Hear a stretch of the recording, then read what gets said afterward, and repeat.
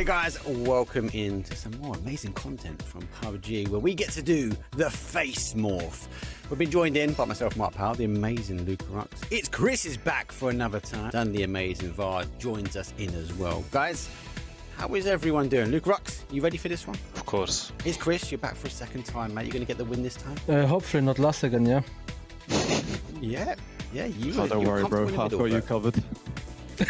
Okay, and there's some confidence from Vard. Nice. We'll wait and see. In this game show, this is going to be super fun, where we have more players that everyone would know in the EMEA region. We're going to be taking a body and a face and morphing them into one amazing, outstanding dating profile picture for PUBG. So you have a point if you get the body correct, and also a point for the face. Let's get things going though. Here is image number 1. We're all in. Let's kick things off though. We're starting at the top of my screen. Luke Rux, you under pressure, mate. Who did you pick? I mean, I think body is Spyro and face is T-Bone. It's Chris. I only saw T-Bone, to be honest. I got the same two as Luca. I said T-Bone and Spyro. So yeah, Luca and Vard, you did get both parts right. Yeah, it is Spyro though, obviously with the wonderful hair, and then obviously the eyes, the soul was T-Bone. Image number 2 coming up. Right, let's start with Vard this time. Come on, Vard. Give me. I only said Kai for the hair and the face. I actually have no idea who it is, so I didn't guess anyone. Yeah, I only see Kili as well. Kai. I have no idea about the face. Luca Rux, who are you going for? I also got Kai, but I didn't pick anyone for face. Kai is there, but it's also Sosa did. It is the stance. That one was good. 12 hours of photoshopping, and that's what you get. That was image number 2. So you guys all get 1 point on the board there. Image number 3. Don't forget, we need to know who the bodies are a bit merged. Kind of, Chris, come on, give me the answers. Who do you think these are? Aduzi, and I did go for Bimi, but it's not Bimi. I picked Aduzi and Battlegrounds. I think it's Battlegrounds' face. I said Aduzi for the hair, and then I just said Levante for the face because I had no idea. I just picked a random name. I think Luca's got it. Yeah. Got it, bro. Battlegrounds is really good, bro. Nice. Children's and a doozy. Moving on to image number 4. Okay, we're locked in. I went with my 2 last competitors, Gustav and Bimi. The exact 2 same. Gustav and Bimi. Yeah, same. I got same. This one was pretty easy. I can confirm you are all right. 2 points all the way around. It is Bimi and wonderful Gustav. Final image though, image number 5. Let's start with Vard. Who have you got? For like the eyes, I think, but I don't even know. And apart from that, okay, you've gone with Ainsley for the eyes. Okay, Luca, you've got one. I have same. I like Ainsley for the head, eyes, and then I don't know body. I see a little bit of Lou and Ainsley. Chris is right. It is Ainsley and it is Lou. I don't think it was that difficult, but we're going to end it here. We'll come back though with episode number 2. We have 5 more amazing images before we get to crown ourselves a champion of the face morph.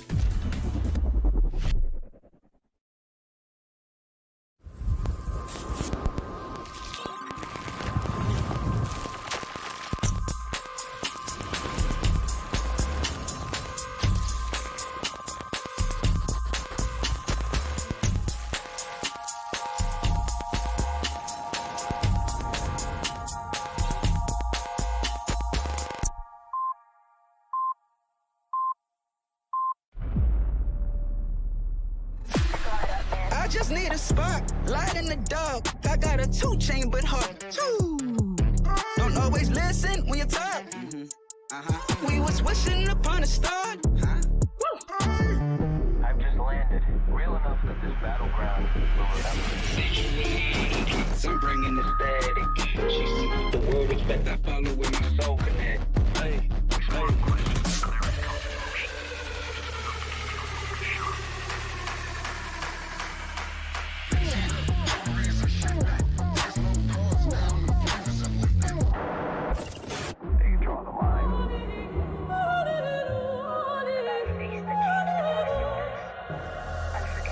And I'm out in a storm, I still come aiming, I pressure and rain. Whoa. No fear, every step I claim, face strong, I think I changed. Staying in my lane.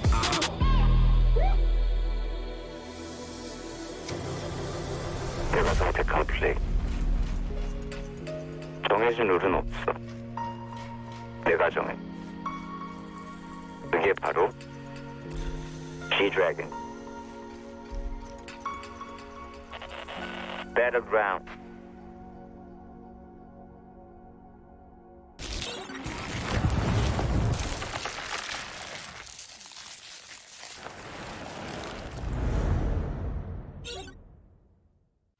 a new collaboration, movable death boxes, and some changes to Miramar.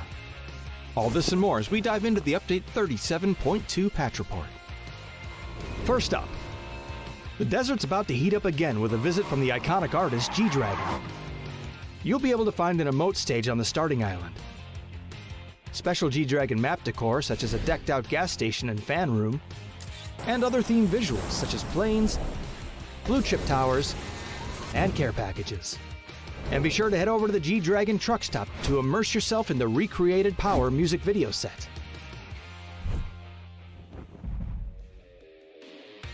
Next up, we're improving the way you interact with some of the objects around the map. You'll now be able to reposition death boxes to get them to a safer location before looting, or use them to lure unsuspecting loot goblins to their demise. Doors can now be opened inward as well as outward, and all those gas tanks you've been wanting to shoot for years will now explode when you do so, leaving behind a large cloud of smoke to cover your movements. More details on where you can see these changes in the patch notes. And speaking of Miramar, the Minas Generalis area has gotten an overhaul this update as well. We've streamlined building layouts for more efficient looting, added more item spawn locations, simplified the terrain and structures, and balanced out the engagements between high and low ground in the area. There's also a new Survivor Pass, the return of Survivors Left Behind and Hungers Left Behind, some updates to Team Deathmatch and Intense Battle Royale, and more. So check out the patch notes for full details. Update 37.2 is here, so drop into Miramar, stack those death boxes high, and kick back with some G-Dragon hits. We'll see you on the Battlegrounds.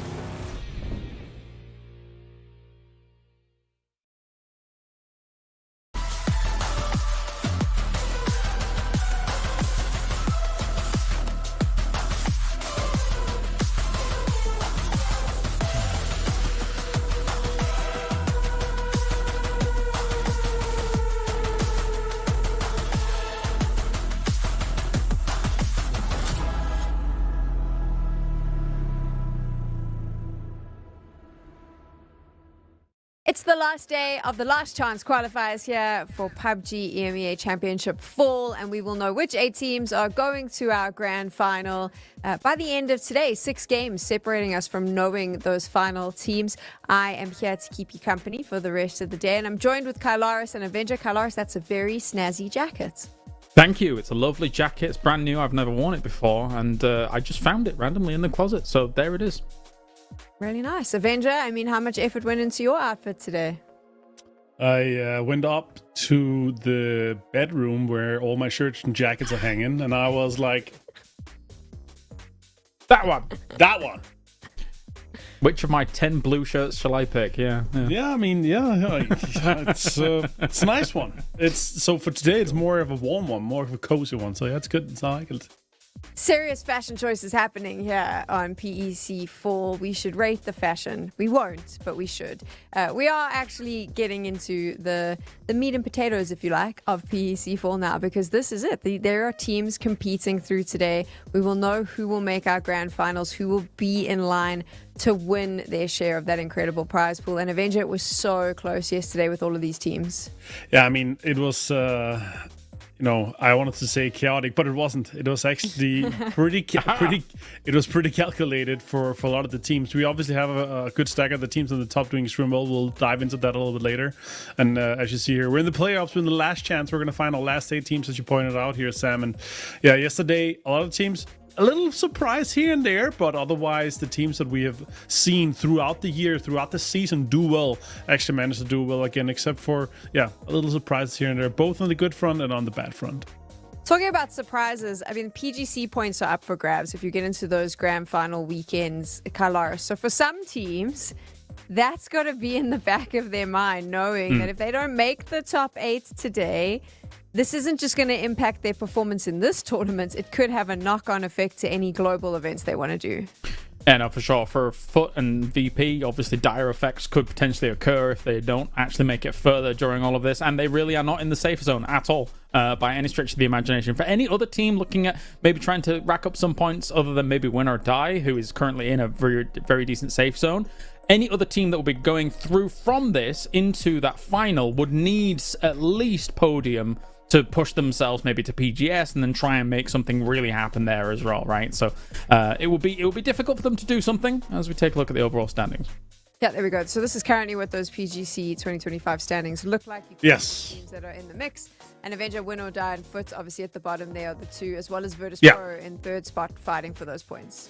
Yeah, and GK already guaranteed now that they're in the final. Obviously, pretty cool for them to, after just one tournament in the spring, already locking in their PGC spot. But wouldn't it be even cooler if they made it to PGS, got some PGS points, and guaranteed one more spot for EMEA? Because that would maybe say Win or Die or Foot get their foot in the door for PGC 2025. Because we have 5 spots currently, and there is more spots up for grabs through the PGS system. So I would say we have 2 pretty good shots right now with PP Team and Twisted Minds, maybe getting us 1 or 2 spots more for EMEA for PGC. Which is deserved because we are the best region. Let's take a look now at the overall standings from yesterday, hitting the halfway points of the last chance qualifiers. 12 games, we've done 6. Whoa. This is what it currently looks like. And I mean, Kylaris, I said it to Avenger earlier, it's so damn close. And there are a couple of those little surprises that he teased to in the mix. Yeah, for sure. I'm happy to see some of the runaways. Obviously, I came in yesterday saying Yoga Benito might have a really good shot at it if they're not going for those hot drops. And here they are. Happy to see that. Well. I was right again. But of course, teams that I didn't expect to be up here, I would say Circus Crew and Kref. I think Bushido was going to be one of those names that I would expect to be able to make this push on further here. But Circus Crew and Kref surpassed my expectations. I'm hoping that they can continue it to today, because it's not easy, even in a lobby like this, for them to kind of hold it down the way they did yesterday. I mean, Avenger, did you think Vorpal Swords would be in the top spot after the end of day 1? I mean, they've been good, but it should be Virtus Pro. We talked about it again and again, and from what we've seen so far in this season, it could be also a team like Hive. It could have been Foot. It could have been Win or Die, but Vorpal Swords is up there, and again, we're talking about this hypothetical cutoff. We haven't talked about the number yesterday, so I'll get to the number quick. We're not going to go into the shenanigans once again, but I think once we're hitting these around the 80-point mark, I think we'll look at safety for Vorpal Swords. So it's only 1 decent game or 2 okay games for them, and they'll be good. Okay, so I won't expand on the number. We'll just go with around the 80-point mark this time to keep everyone moving swiftly along into the actual game, so we don't have to have the mathematical fights. But there you go. That's kind of where the desk thinks it'll be sitting. Curious to hear what you have to say. You can let us know in the Twitch chat, but we'll have to see how that plays out. Let's get into the uncomfortable conversation, which is Virtus Pro. Okay? What the hell is happening? This is a team that should be contesting for global titles, and right now they're not even contesting. Well, at the moment, I mean, it looks like they may not be contesting for PEC 4 Grand Finals, Kylaris. 4th lowest placement points from a team that has been able to almost podium at World Championship status, right? Obviously, this is a disaster compared to what we are used to seeing from them. Lookarooks from Last Chance yesterday, only 600 damage. This guy, if you give him the chance, is a fragger. What are we witnessing here at the moment? I think this is far away from where they normally are, far away from the comfort that they normally have on the Battlegrounds. It has to change today, and it has to change in a big way. But I think Martin, obviously, they're very capable of being able to make that flip, but something's got to get out of the way here. Yeah, for sure. I mean, Lucarooks was absolutely insane. The Esports World Cup qualifiers himself, like it was, unparalleled to how good the guys were. I think this is a testament to don't fix it if it ain't broken. You know, like we're talking about PGC last year, they were 4th place, but fourth place doesn't sound as cool, but they were 8 points from first place. They were 8 points from winning above Expendables. 8 points in the cause of, it's 1 kill here and there, and you're winning the whole tournament. Like, they were extremely close. And unless they pop off today, I mean, you kind of have to pinpoint. Don't fix it if it ain't broken. I understand, there's been so many times, and it's actually the second time for Scoom, Remember back in the Liquid days, Scoom and the guys, they were getting a lot of top threes. They were getting a lot of second places. And they were like, okay, how do we get better? We changed from player. And I remember having talked to EP back in the day, 2020, 2021. And he was like, yeah, changing Scoom, it wasn't the fix that we needed. We needed something else, and we couldn't pinpoint what it was. And here, Corexi is an amazing player. But if you have a team that gelled together that well, like EP did in Corexi's spot, and with Scoom being the coach, why change it if you're already almost at podium, almost there, we've been at so many lands where we're watching EP and Nixie walk around like these guys are like pot and pan, like they are tight together, they're close. And I understand EP being in the position of coach because the hype, the vibe, the synergy, the morale boost. I understand him wanting to be in the team, but was this the change that was really needed? To add more fuel to the fire, Sam, because why not at this point, right? Yeah. It's not only the previous PGC, they could have won Esports World Cup this year, right? Like, they went into that final day looking spectacular, and then obviously everything was so close at the top as well. But we're talking about multiple high-profile international lands, and if they don't make it to this final, as I say, it's a disaster. Well, this is the thing, right? Because I think we were giving them a couple of excuses during the group stages where we were like, well, the circles didn't work in their favor and maybe they didn't get the rotations right. But I was like, okay, it's 4 days now. Like, there's no more excuses left. You can't use that excuse every single day. The only thing that's changed in this lineup is that they've got rid of Scoom. I mean, you have to start looking at that going, why did exactly what Avenger said, Kalaris, why change something that wasn't broken? The crazy thing is that yesterday is the best day they've played in the tournament so far. If you look at their group stage results, day 1, 26 points. Day 2, 23 points. Yesterday, what? They got like 30-some points or something? 30 points. Yeah. Their best day, and it's still not enough. It went beyond me just saying, okay, this is a bit of an isolated incident of a day and stuff like that. And when you really look at the numbers, no, those are 3 consecutive days at this tournament now where you have to be performing in this kind of sprint style. You've got to do it quick. I stand with Scoom. There we go. That's the way we will end that conversation about Virtus Pro. There's other teams I want to focus on, but before we do that, I got to get some housekeeping out of the way because, of course, we've got so many G coins up for grabs. For all of you watching at home, we kind of want to get the fans involved in this one. You've been loyal viewers for PEC over the years, and now it's your chance to get given back and win some stuff. So the first one is an opportunity to make the talent laugh. And once again, I have somehow got Toby and Mark on the desk for this one. They giggle at everything. So it's pretty easy for you to do this. You could just submit a picture of yourself. They'd probably start laughing. But all you need to do is scan that QR code. And if your meme is chosen or your joke, then you win some G coins. There is also the opportunity to share some of the past of PEC. If you have a favorite clip from PEC or a favorite moment, we've got history books up going on. That's over on X as well, so you can just share those favorite moments and you'll be able to potentially win some G coins. Again, you can see the little QR codes. If you want to scan that on your phone, it'll take you right to the post you need to be at. Alternatively, you can just head on over to X and find it.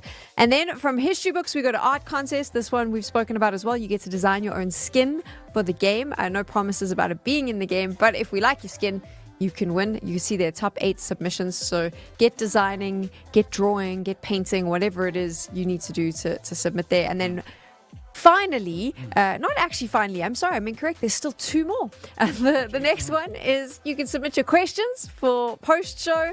Obviously, here on the desk, we answer all of them. And if we choose those questions, you'll get some G coins. This one's pretty cool because I'm enjoying the post-show. I've learned so much about competitive PUBG Avenger and just getting a little bit of a different take of what people are actually looking for in the questions that they want to ask. So that's been really fun for me, and I've enjoyed having you guys there to kind of share all your knowledge.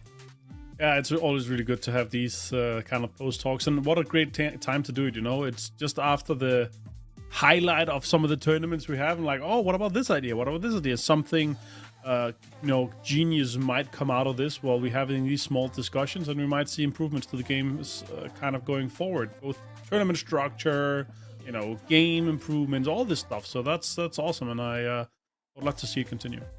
So not only do you win G coins, you could play a role in kind of shaping competitive PUBG in the future. That's pretty insane when you think about it.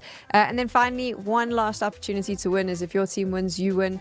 The team will share a post on social media if they win, and if you're a fan, you can obviously find your way to get some G coins there.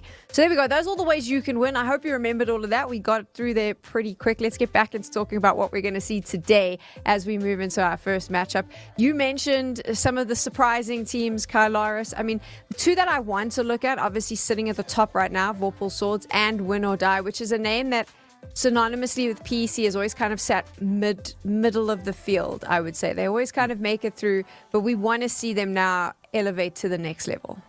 Yeah, Win or Die is definitely the one that I had no doubts about being able to make top 8. They are unbelievably consistent with how they're playing things out.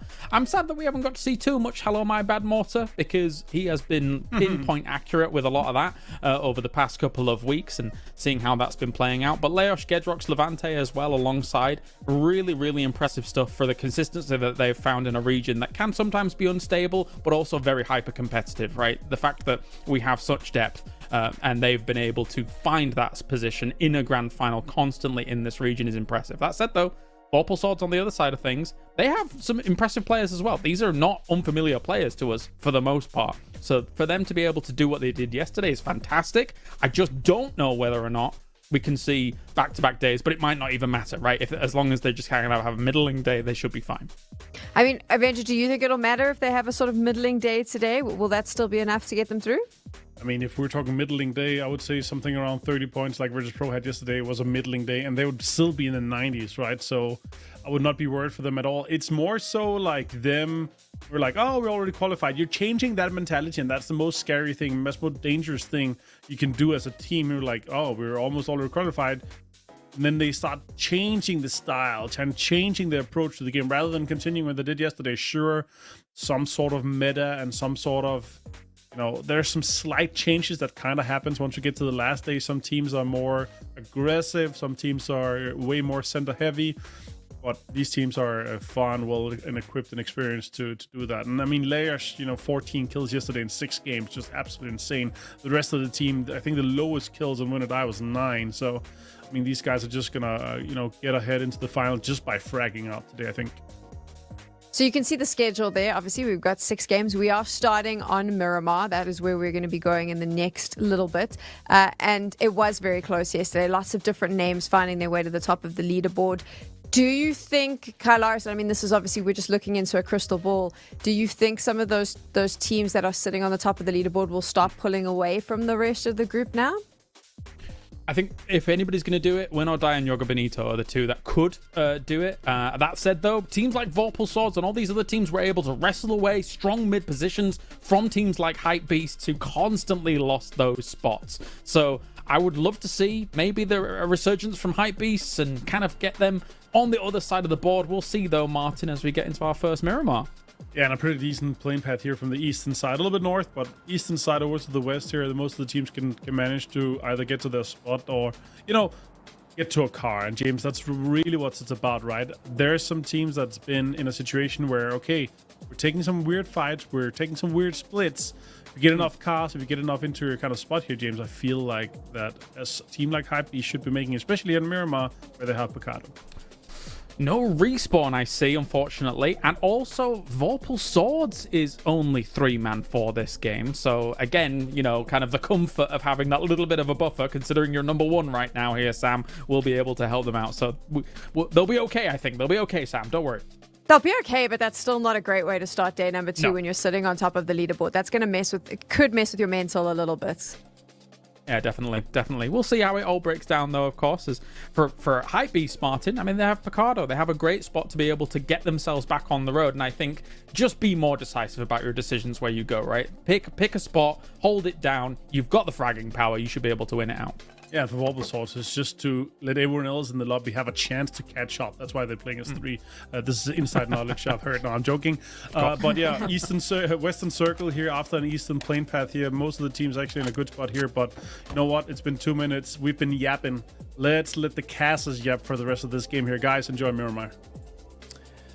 I thought they were never going to stop, Mark. I thought they were just going to continue going. They forgot all about us. First, they skip our caster check-in, and now they're going to just do us like this as well. But yes, you're right. We are in this one, and no hot drops. You know what? I'm a bit surprised, considering the fact that group stage was all about Jogo Bonito, Mark, and how they were hot dropping everything. Yep.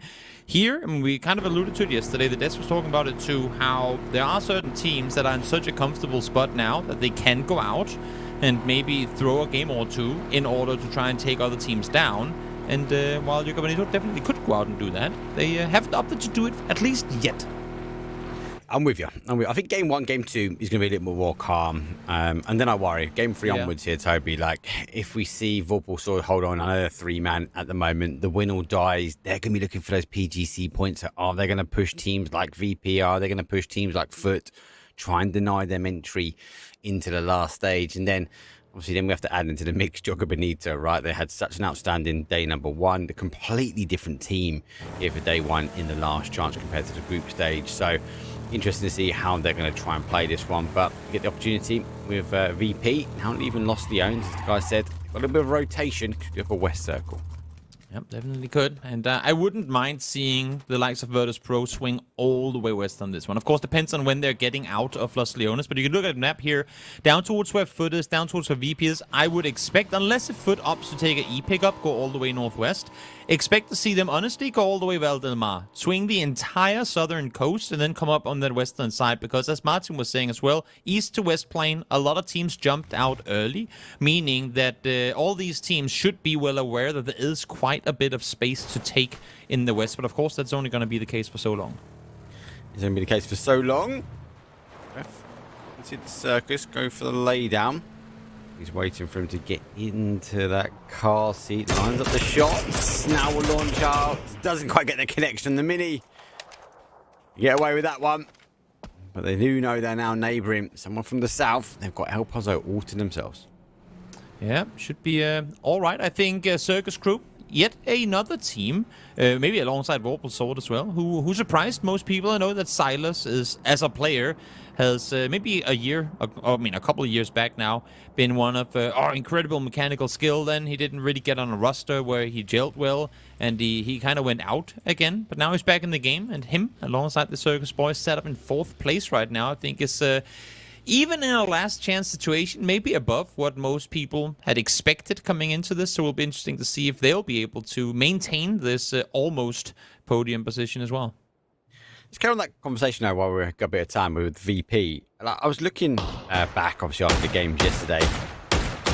Actually, should have get a couple of shots. And I was actually in James' stream earlier, and I think he's spot on. He was talking about actually watching how they're positioned. And yes, you might have 4 like outstanding fraggers, mechanically gifted players, right? But it just looks like they're not playing as a team. And it just makes sense when you look at the pushes that we see. We look at them on the defense or making the offense. And yes, there are, as Sam says, the excuses. There are 4 games in, and yes, the zones might not have gone their way. I think he's right. I think we're looking at a team which should be one of the best in Europe at the moment. But if they're playing as individuals, it's not gelling together. Yes, I'm gutted Scroom has gone. He's a great guy. Does Ibby bring anything different? Does he change it up? Is it positive or negative? I don't think so. I think Ibby's a great player. I think that connection with him and Nixie is going to be outstanding to see them develop. And him in the coaching role, I think is going to be super strong as well, because he does play that kind of style as well, right? Don't get me wrong. I am a #LoveScroom. But I just feel like the team needs to gel together. And once we get that team synergy and that gel, and they're supporting each other and they're playing not just solo games, I think they're going to be really, really powerful. No teams have ever succeeded in top-level competitive PUBG by not playing as a team. I think that's the bottom line. I mean, and you said it to begin with as well. That's definitely, if that is the case, then that is definitely something that has to be fixed. Not should be fixed or would be nice to see fixed. No, it has to be fixed if they want to be able to continue to perform at the highest level. Yeah, I'm with you. Not talk about that team, though. They are rotating in. They're coming, I suppose, last between Win or Die and Krint. They are on the south side here as they are taking that road towards Monty, which we had that ending yesterday. A very explosive ending there, to be fair.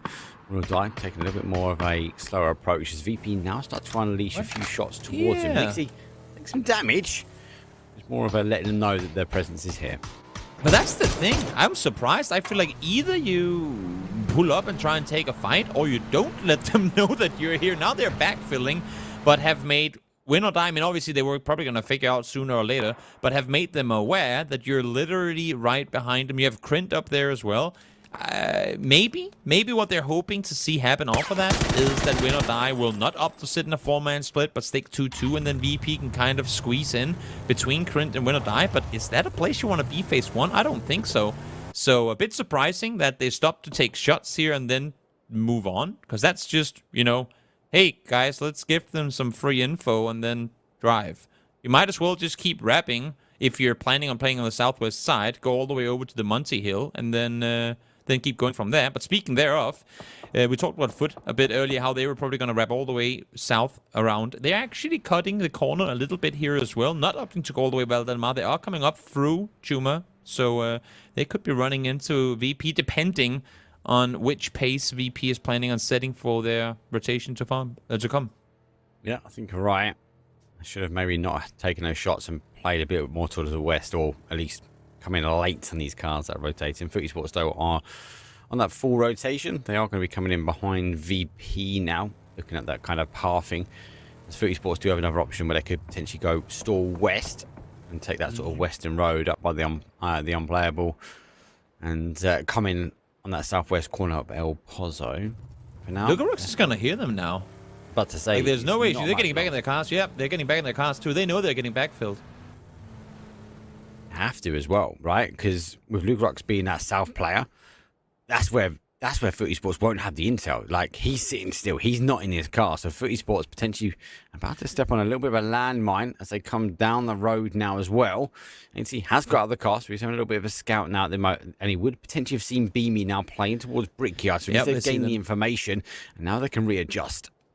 The thing is, 8C's been left behind. He is kind of trying to secure the crossing here, but now it's up to the guys across to make sure that 8C gets here as well, because 8C is sat in between his teammates and Virtus Pro. And honestly, what Foot has done here, the pathing they've opted to take, is exactly what I expected VP to do initially. Had VP done this a minute and a half ago when they first got here, they would have been all the way up on the southwestern side of El Pozo now, like up on those hills, up in those compounds, which obviously we don't know where the game is going to end.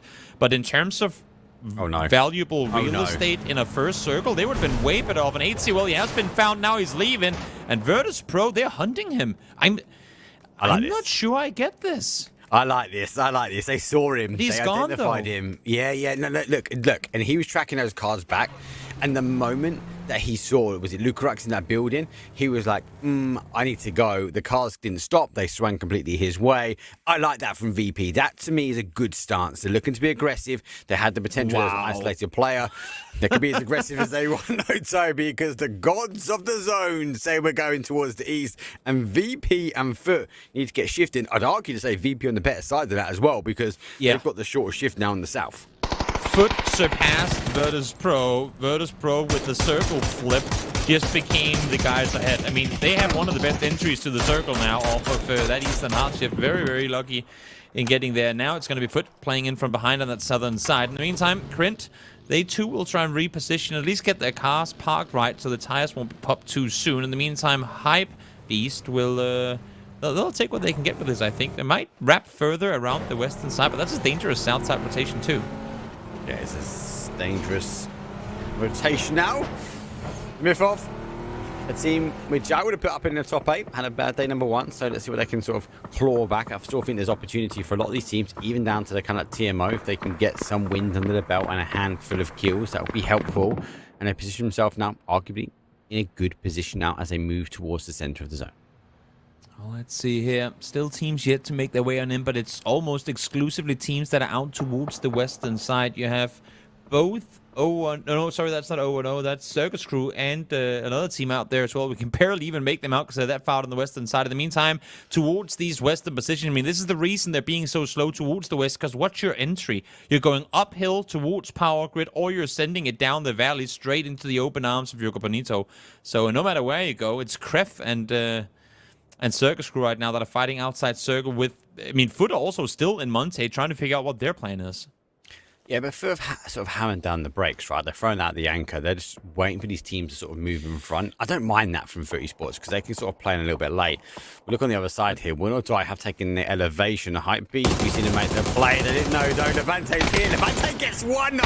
Gets the spray, no, though. Doesn't get the connection. Has to drop down as he swaps over towards the flash. But he's behind himself. He needs some reinforcements now from the guys. And Leosh, though, is coming. And ahead of my bad swings around one side. He gets it one. Best face gets Leosh down, though. But it's a full push. Flash comes through. And ahead of my bad says goodbye as he jumps off the side of the mountain. I think the last thing you want to do when you're fully blinded is whip out a Panzer Faust and hope for the best, because you might end up taking down your teammate with it. But it's going to be 8 seat from afar. He able to get the knock onto Buzzface. That's what's quite some distance to it as well. Good shot on him.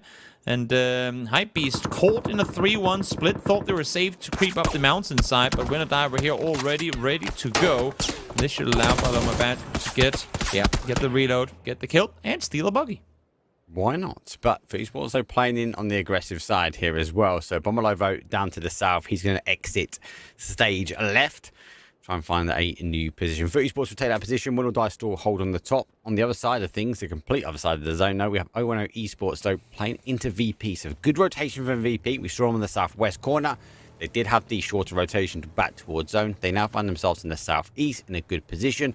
They just need to get the information that 010 Esports is sitting here.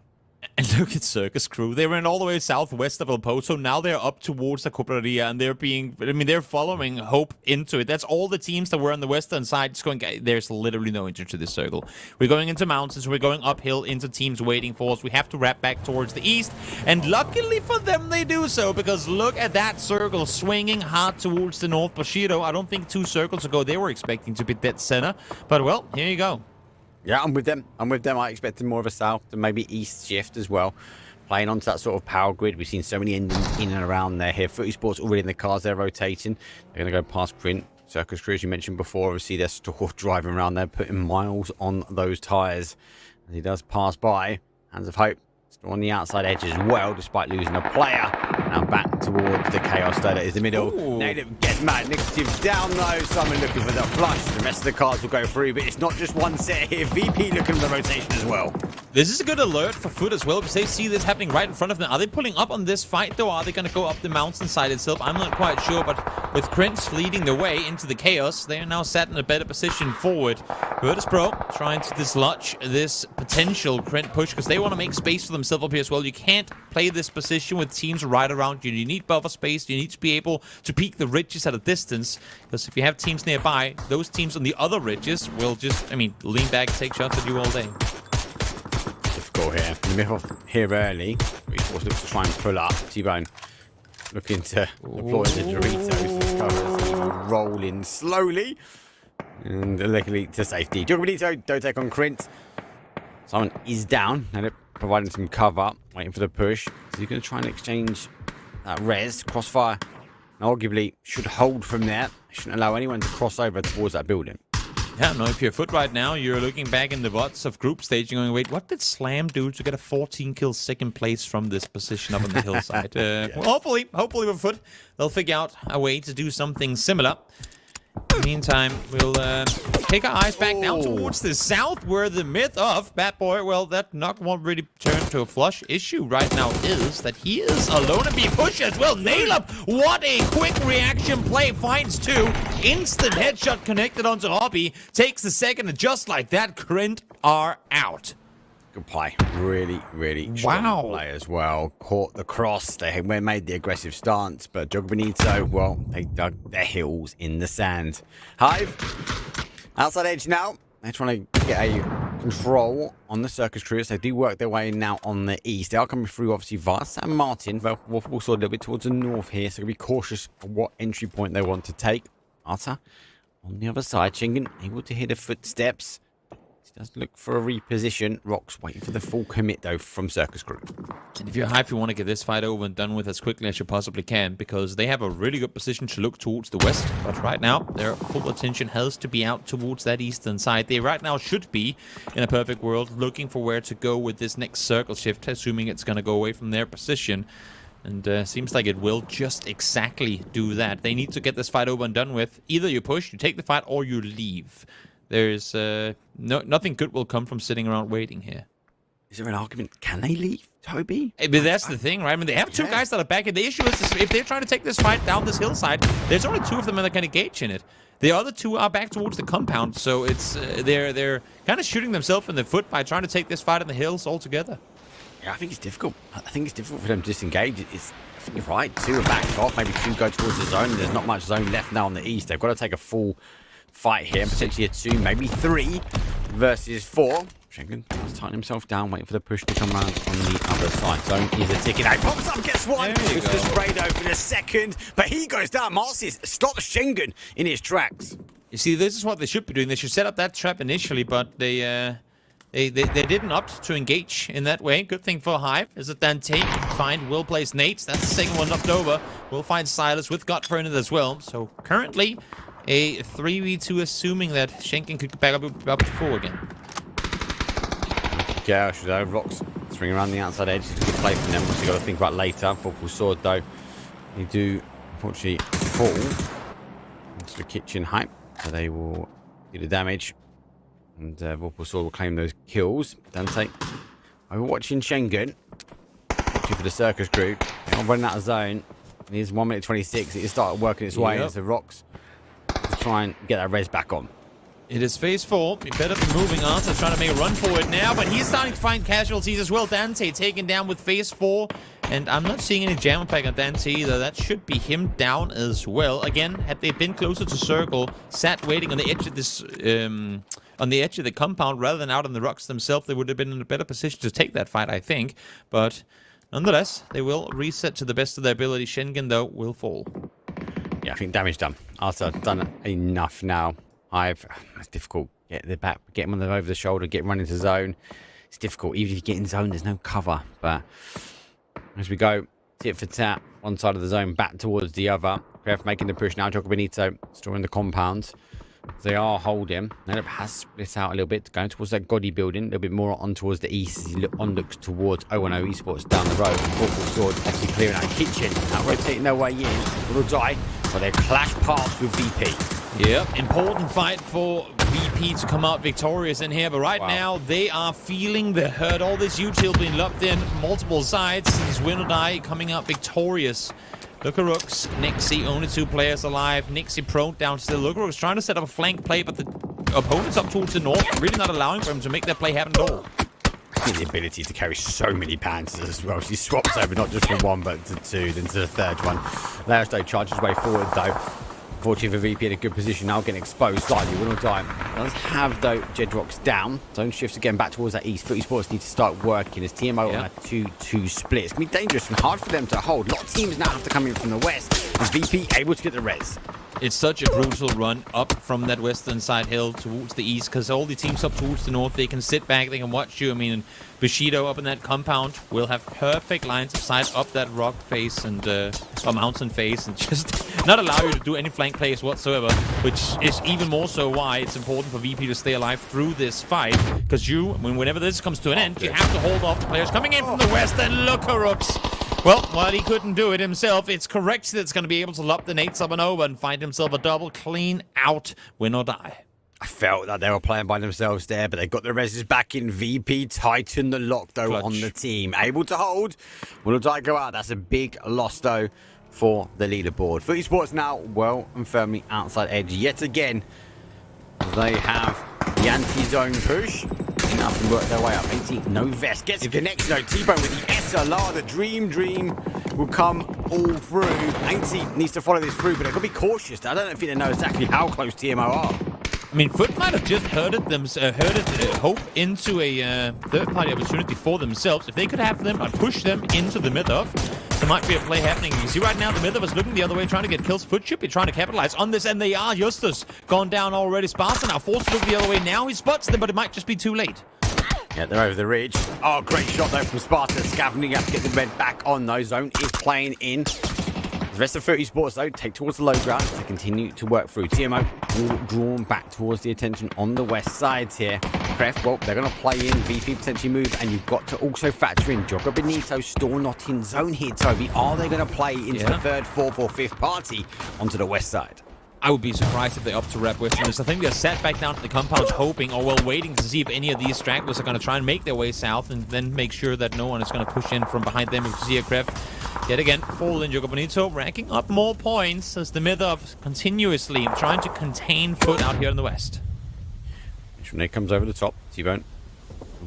So now a flash. NT launches another nade over. Nade though has to get the med back on. Trying to play peek. Gets scavs the opportunity. Goes for the peek. Re-peek happens though. And he gets the opening knock. Now he sees Cappy at a distance though. Gets the second will come down. But I don't think they know the danger is already knocking on the doorstep. NT will get one. Bad boy 2K. Well, he gets flushed out. T-Bone. NT right on top of the tower now. Final player here from TMO. Under the pressure though. But Jogo Bonito, they're starting to play this way. I am surprised they're able to stay alive for as long as they are, but I might have spoken too soon. AC, oh, I thought he had him for a second there. Hip fire, blinded headshot connected, but not enough damage done to get the kill, and Foot will be eliminated. And that's the issue. You're pinning teams up against one another, coming up that hillside. Once the circle swung east and the fight having not taken place on the hillside proper yet, there's just too many teams up there, and it's practically impossible to come out alive. This is big for the leaderboard. Vorpal's already gone down. Win or Die going down as well. Jogo Bonito in a position now. If they can clear the remaining players on this west, could potentially skyrocket themselves. Continue the momentum that we saw from them yesterday. Down. Unfortunately getting picked out. Eventually will fall down as well. The rest of the guys will need to move in. But yeah, big games. Bushido in a position now. VP in a position potentially to claim some points as well. They just need to deny entry. Yep. Definitely do. Lay low, wait this one out. Good thing for VP that they were able to get one more back on their feet. They did lose Beamy, sure, but staying 3 down here, sat below.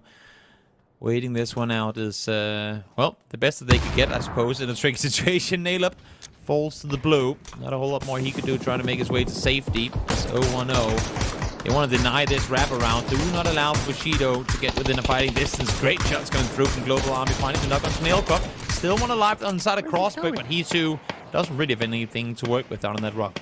He is inside circle though. Where's he going, Toby? He's on the rock. He's inside circle, bro. He's chilling. Top 2 guaranteed, you know. If this next circle goes not with, we have an E-pick up now.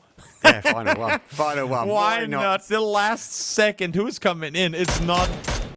I like it. You know what? Stay up in the air. Do your UAV play and see if you can sneak another placement point, because his teammate just went down to blue as well. So right now it's not floating sky high, trying to see if he can get a top 3. Stay in the air like you just don't care. Nod is cruising in the top 4 though. 0-0 Esports with 3. Bushido has 3. Look at Nod this. Living the dream as VP. Well, they're in the top 4 scenario. Oh, he's getting shot at. Identify Nod though. VP sensed the danger from above. There's nothing he can do here. There's nothing he can do. Yeah, no, he's floating. 3 point. Dutch and weave and Dutch and weave and hope that the players that are taking their time shooting you, well, never mind. That's a great shot by Nixie, by the way. Always hard to really track whether you're shooting high or low into the air, but good headshot connected by Nixie. Secures them a top 3 finish, a much needed one, and a hard fought for one for Virtus Pro here in game number 1. VP looking for a top 3. This is 8. Let's see if they can try and close out. Bushido with a 2-1 split. Again, I'll come back to the interesting 2-1 split, I'll be honest with you. If the zone shifts that way, it's a blessing. 0-1-0 Esports though. Hold that south to southeast side of the zone. Going to be looking to try and sweep, especially Bushido and VP engage. I think they'll be looking to try and capitalize up on that third party exit. They can. And Bushido, they lose their Lone Ranger. He gets the zone as well. So he knew something. I didn't know, Toby.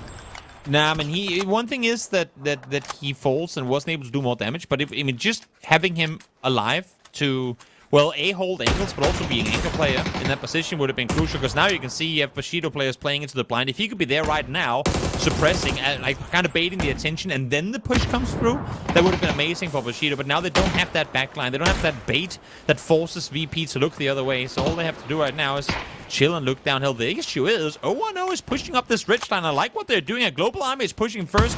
And Celtic, great shot with the ball. He finds one, but no, Matty Pay ran himself over with the Doritos. Oh, no. In this moment in the game, too, timing couldn't be any worse. Here he No. comes. Oh, no. Oh, no. VP will fall. Third place for them. They saw the Doritos that have claimed so many souls on PUBG. Oh, no, Esports. They timed it right. Looking to try and close that. It's 3 versus 1. The Res will be looking to come in. Metabay is back up. So 3 versus 2. Arcosto will look to try and extend that angle. Maybe take that rock that Bushido had before. Global Homie on the outside edge. And it's a wrap on a wrap, though. 1 versus 1. And he does get the better. Oh, no, Esports, though. 3 versus 1. He's looking to close his first game out. I think that was 010's first kills of the game too, taking out those players on Virtus Pro. And here they are. Well, it's a 2v1, still doable on the other side. Seeing a lot of damage come through from Targus, but Metabay, can you do it? No first aids, 18 health. There's an opponent that is just beating the info cross exactly where he is, and it's not gonna happen. 010, well, it ain't a big kill count, but Circles made it very, very hard for them to try and engage in fights because they were out on that eastern side for the vast majority of that game. And as we were seeing, literally every single fight mark were taking place on the west where they just had no line of sights. Yeah, especially the east and east shift again. A lot of these teams got caught on the west side. Good hold though. Sparta obviously going up there, the massive damage. Jogo Benito, they got the kills again, so they're on form. But interestingly, Football Saw drops early. We also see Win or Die potentially drop out a little bit early as well. So these mid-pack teams had the opportunity, and it was great to see VP were in the mix. Yep, good on them to finally be able to get something going after a weird, early southern side game as well. I think that eastern shift definitely helped them out in terms of getting to the position first. But nonetheless, that is the first Miramar of the day out of the way. So Sam and boys on the desk, back over to you. You've got your highlights going right now from that first Miramar that Toby mentioned there, and we'll get into the final fights because I think there's a lot to break down. But first, let's just talk about the fact that a lot of these teams came out swinging. Kylaris early on, a lot of aggression that we got to see from them. You can taste the hunger a little bit. Yeah, definitely. There's going to be some desperation on the eyes of some of these players. And, I mean, we witness, even just in these highlights, right, as Foot's trying to come in and being very, very brutalized by even the Mythov that was just holding them out. Great stuff by Stade. And then poor Metabay, man. Getting Doritoed Avenger. It's a sad moment for him. Ah, man, that could have been a great game for them. If they could third-party that VP fight with the 0-1-0, that would have been amazing. But yeah, when you're throwing those Doritos, you gotta make sure that it's not on a hill that's that steep because it's gonna come rolling. I was like, no way that was Virtus Pro that threw that because that would have been amazing. You know that you're making them forcing the move, but it's his own. But it was 0-1-0 here, guys. Tarkus with 3, not a big kill win, but still 15 points coming their way here for the young crew. You would be forgiven for focusing on Virtus Pro the way we did, because Avenger, it kind of felt like that should have been Virtus Pro's win, and then it wasn't. Yeah, when you get bolted and then you get third-partied, and then it's, some things you can't really, decide for yourself. But still, if they were playing as 3 sweeping there, maybe there was an opportunity, a time where they could have 3 versus 2, then maybe still be 2 alive and then had a chance. But then again, hindsight is always great, right? But 12 points still, compared to their 30 points yesterday, is way better average than what we've seen from them so far. 42 points is going to push them way up the leaderboard. And obviously, Jogo Benito up at the top there as well. Kylaris, you've been singing this team's praises for a while now, and they are delivering. Singing their song. Love it. Love it. A silky smooth song for Jogo Benito. I mean, I think that they're going to be completely fine and completely safe. They almost could have just basically straight qualified themselves off a game like this with the compounds they were holding up north of Power Grid as well. However, with the circle shifts the way they were, eventually they were going to have to try and make a move, and it was always going to be difficult. But 12 points is great for them. 0-1-0, Virtus Pro and Hive. It's very important points for these 3 teams, right? Even 0-1-0 was at 30 points alongside Virtus Pro coming into today. So the definite fight back is on here for some of these teams on the bubble. Let's take a look at the overall leaderboard now. Obviously, after that first game, shaking things up a little bit. What do you think about this now, Avenger?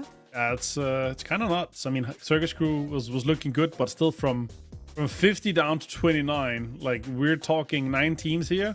It's going to be a lot of teams fighting for that 8th place. That's guaranteed for sure. Virtus Pro obviously jumping in here. It's good for them. But still one good game, one big game for Hive, Krint, Foot. It's just going to push them down. It's really tight here. If I was in that mid-pack crew, I was going to be worried for the rest of the day, to be honest. Because it's a lot of teams fighting for those spots.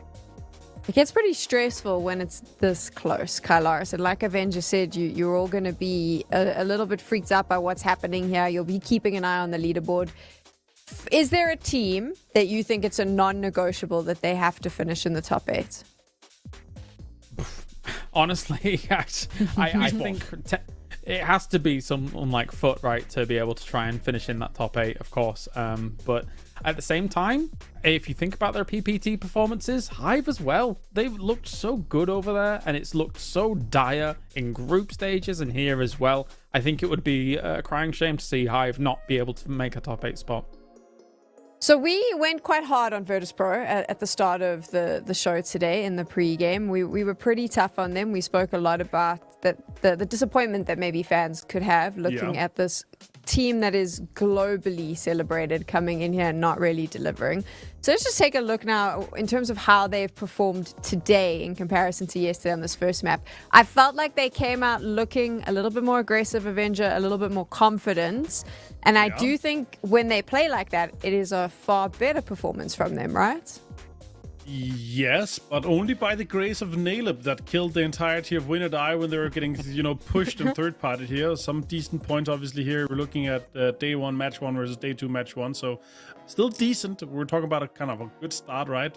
But still, it's too passive to what we know that what these guys are capable of, right? And usually we're out seeing these guys completely frag the lobby, just absolutely hunt down people, third party.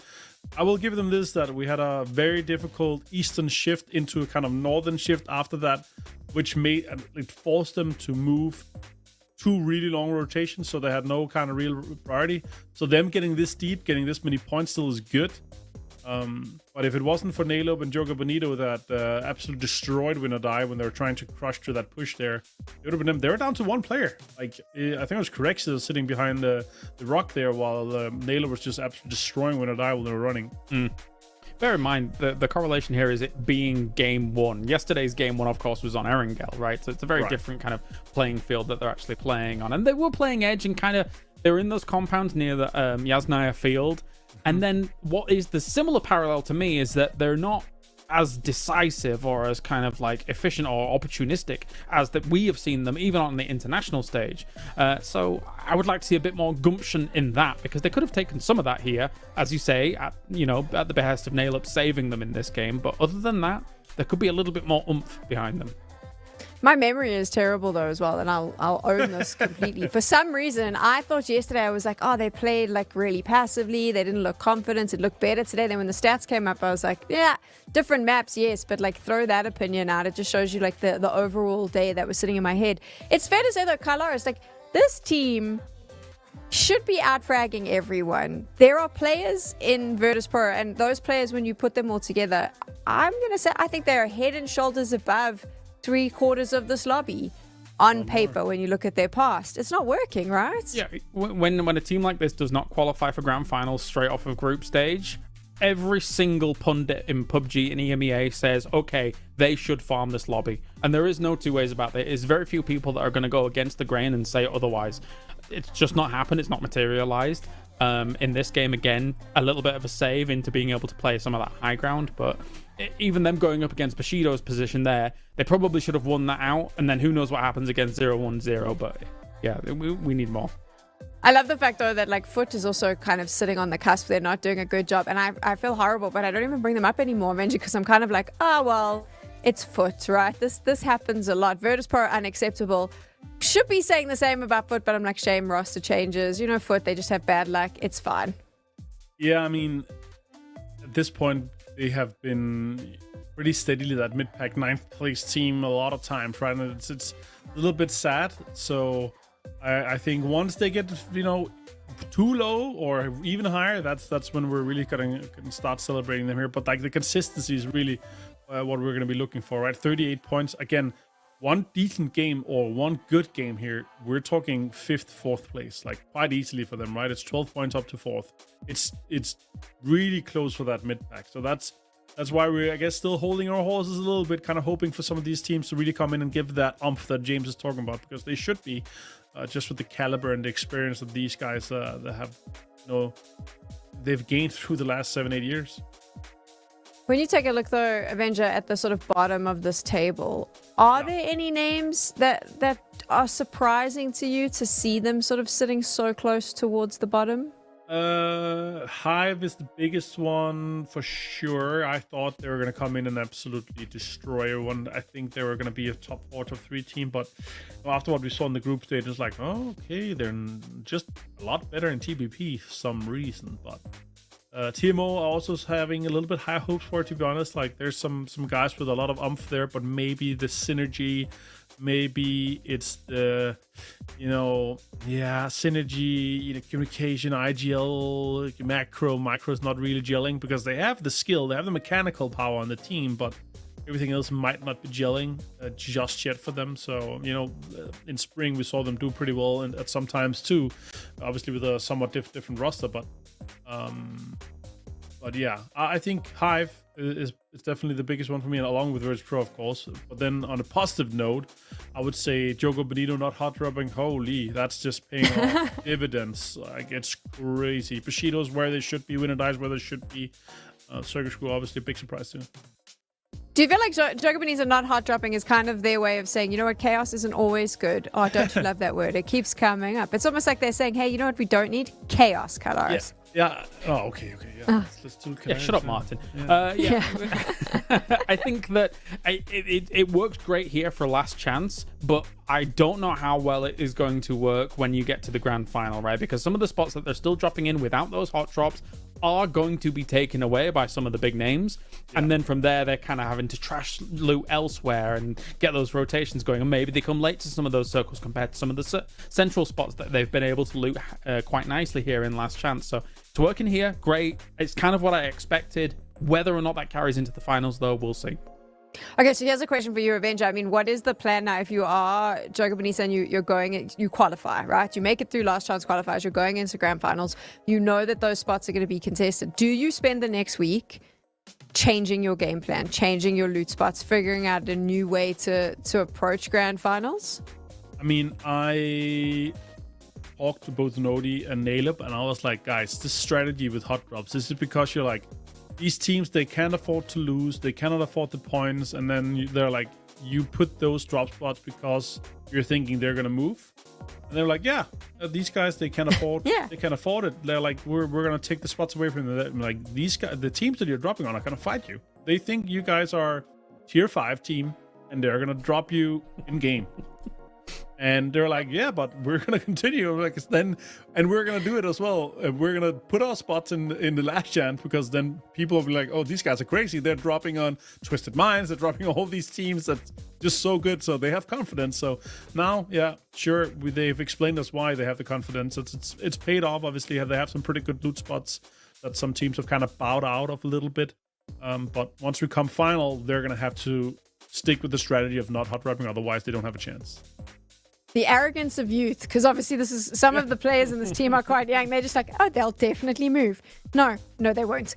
We're getting ready now for our second Miramar of the day. It is PEC 4 last chance qualifiers. 8 teams are fighting to make their way through to the grand finals, and we're expecting some interesting things here, Kylaris, on our second and final Miramar of the qualifiers. What do you think so far of this playing path? Great playing path for all of these teams for the most part to try and get them where they need to be. 0-0. Jumping up into 6th place is spectacular for them, of course. And let's see if they can kind of ride on that wave into this game. I'm wondering whether they're going to end up heading towards, but again, nobody's going to be challenging good old Power Grid and Jogo Benito. Yeah, easy playing path here for sure. Jogo Benito, again, such a good spot. Like, there's a reason why Twisted Minds have been looting it for so long here. Yeah. But Hypebeast from Miramar here should have gotten more points than they have, but the circles, they only had that one somewhat circles on them, as I can't speak anymore. Mm-hmm. They had a donut, this one I wanted to say. They had a donut on them, and they were like, okay, this is a home turf circle, where do we go? And all the good spots were already taken, so I feel like a team like Hypebeast for today, if they stick together, if they play as 3 or 4 man, don't go too greedy in the splits here, they should definitely be able to maybe poke their way into the top 8.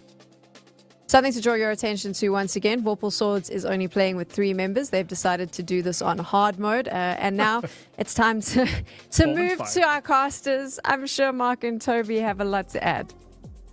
Thank you so much, Sam. Yes, Mark, I want to hear from you first. What do you prefer, rectangular circles or circular circles?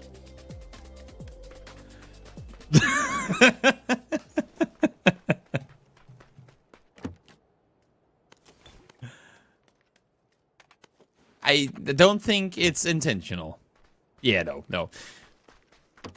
Exactly. What I will say, though, with this circle in particular is look at how far on the eastern edge of it the plane path was, and look at how few teams are actually in the circle proper. We had a somewhat similar situation in the previous game, but this is taking it to the extreme. A lot of teams will try and vie for that western wrap. The issue is last game, you had really just VP and Foot on that southern side with an option to make that play happen. Now Vorpal, Swords, Foot, Krend, VP, and to some extent also Hypebeast, depending on how they up to path, could be trying to wrap west. So if you want to get there this time around, you have to move early. You can't make that slow late rotate because there won't be space on the west by that time.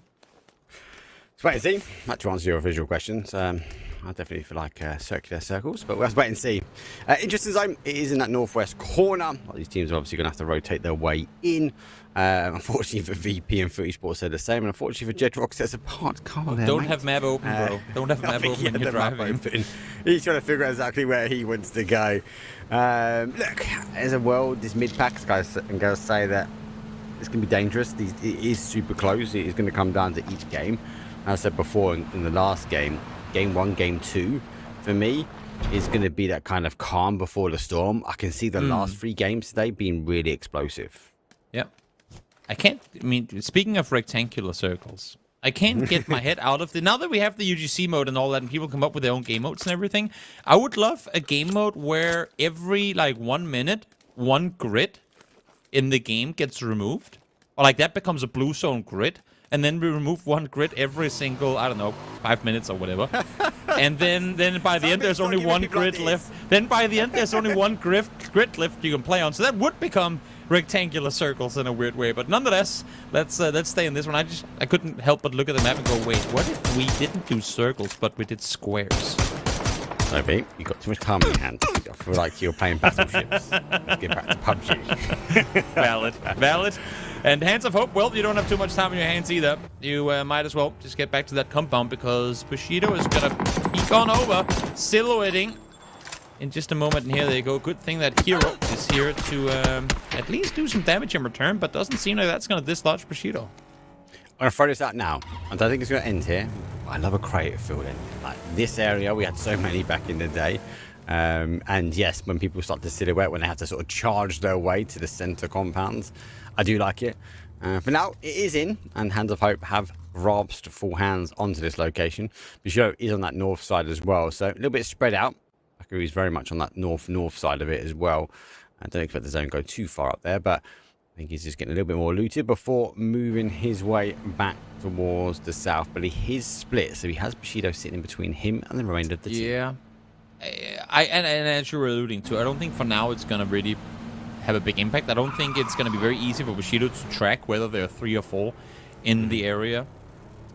So I don't think they... it's not going to change their decision-making.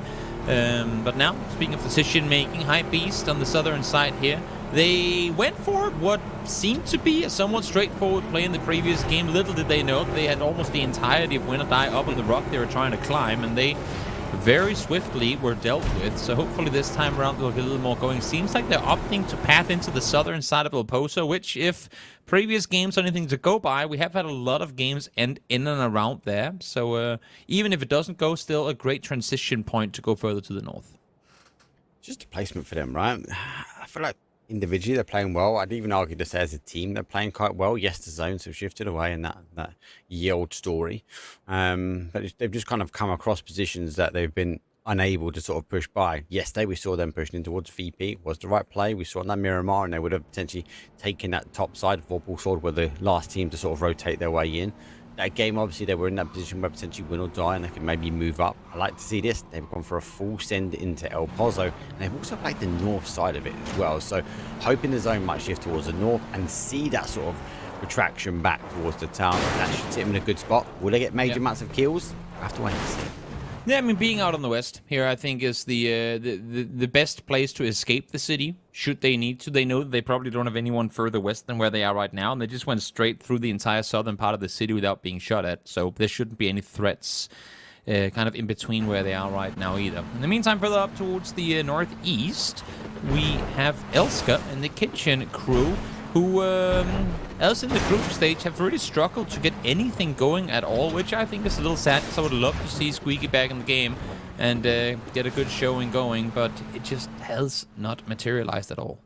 No, they're good. They're a good bunch of guys, and look, they deserve to be here. I get that they've worked their way through, but it's gonna be difficult to sort of maybe claim a top 8 spot from that scenario, especially with a little bit low down on the leaderboard.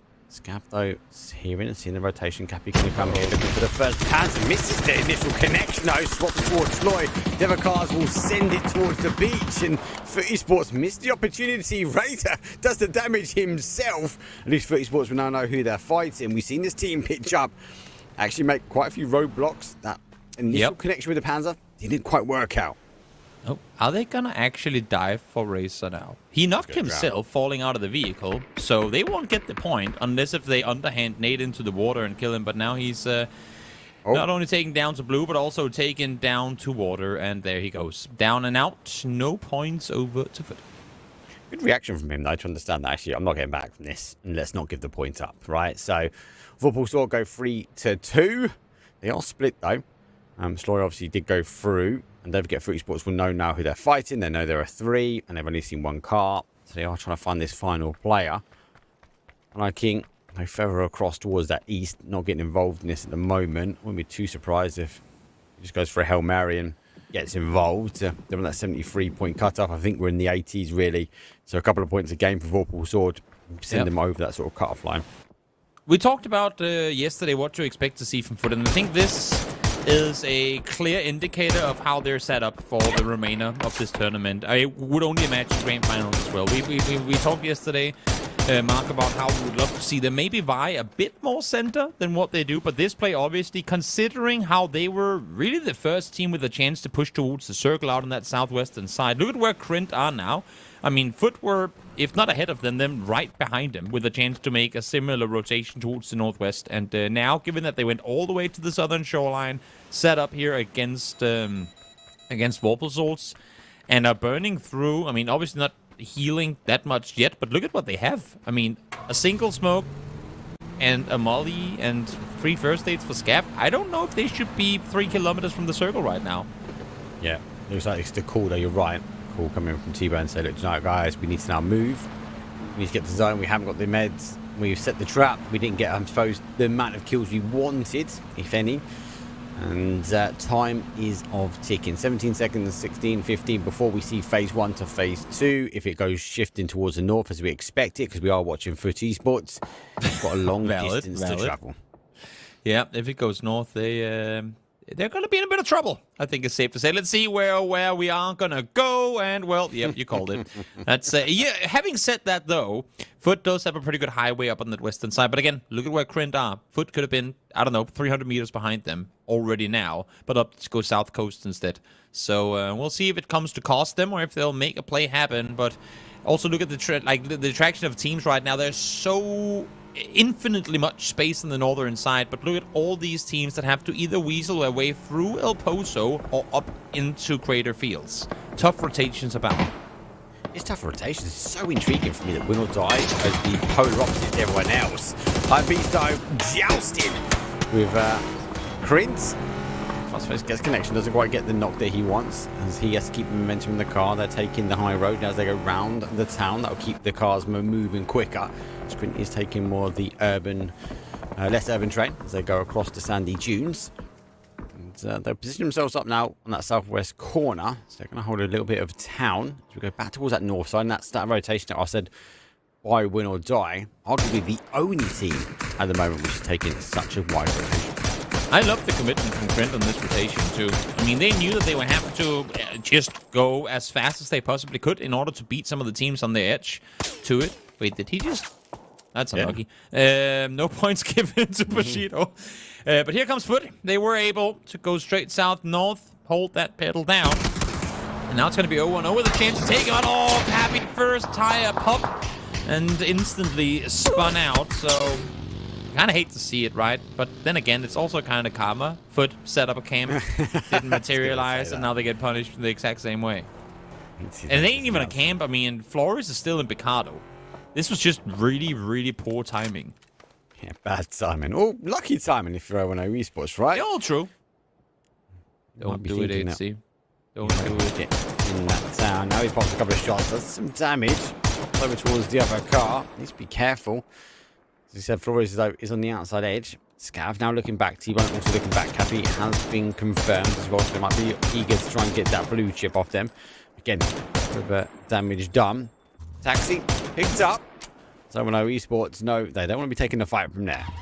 Yeah, no, this is...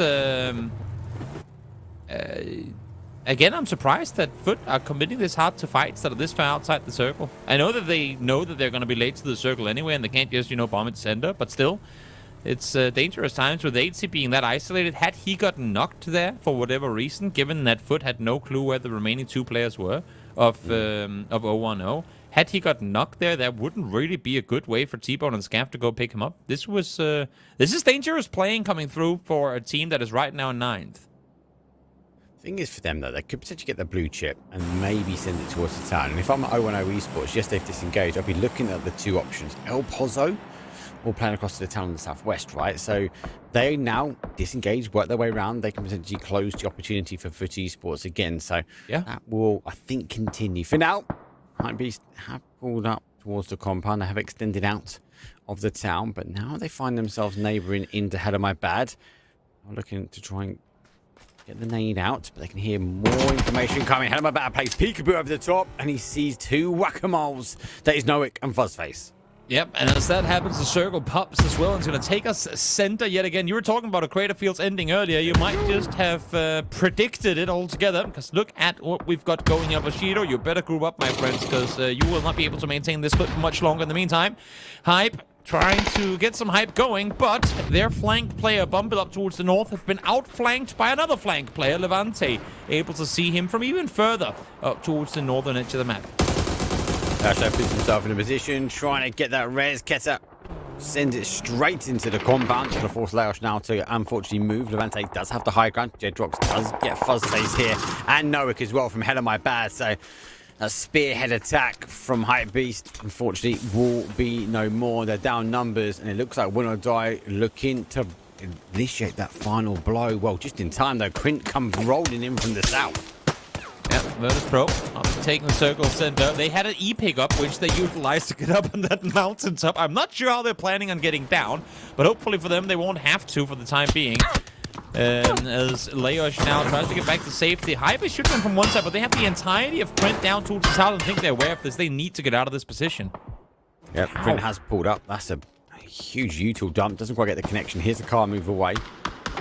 We've got to go. We'll pop the smoke. That might draw in a bit of util his way. Let's sit a little bit further towards the west. He's trying to get that nade. Swaps back over. Hell of My Bad. Now moving to another position as Ketek opens up the knock again back towards Leosh. Again, Hypebeast aren't down numbers. They're down to a 2. At least they hold a compound, but he's on the outside edge of zone, so they will have to move in. Keta has been the anti-0 point gamer for Hypebeast. Whenever they have been losing players early, it's always been him that have been able to make a 0-pointer into a 3, maybe 4 or 5 point game. And so far, seems like he's doing it here again. Able to find one to kick things off. We'll see if he gets more with it. As we take a look at the fights happening up on the ridgeline proper towards water treatment right now. It's out towards the eastern side. Hive making a space for themselves. Able to take out Hands of Hope. Set up. He's in the top 10 position. Killed. Only on 12, so on 13. So he's driving that leaderboard. He has been really the kind of leading edge for that team. See if that continues. The rest of them can kind of get those kills, which you know they can. Get that synergy we speak about. Now they've got to synergize their way towards zone. They said it gets 1, 2 though. As 0-0 Esports looking to rotate their way in. Crink causing damage. They're chasing kills. That's a rotation. If I've seen one, not a very good one of that. They thought they had space on the west, but either they took the headsets off or they just didn't hear all the fighting that was happening out here towards the west earlier. They thought they could sneak their way through, but 6 teams sat here will say no to that one. In the meantime, Foot has actually opted to go even further north around, which could, if they're lucky, pay off depending on where this next circle takes us. And I think it's taken us further east. It has indeed full east on this one, but they've gone up there towards that west side and allowed for Cappy actually to get back in the game again. So Foot, for the time being, will be back up to 4 alive. Yep, they're going to go full send across that northern path. That's north of the position we're looking at now, as Krint is continuing to push towards Win or Die, who has just used the EP as well. They're also in the sky. Might be looking to come down in that position where Jedrox is, but back towards 010 Esports. Actually caught on that rotation. Can't have to go as well. Yep. A send here on the west. Dangerous. Lucky for them. There's not many people in front. Only VP has the high ground. I mean, Foot went from being the southernmost team in the server, 3 kilometers south of the circle, to now being one of the furthest northern ones in a pretty good center position. Issues is very nadeable, but no one's within reach right now. So as much as we were giving Foot a hard time for the decision making early, they have zigzagged their way into the very heart of Crater Fields, which is pretty insane if you look at how their path was. That is exceptional rotating from Foot Esports. Exceptional rotation or lucky timing or a combination of both. Hey, but you know what? Sometimes you need both, and for them right now, they were being shot at. Like, there were a lot of times where other teams should have probably stopped and gone the other way, but no, not for them. Krafton, in the meantime, being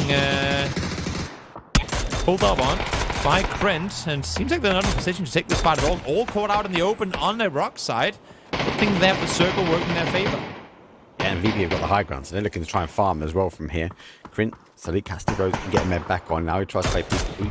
Sees one, gets the initial shot opening. So he's going to take the opportunity now to get as close as he can. They've got to drive forward because the zone is on the outside. Phase number 4, well, he packs a punch. He's able to fight his way out. You just cannot take a glancing hit from any of these teams.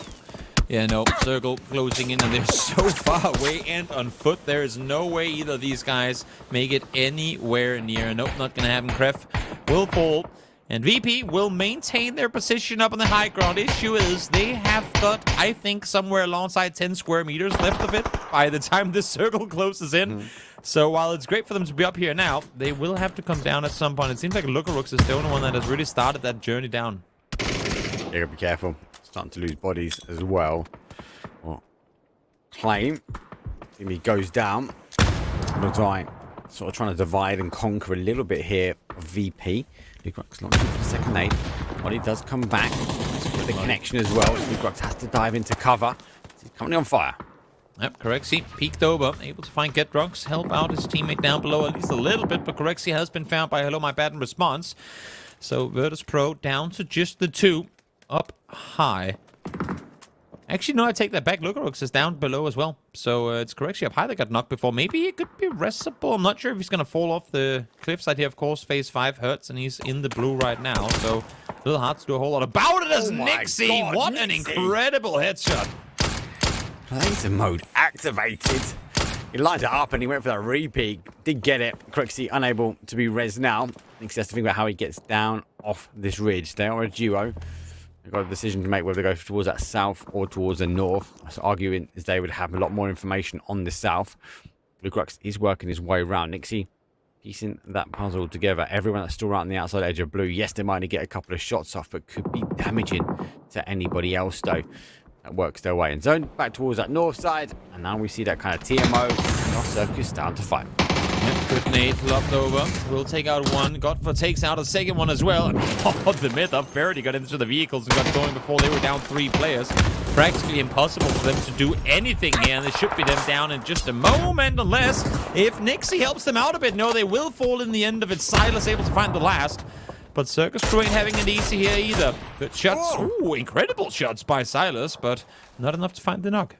Yeah, it's a bit more of a message back. They've gone from 1 kill there, Toby, to 7 VP. True. So looking to secure that top 8 a little bit further. They now find themselves on 50 points. They're claiming as much as they can. Nixie at this point, can he get done? That's the big question. Or can he farm? At the moment, he is farming.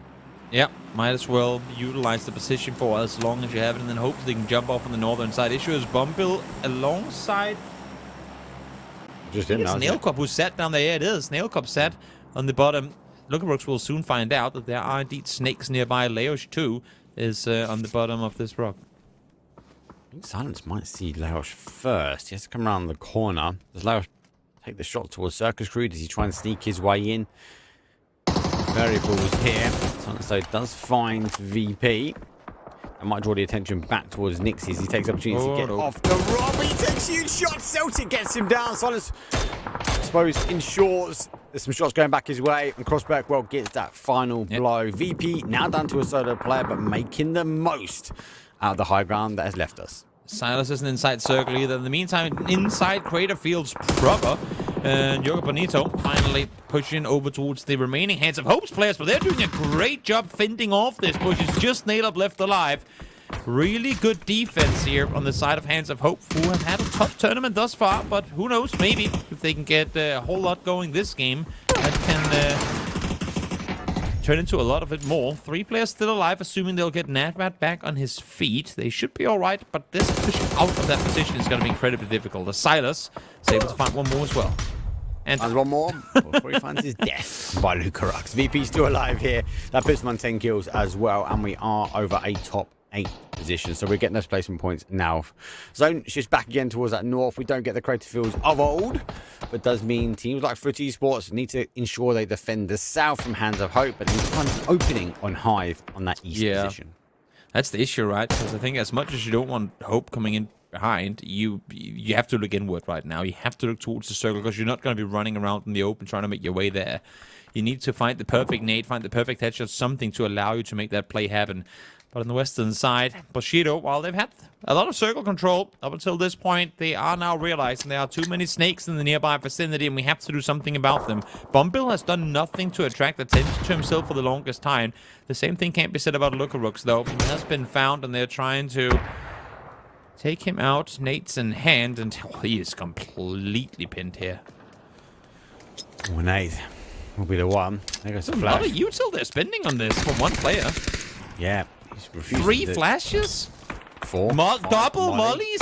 Double nade as well. They've thrown 3 nades and 3 smokes. Guys, you need this util. Empty. Empty now. Okay. Yeah, that's okay. This is interesting to me, though. Kitchen have played down towards the south. They're now taking a fight in Hive. That could be potential opening for FUT Esports to play if they get the timing right. The downside to this, though, Bushido is now free. Yes, they've spent a lot of util, but they've got the ridgeline. Anyone comes running out is going to be open field play for them. Definitely will be. Bumble now been seen as well. And I like the fact that Bushido, while they might not be too smart about their utility usage, has in fact said, you know what, we need to focus north first. We need to take out this last Hype Beast player and then look inward. And you can see that's what they're doing, dedicating 1.5 player to making sure he isn't going to get anywhere.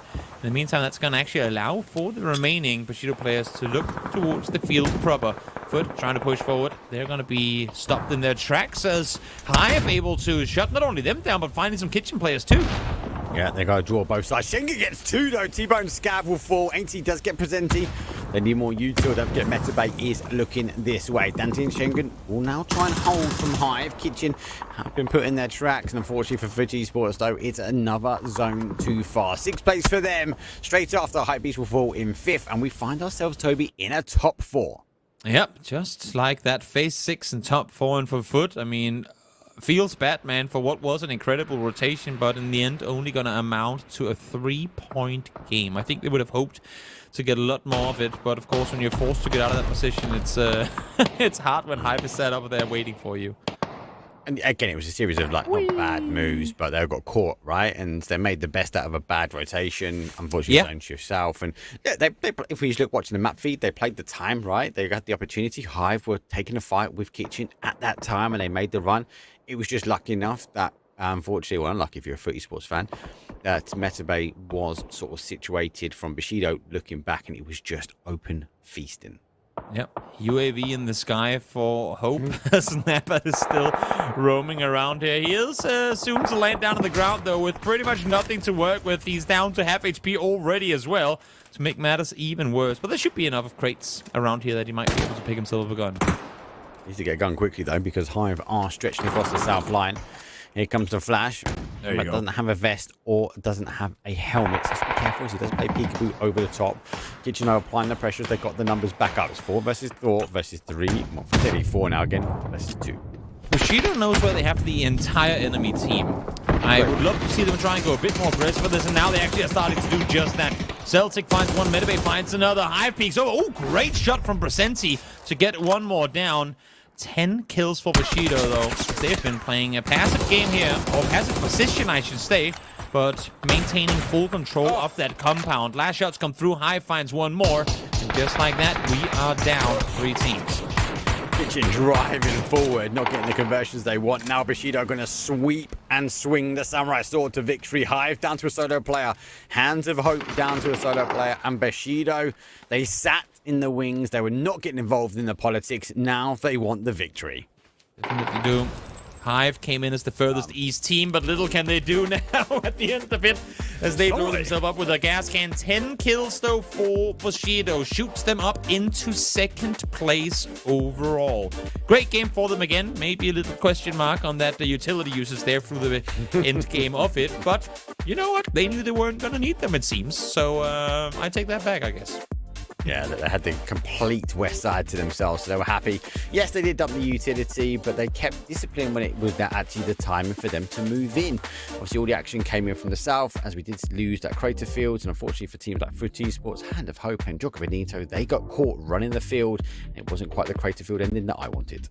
No, not quite the ending, but a good one at that regardless. And that's going to do it for Miramar here at the last chance of PC Fall. So let's go back to the desk once more. Let them break down that final game on the Dusty Dunes. As Toby mentioned there, Miramar is now done for our last chance qualifiers. Bushido taking the win there and claiming some points. That'll be very helpful to them. Let's jump into taking a look at what actually happened in this game, though. Avenger, what did you think about that circle? I mean, it's an extremely difficult circle, right? Like, this northern side, you have so many teams that had to move for so long, right? And on top of that, you had Virtus Pro on top of that rock, just absolutely hammering everyone, trying to get in from the western side to the southern side.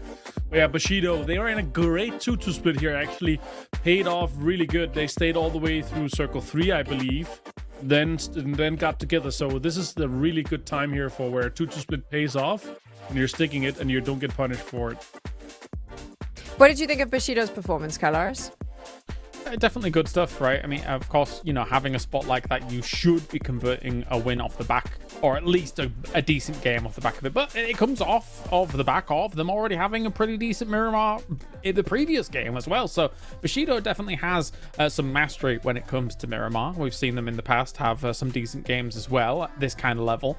And 20 points is nothing to really scuff at. I mean, as long as the teams coming in against their position are also in a wounded state where they're just able to greet them upon that entry point, yeah, they were going to be flying. Overall thoughts, if you take a look at Miramar now, Avenger, what did you think about match number 2? Or match 9 overall, or 8? My maths is so bad, let's not even get there. I mean, this was match number 8, and we're going to do match number 9 in 6 minutes. But yeah, for sure, Miramar was, you know, there were some difficult circles. But this one really was the curveball of them all, right? The shifts were, for her shift obviously being in the northern side, then you had the more central one. We're like, okay, once you saw that crater field with the high ground in, we're like, okay, we're going to go to the top side of crater. Like, a lot of teams were already playing around that. But yeah, I mean, Bushido getting 20 here, obviously having the winning compound from the get-go, but they also were proactive, going out there, getting the kills. Virtus Pro, 1 placement point only, but as I said before, when you drop out to that high ground, when it's that center, you're able to farm so many points from there. So already the consistency is really coming through for them. 12 points last game, 11 this game here. So they're climbing. They're climbing. Yeah, they are. Yeah, they are. I mean, the proactiveness that Avenger talks about here is such a strong... It's a strong position to be able to play it from, right? They were able to just backfill that position on the west side, deal with Virtus Pro as they're coming in from there. And then once this circle makes it so that nobody's on their back on the west, all they have to do is look down the hill in towards that crater field, deal with Hands of Hope, deal with Hive, deal with all of these teams that are going to be coming in very slowly, trying to barely grasp at straws for a position in this circle, and they're going to be having a right time of it. So very good position here from Bushido, and really able to capitalize on it nicely. So we've focused in on Bushido. They were obviously the winners, and we've mentioned a few other teams. But I think, Kailaris, when you take a look overall at the lobby, how do you feel some of these teams handled that Miramar? Is Hive back? That's what I'm going to say. After we're saying wherever they've been ever since doing well in PPT, they've got themselves double digits on the board this game. Happily so, coming in from the east and having to deal with some teams, kind of walking up against them. But I think the utility usage in this game was quite on point. To be able to kind of dislodge some of the teams that were even ahead of them or just, trying to take out those wounded positions. So good to see them challenging back for a top 8 because technically that's where this team should be. Should be. I mean, we're 2 games in, Avenger, and we're now looking at our overall leaderboard.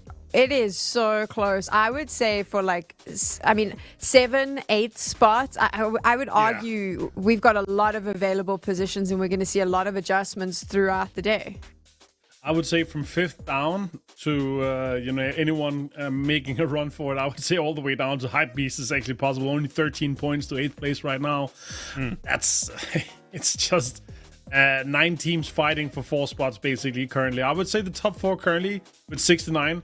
They should easily in 4 more games be able to get across that mark. And because we have so much kind of linear amount of points coming all the way through, I think 80 is going to be quite safe for the majority of the teams here. So it's also cool, I would say, guys. We have only 4 points between our top 4. Like it's really, really close all the way through. How weird is it that it's not weird, but it's just the difference that we see from the group stages where, Kailaris, you had like those 4, 5, 6 teams that just were so far ahead of everyone else, and then we were fighting for like 1 spot on the last day, versus last chance qualifiers where it is so open now and there's so much more opportunity to shake it up towards the end of the day. It could very well come down to that final game.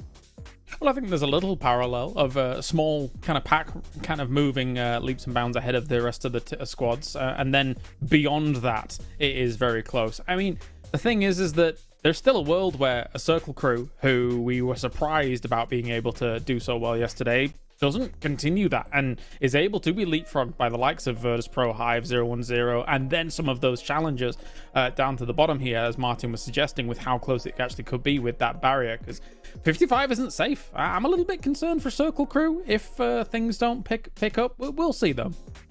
They did have a really good day yesterday, Avenger, but do you think inexperience could also play a role? When I say inexperience, just like we've clearly got teams here with players that have been doing this for a long time who can handle the pressure. Some of these other rosters may be a bit younger, a little less experienced at top level. Will that come into play where they may lose that consistency they possibly had yesterday?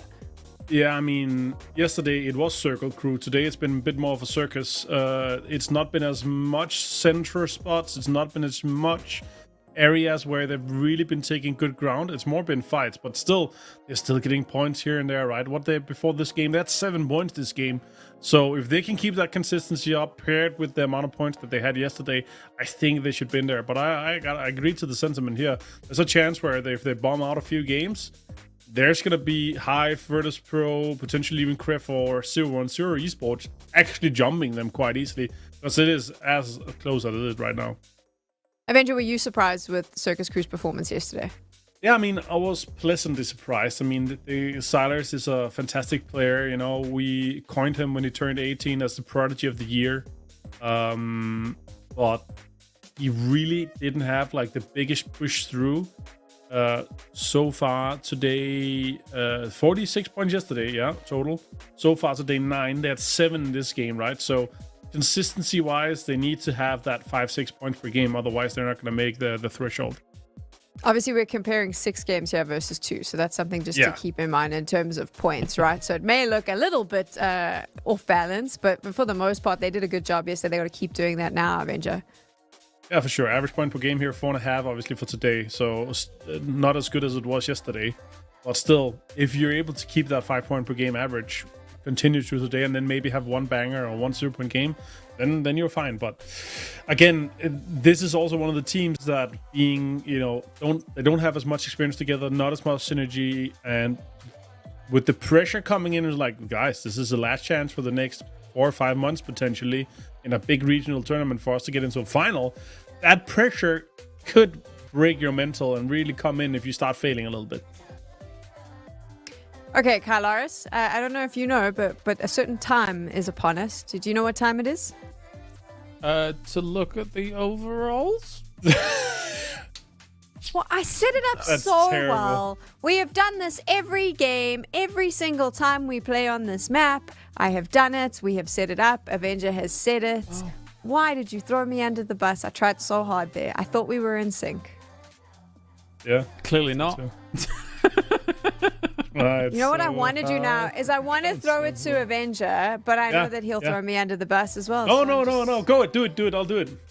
What time is it, Avenger? It's time to Tego. Go. Oh, now he gets involved. Okay, we saw Tego yesterday. We're going to now go there and have an opportunity to see what these teams can do. What did you think of Tego yesterday, Avenger, and what are you expecting from them today? I mean, again, I've always had this this opinion when we're only playing it once per day. It's just such a wildcard map that, in my mind, in the player's mind, it's like, let's get this over with, right? Because you're coming in here, you might have a decent loot spot, but it's just you can't take anything away from the last game going to the next because there's a map change. And that's why it makes it difficult for us playing only one map per time. Like these wildcard maps is so difficult. But Tego is it's the third most kind of played map at this time here for our global. So the team should really have figured it out here. And as you see here for yesterday's Tego, Foot obviously did well, but I wouldn't say this is the teams that did well yesterday here is going to do well again today, because it's a difficult map to play and circles really matter once we get to take on Rondo.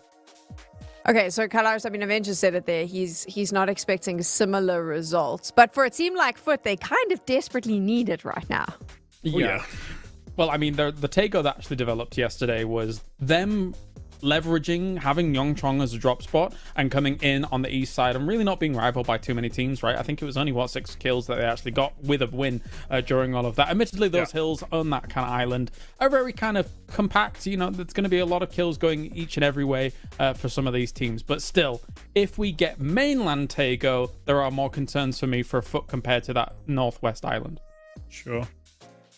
Avenger, from a Foot, let's have the Foot conversation though, because I joked about it earlier where I was like, but they always sort of finish middle of the pack and don't deliver, and that's what we've come to expect. It's kind of not something we can keep saying though, because it will become problematic for this team if they don't get results. And on top of that, right, as James pointed out here, only 6 kills in that game. They got the crates. They're kind of landing ahead of them. They were like, and I guarantee the communication was like this. This is a free win, guys. Don't throw it. Don't go out and die. Don't go out and push. Don't only get the kills that you're guaranteed to be able to flush and not die or get knocked to yourself while you do it, right? Because those 16 points, those 10 points from the win is just so crucial. And on top of that, it was a really Western playing path that was extremely difficult to kind of play. We already had 8 teams up there, right?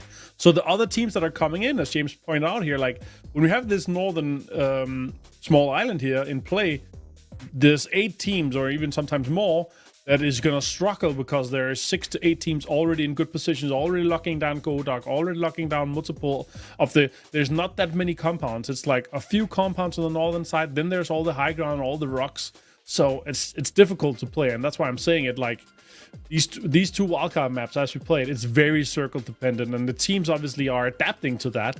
So it's probably going to happen as well. Hopefully, we'll see some cool, awesome circles this time around. We're starting from the northwestern side and going down southeast. It does smell more like a north circle once again here, or maybe south if we're lucky. What are you thinking, Kylaris?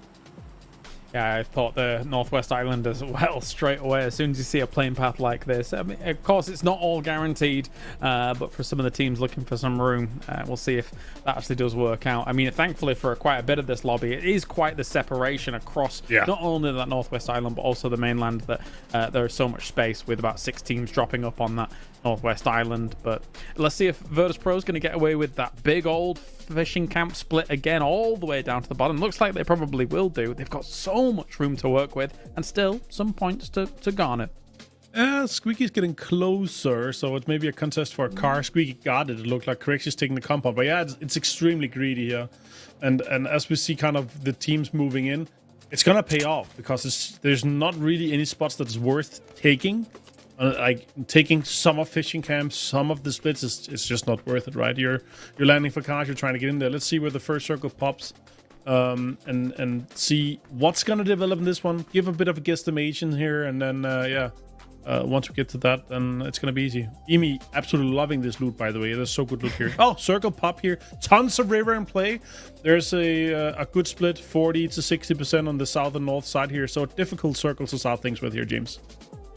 Definitely so. Krafton going to be laughing about this. And obviously, splits like Twisted Mind split. I'm surprised more people don't try and utilize something like that because they're not in the lobby and it is very strong of a split. But anyway, that's by the by. That's a small detail. You're watching PEC Full. It's the last chance qualifiers. We're ready to get into the action with Toby and Mark. Thank you so much, Sam, Martin, and James. Great breakdowns as always. Yes, we get a plenty of river in this one, Mark. And Foot with a decision to make now. Do you cross all together? Do you stay north? Or do you try and split half-half, praying that maybe it hard shifts north and you get a once in a like stars align sort of circle coming your way? Oh, it's difficult. Very, very difficult. Foot Esports want to try and potentially camp out a roadblock. Do they try and hold? For me, I think it is a get across the river now as a 4, potentially playing more towards that west. Foot Esports, though, trying to get to zone. First 2 games we've seen so far, Toby, they have been caught on the outside edge. Yes, they kind of got in. It was a bit of a Hail Mary send in game number 2. I'd like to see them try and play for more, not a central position, but more of a comfortable position where this team is not chasing the zone always. That makes perfect sense. Would love to see it too. We'll see if that's going to end up happening as true as time. Yoga Bonito and honestly, quite literally, Kristalny has been the first person to fire a bullet in so many of these games, at least in the last chance. We'll see if he gets to be that guy in this game as well, as he has good info that Squeaky is in his compound. Question becomes now whether Squeaky knows that there's a Yoga Bonito player hiding in the rock behind him. And he has the vehicle as well. He's waiting. He's waiting for Squeaky to come up to this car. Yeah, but he's not going to go, right? This is the compound the team are going to collapse on. So Yoga Bonito, I think he's going to hear these cars now working their way in. And now he needs to kind of reposition. Maybe try and hold out for the rest of the team because they're centralized. Look, I'm not a fan of this compound, right? This is horrible. You can get pushed really easy from that sort of east. The hill does not help. And then if you start taking a fight, it comes very much heavy from the west, though. But he does go for that car and Squeaky gets punished. I was going to say he's starting to realize his mistake. 1 car? Wait, 3 cars? Guys, I need you over here. This might have been a bit more than I could handle. But hey, I mean, he able to get the first one, get the flush with it as well. Reset, and now maybe catch one more by surprise. It's almost as if now the mouse is trying to hunt the cat. Cat in his positions. He has got a bit of a bite on him. He hasn't got much ammo, though. Simon says, on top of the hill, he'll be able to provide some cover. For me, it's about trying to get into this compound as they joystick the rest of the team in. So they are getting in their position. And this is the danger. From this east side, they have such a man advantage, though. The hills to play, and they had so many opportunities to crash in. Would you say that he could see him crystal clear as well? Are we just continuing to make memes off of their names now? Yeah, we're doing it, mate. Well, Elska, get to safety. You've been caught on the rich line. Get back towards the southern side. I mean, I don't want to count anyone out with 4 games left to play, but Kitchen has done nothing to convince me that they're going to finish in the top 8. Having said that, if they can turn this 3v4 around, maybe, just maybe, I'll be a Kitchen believer. But it has to start right here. And it doesn't seem like it will. Crystal Ball has been affected. Nailed up on his own with the webcam, leading the charge. Spare chair in the background as well, just trying to help out in case he needs to do a quick swap. So he's taken to hidey holes. Will he be spotted out? Simon doesn't know exactly where he is. As again, this is one of the big dangers from this compound. He takes some third-party action from distance. He goes in. Simon runs by. Now he goes to the check. Sees the body. The mouse was too quiet, though. And he gets a knock-in. Don't allow for him to get that flush. Kristalny gets in. Make sure that doesn't happen. And, well, just like that, they're down to a 1-person game. It's all Elska trying to make something happen. And it ain't gonna happen as Nail-Up comes in, finds him. Kitchen down and out in 15th. Good play. Good play from him. Really good play. Good hold. Waiting for the team to come through. It's going to work out. Winner die. They did flip a car a little bit earlier. They have got themselves back on their feet as they are now charging towards the drops. Drop zone would have been taken by the circus crew as Levante opens up, MK in hand. Smoke will come out from Godfrey's. She does allow the opportunity. MK and Groza, that is a dangerous combination. Definitely. Well, and as long as you run with your back turned, you might not be that dangerous at all, as Marcius does go down. But my bad has a good angle from that window. I really wanting to come out victorious here. They're sat pretty solidly in the leaderboard already, but you never know what can happen in the last couple of games. So if they were to fall here, it would be good for them. In the meantime, Kapi just got taken down. I'm looking at the map to see where that happened. The myth of taking a fight to foot in Yongchon. Not sure why that's taking place. We'll have to go back and watch the replay for that at a moment's time. But first, when did I want to finish this one off? They found one more, and you'd have to imagine that's going to spell the end of this one. I mean, for how much space there is in this circle, I'm baffled that this is our 4th compound fight. Yeah, and it's 2 minutes down, 38 on the clock. We've already got multiple underway. Nixie does tie up. BME has been confirmed. Correxy can take the opportunity now to use the smoke wall to get back towards the safety of the rice fields. As that third-party action comes in from a distance, that's from Jogo Benito. Nixie launches the grenade. Sadik has been spotted, but Sadik returns the favour with the ace, but Nixie just better with the Kobe. Definitely. Pops nade over, finds Salik. Flush will come through as well. Third nade prime thrown as well. Nothing more to it. So Krint down to the 2, but they too have Jogo Benito sat looking their direction. Now this is again the issue. You look one way, you try to go for a shot, and then you get met by bullets from behind. It's incredibly hard to try and take a fight here without getting suppressed from side. See, all about the third-party action. Jogo Benito putting themselves in a position now away from the compound, more towards the west, just so they can expose and deal damage towards VP. This is what I worried about. This is what I'm talking about. Will teams now activate and try and deny the opportunity for like a team like VP to qualify? That could deny PGC points. A lot more to play, especially if you're a Jogo Benito. Liam. See here, Nixie force just thrown down. There's simply too many opponents in the nearby vicinity now. Not a whole lot you can do to continue this fight. So maybe for Krint, it's a saving grace. They are also only 2 though. So with the entirety of Bushido on one side, entirety of Jogo Benito on the other, and to make matters worse, 0-1-0 now pulling up from the south side as well. I think they're well aware that now is not the time to start running around in the open. Nixie waiting for the sound cues as he waits. Bushido provide that reinforcement. They are split though. There's one more on that sort of southeast corner. Exactly where they are. The Grux though does get the opening that might draw the attention now for the remainder of the Bushido players. This could be activated for Nixie. Crosses up and over, crosses over and looking for that confirmation, but Bomolovo does steal it away from him. Yep. He was getting more on the point. A much needed point of that for Hype Beast, currently set down in 12th position. But I mean, there was only 10 points up to at least closing in on the top 8 position. So with a good game here, could definitely turn that tide for them. They're set over in Palace with a 2-1-1 split right now. 2 players on that southern side, Fussface and Bumble, I believe it is, on the southern side of the water. So you can see here as well, I mean, looking at the map, that a lot of teams are still, you know, respecting the fact that this one could definitely shift towards the north, which we'll see now if it will. Oh my, wow. Yep. It's the river. Oh, what a circle. Always. What a brutal shift. Well, it's bridges galore. Who is going to get which? The Mythov are going to try and regroup, and good on Foot Esports, I suppose, for not opting to try and make their way towards the south earlier, because they now have a north side to play for. Toby, God of the zones. Wow. Give me the lottery numbers, Toby. Come on.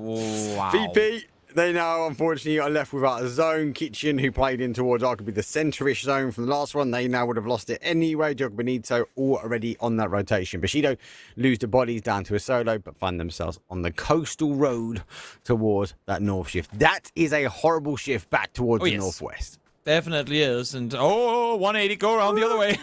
There were opponents on the bridge.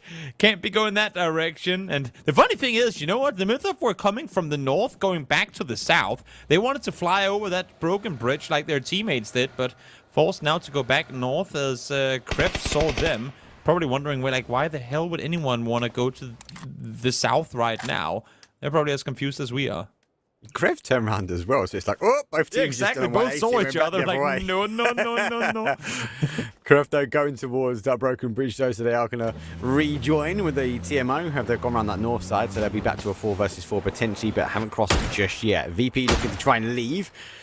That's Krint. We'll try and hold. Football Sword coming from the south, and 010 Esports have crossed over by Fishing Camp, out looking to try and take on Hands of Hope. I'm looking at, Virtus Pro, and that's coming into this game as well, bear in mind. Their average survival time all sit at or under 18 minutes.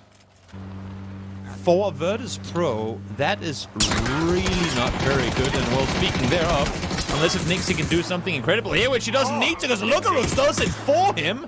Okay, I see you, Lookarooks will come back on the server. I was going to say, unless if they can do something incredible, those averages are going to be dwindled by this game as well. They've just not, it's not been late game kind of chaos situations that have taken it down. It's been what we're seeing here. Just not been able to avoid early game shenanigans, which usually they have been very good at maneuvering around. Yeah, the zone's been crazy, but you'd expect the depth of knowledge, right? Those are really far out. I've got to park in exactly where Lucarux is, but look, they've got to get as many points out of it. Is it going to be a clean, executed VP style? Nixie does get another one on the board as well, so Vorpal Sword go down to 1. I don't think so, but this is good for VP for me. Can they get down and dirty in the trenches and secure a top 8? They will need to polish up, definitely when it comes down to a grand final. But at the moment, they're doing the job. I think the main thing for them, and one of the bigger takeaways from this, is that they are they're closing in on playing a Twisted Minds game of playing better against better teams, which sounds weird when you say it, but do they actually get both of them up? I think they might have. But they're playing better against more experienced teams, because more experienced teams usually play more calculated. It's not by any means easier to take them out, but they're easier to prepare for. All the chaos, all the randomness doesn't really cater to VP's playstyle, because they usually get caught by surprise when that happens, as the circle expectedly shifts towards the northwest. So for Virtus Pro, being in a lobby like this, it's just not their natural habitat. They want the global lobbies. They want the best of the best, where there's plenty of odds you can go and watch and do all your cerebral preparations on like rotation timings and whatnot. I'm with you. They've got to get in the trenches sometimes, and if they want to play the best of the best, get through to grand finals without visiting a lower or last chance bracket, right? Both Circus Crew and VP now lit up on the green. They're back to 4 players. Lots of opportunity, obviously, where to potentially go get loot from. VP, on the other hand, though, on the outside. It's been intrigued to see if they maybe take for Palace. Maybe some of the outside edge compounds. I think the logic is these teams will be looking at Godok as an opportunity. As you can see in my head, Prixie and Beamy, he's joining the Circus Crew in Godok at the moment. So it's going to be a bit of a hot drop in It's a 14-minute, 39 seconds hot drop. That is not something you see too often. But hey, multiple hot drop stages in a game, you Where we were not given any in the early game because Sugar Bonito was opted not to. At least now we're given one here. Yeah, take it. VP coming in last. They have opted to stay a little bit closer towards the zone. Both these teams are in just about. The Circus Crew, though, was down first. So VP just trying to take the opportunity just to try and hold out. Quint doing the same now, so they will also go for a recall. So a lot of these teams getting back to full strength where they can. Again, I've got to come back to that point. After this next zone, Toby, where do they get loot? Yeah, they don't. That's the long and short of it. They probably won't. They'll be running around the open hoping to get something, but I don't think a whole lot is going to come their way. Also, I am wondering whether it's even possible for Lucarux and Nixie to actually meet up with their teammates. God, which Nixie, you know what? You better pick up some more ammo, pick up some more guns, whatever it may be, because your teammates in the city are gonna need them. Issue is, we're hitting phase 4 soon, and doing a wide wrap on this in order to connect in Godok is gonna not only take time, but also cost you mets that you probably don't have available right now. You know why he stayed there, right? He stayed there on that same window, waiting for VS Vorpal Sword to come back for those recall chips. That is cheeky. The only other team that I've seen do that like openly like that has been Win or Die. So Nixie, loving the additional points. For sure. was a obvious call that they would probably wait for the storm to pass and then come back for it, and they got denied in doing so. Corexi, despite not having been here for long, able to actually get some decent loot in Godok, but as we were alluding to earlier and probably expecting to see happen as well, Circle has shifted away, and for some of these teams now on the cusp or even way below the cutoff line, Hypebeast, the Myth-Of, I mean Foot honestly as well, they all have entry points to the Circle. Arguably Hypebeast and Myth-Of are way better off than Foot, but still, look at how many teams on the west right now, Mark, that have to make their way on in. As long as you can just linger out towards the east, that's placement points guaranteed, and you maybe with space to make a play happen yourself in the late game. I'm also surprised people haven't taken those kind of the containers, that containerish area compound. So maybe some teams will go for an early send now. So many teams have to sit on the outside edge. This little high ground, that elevation you speak about with sort of that hype beast there, going to hold that south side. Maybe they can get feasted and get some kills. Everyone else, though, needs to potentially hold the edge. And 0-1-0, outstanding shots. But one of Quint down. That was a very, very good shot by Tarkus there, headshotting out of the vehicle.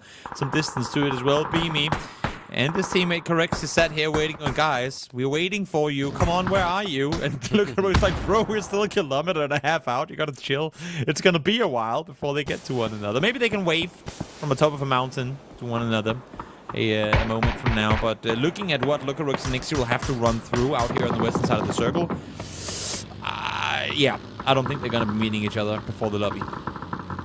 There's no emergency pickup, though, is there? Bushido have got 3 back into the recall system, so where are they going to stop? They have to get in. I know, again, it comes down to where they're going to loot, right? So that might be 3 additional kills. So he is going around that north side towards Yongchung, though. Hive on the hold, though. Krafton rotating their way past. They need to ensure they hold this compound.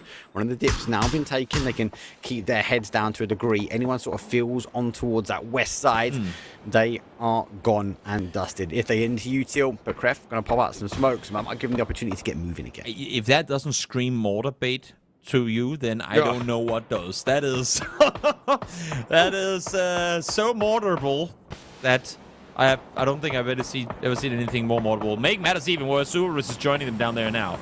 Guys, keep looking up, because somewhere someone is maybe going to get 4 points on you real soon. Where is Hella My Bad? That's the guy. True. So we'll wait and see. But they're in distance as well, and they will have the intel. They'll be able to have a line of sight onto that. So I'll be intrigued to see if they've got more in hand. Beamy down in blue, just before Salik falls as well. Getting a little taste of his own medicine, I'd say. Getting taken out by a solo right before he falls in the blue. Beamy will be flushed as well, so he won't be getting back up in the meantime. Mars is able to find the double onto Kref. I mean, we talked about how close they were, and yeah, there you go. Guys, that's... We didn't need mortars. Mars was within range, and that's a triple for him. A single for Schengen, and Kref, well, they get to... They get to lay there. It's difficult there, right? It's practically impossible. You can play there, but that was quite early, and you need to stop people pushing. You need to stop people playing. Did Medibay go out and rest his entire team, and now they're landing in the open with nothing? Is all of Bushido landing in the field with no guns, and Medibay just died to blue for that? Yep. I know we spoke about this a lot before. Like, at what point, Toby, are you giving away? I was just gonna say, they're proning in the middle of the open now, just feeding points to their opponents. There's no loot. There's no compound. There's nothing. Top play. Difficult. But there's an argument that they could maybe stay low. We've seen the second place from here as well. That, yes, you might not get kills, but you might get some placement points. For now, no placement points up for grab. 11 teams remain, 36 alive, and 2 Bushido players are playing sneaky snakes in the middle of the zone. While the west side of the circle is fighting outside circle to try and make their way on in, the east is fighting for very valuable real estate. It's between Win or Die, Foot, and the mid-off right now. Whoever comes out victorious here, whoever claims control of the northeast will have a very good position to play from. Foot can't seem to be able to cross the road whatsoever. 8C now held back. The only player that really managed to make his way across is in a solo endeavor and not having the easiest time. Down towards the south though, Virtus Pro trying to push up on Hypebeast, are able to fight one, but once again it's Kedda, the Danish Dynamite, able to net himself some more points. could be a good game. I really think this could be a game for Hypebeast. They're just rolling out the south side really, really well. Right, yeah, better be. Get in there, lads.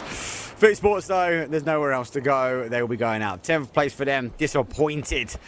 So this is kind of home turf, so to speak, neighbouring town, but unable to find the placement points. So again, a game which they find themselves 0 points. It means the final 3 games have to be explosive, and we know that's not the style for Esports like They're just not making enough space for themselves on the edge of the circle. They allow for teams to kind of rub shoulder to shoulder against them, and then by the time they actually end up taking a fight, they have so many teams around them that they can't move. So yet a case of, as you're saying, not going aggro early enough. But in this particular circle, I don't really fault them too much because it was very hard to make something happen.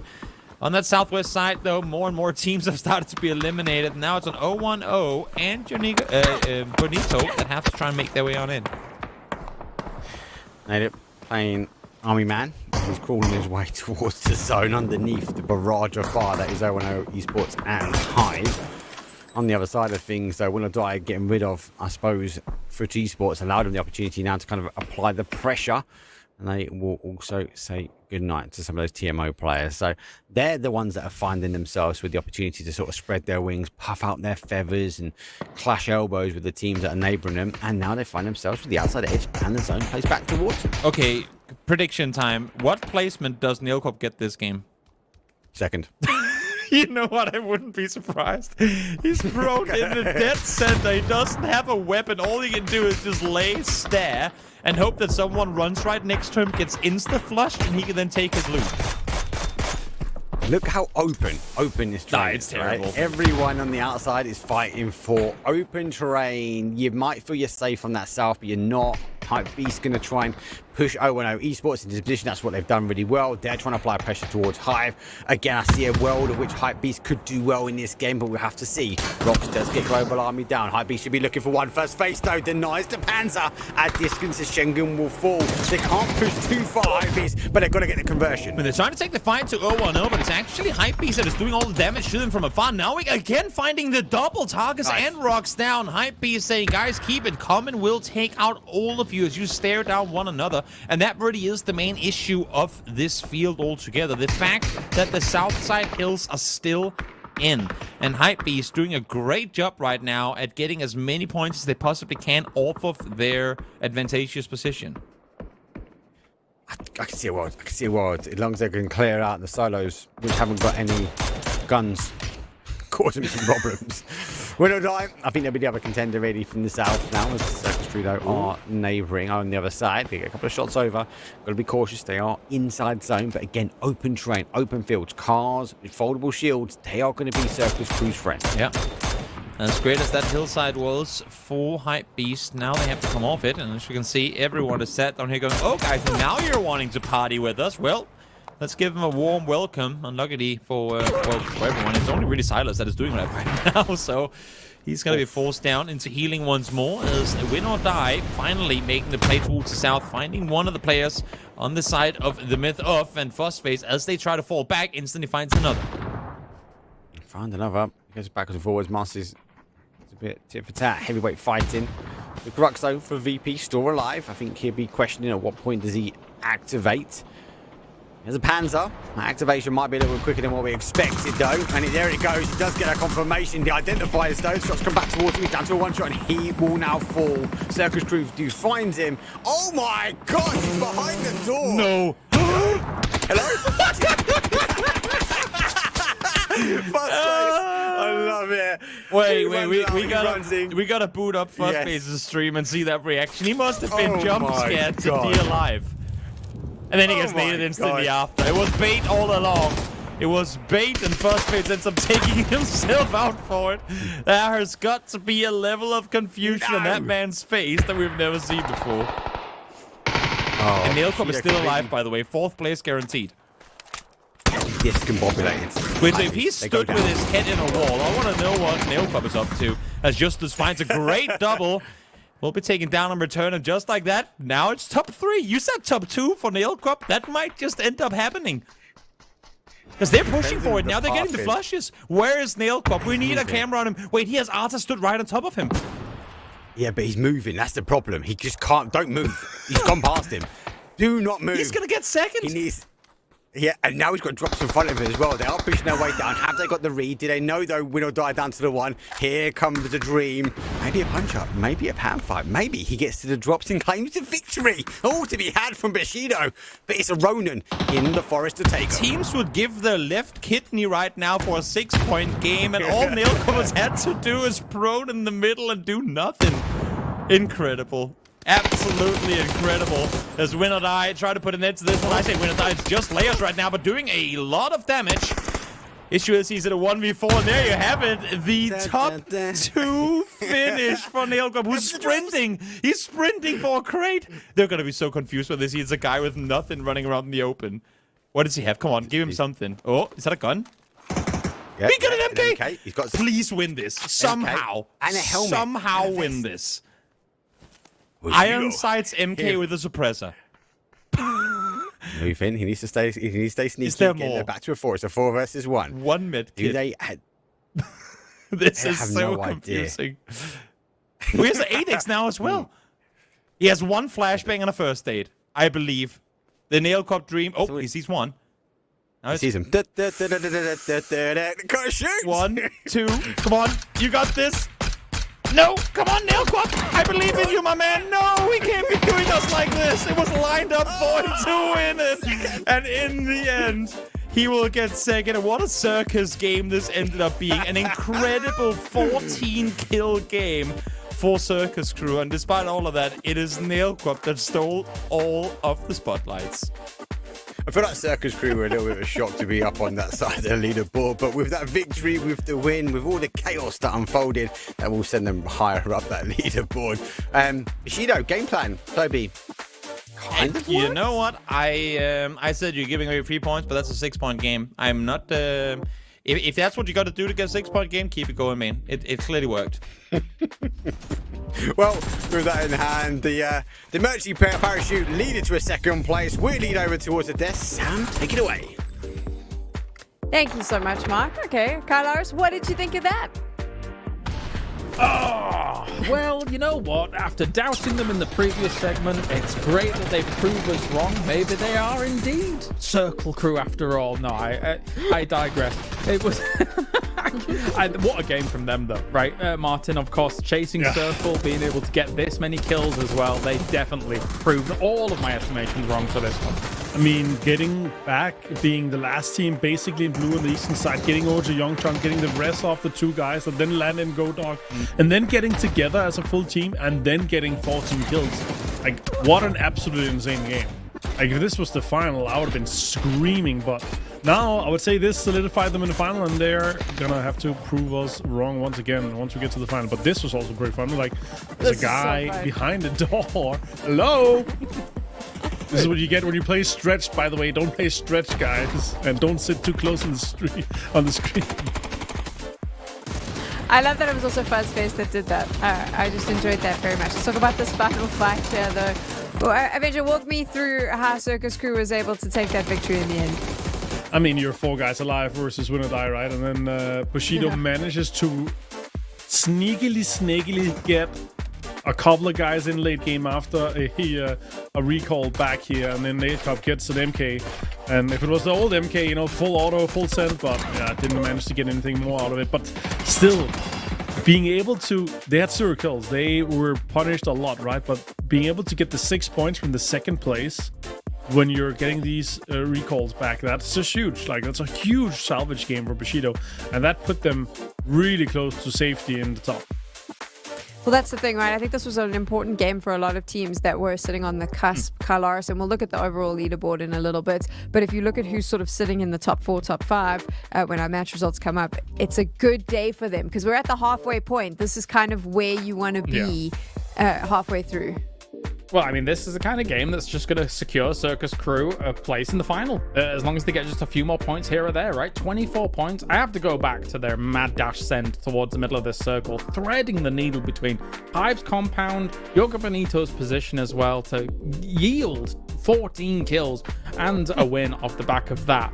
After nobody was in the middle, everyone was playing Edge in this game. It was just spectacular stuff to watch them identify their route to victory here, which could have been a bit of a mad dash, a bit of a mad send, as it were, but really played off very well. Let's take a look now at your overall standings halfway through the final day here of the last chance qualifiers for PEC 4. Let's see what it's looking like.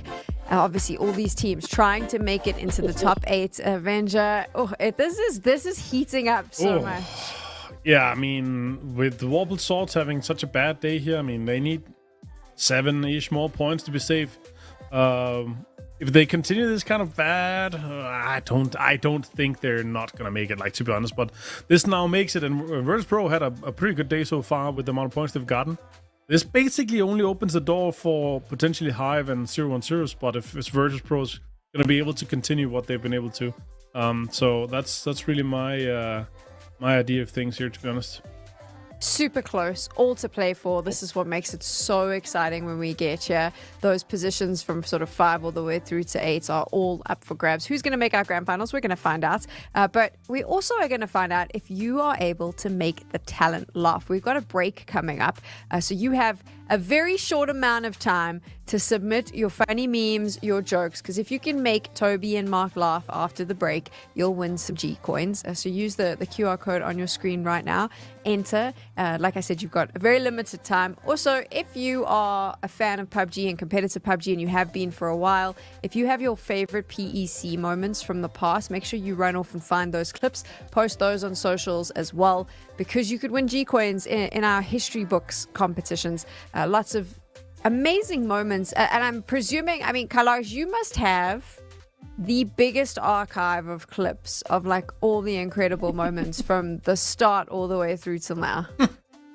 Yeah, you know, anytime Avenger flubs a line, or I flub a line, or Toby says something interesting, you know, it got loads of that going on. And of course, you know, Twisted Minds is probably in there. And don't forget the good old days of Tornado Energy. Yes. He's got everything. I love this. One day we hope that Kalaris will make a content piece releasing all his favorite moments. He can do like a walkthrough from PUBG. Let's see how that looks. Gents, I know you want to go commentate. I know that's where you really want to be. So we're going to say goodbye to you. Thank you so much for joining us on the desk. We'll obviously hear you in game in a little bit. Quick reset. When we return, let's see if you can make Toby and Mark laugh. Spoiler, they laugh at everything. It's going to work. It's going to be easy. Hey guys, welcome back to PUBG Face Morph, where we take 2 amazing faces, merge them into the all-star player, where we're joined by the amazing Luke Rock. It's Chris and Vant. And still all to play for, guys. We've got 5 more amazing images that we need to get into. Image number 6 is coming up now. We are looking for the body and the face. And 2 points up for grabs. I put Quizzy face, but I'm not sure. And I put like the hair Molotov, but I think it's not him. I just said PWD for the hair, but I don't think it's right. I go for Levante and Diffix. Levante and Diffix. So I can tell you the rich is getting richer. It is Molotov. Luca. And it is Quizzy. So Luca Rux, well done. That is crazy. Jeez. Moving on to image number 7, guys. I think this one is a little bit more easier. So let's start with Vard. Vard, give me your I said Nedex. answers.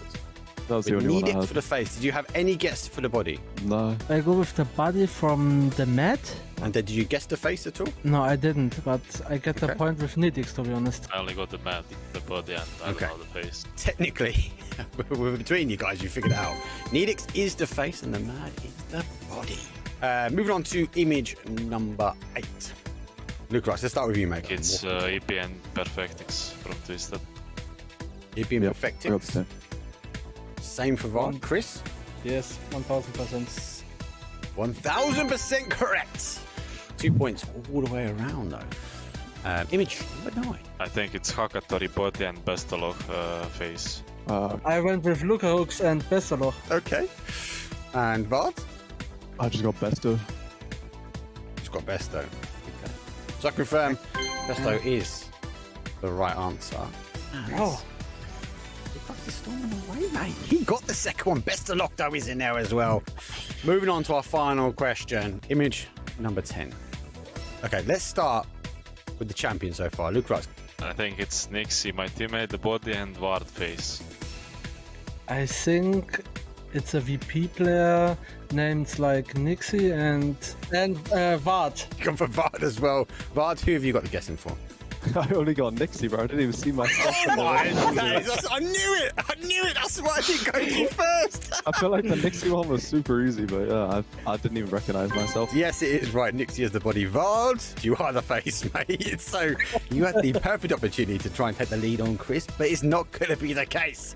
That, though, is our final image, unfortunately, guys. And we do have a pip at the post, as the champion is going to be Luca Ruck with an amazing 17 points. And that's it from us, though. Thank you very much for joining in.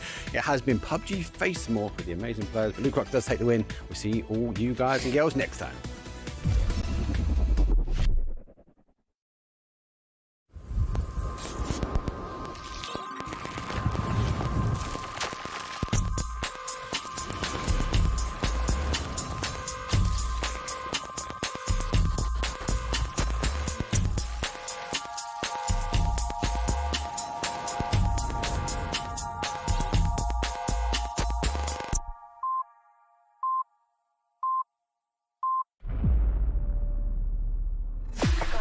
I just need a spark, light in the dark. I got a 2-chain but hard too. Don't always listen when you talk. We was wishing upon a start. I've just landed. Real enough that this battleground will remember. I'm bringing the static. She see the world respect I follow with my soul connect. Hey,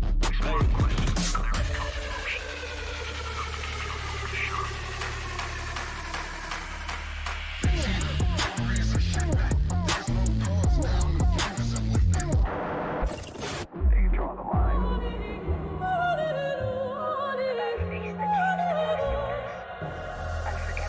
and I'm out in a storm. I still come aiming, I pressure and rain. No fear, every step I claim, face strong. I don't think I changed. Staying in my lane.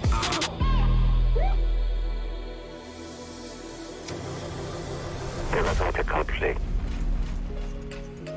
정해진 룰은 없어. 내가 정해. 그게 바로 G-Dragon. Battlegrounds.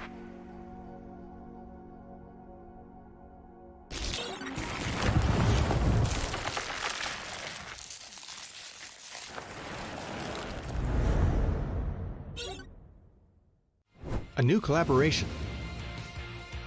movable death boxes, and some changes to Miramar. All this and more as we dive into the update 37.2 patch report. First up, the desert's about to heat up again with a visit from the iconic artist G-Dragon. You'll be able to find an emote stage on the starting island. Special G-Dragon map decor such as a decked out gas station and fan room, and other themed visuals such as planes, blue chip towers, and care packages. And be sure to head over to the G-Dragon truck stop to immerse yourself in the recreated Power music video set.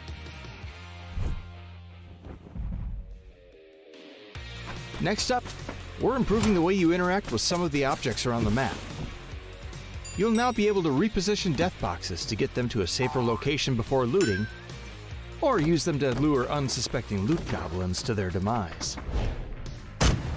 Doors can now be opened inward as well as outward, and all those gas tanks you've been wanting to shoot for years will now explode when you do so, leaving behind a large cloud of smoke to cover your movements. More details on where you can see these changes in the patch notes. And speaking of Miramar, the Minas Generalis area has gotten an overhaul this update as well. We've streamlined building layouts for more efficient looting, added more item spawn locations, simplified the terrain and structures, and balanced out the engagements between high and low ground in the area. There's also a new Survivor Pass, the return of Survivors Left Behind and Hungers Left Behind, some updates to Team Deathmatch and Intense Battle Royale, and more. So check out the patch notes for full details. Update 37.2 is here, so drop into Miramar, stack those death boxes high, and kick back with some G-Dragon hits. We'll see you on the Battlegrounds.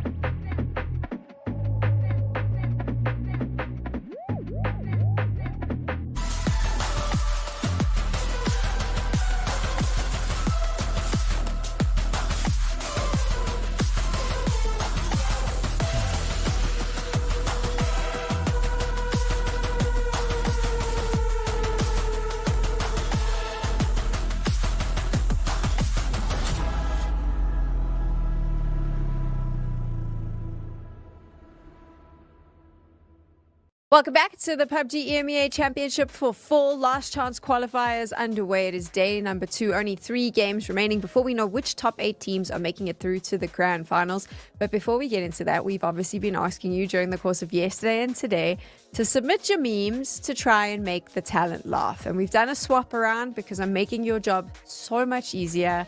Mark and Toby are here to be the judges of the funny stuff. And Toby, it's so easy to make you laugh. That's my concern here. I feel like we need you to be in the zone today. You can only giggle if it's really funny. You know what? I will do my very best. Maybe I'll just turn off my monitor and then I'll just act like I'm reacting. You know, that's the only way I'm not gonna laugh, I'm afraid. Or maybe I feel like it was a good 50-50 last time. So maybe we'll see. If they've upped their game, then I also feel like they deserve the laughs. You know, it's just the raw emotions. It is what it is. I worry that switching off your monitor is cheating. That could be the case. Anyway. I'm not going to do that. Okay. Let's take a look at the first submission. Let's see how this reaction goes. That's factual, right?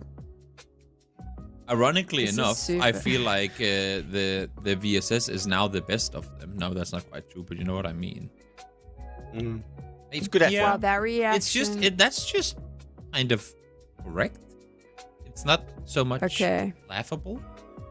So no one laughed. Factual. That was I like like how it. you both It's tried good. to find a positive. Yeah, I like the positive. It's not funny. It didn't make the talent laugh. It Sorry is shooting to beans. It's true. Bias It's fun. Amoran. I like it. I like. Stop backing. You didn't laugh. Let's look at the next one. I can like it without laughing. That's funny. Okay, there we go. We got a giggle. Well done. PJ Fry, we like it. We like it a lot. Good job. Okay. Let's go Rob better. shooting with a shotgun as well. So PUBG. Let's true. let's get the next one rolling.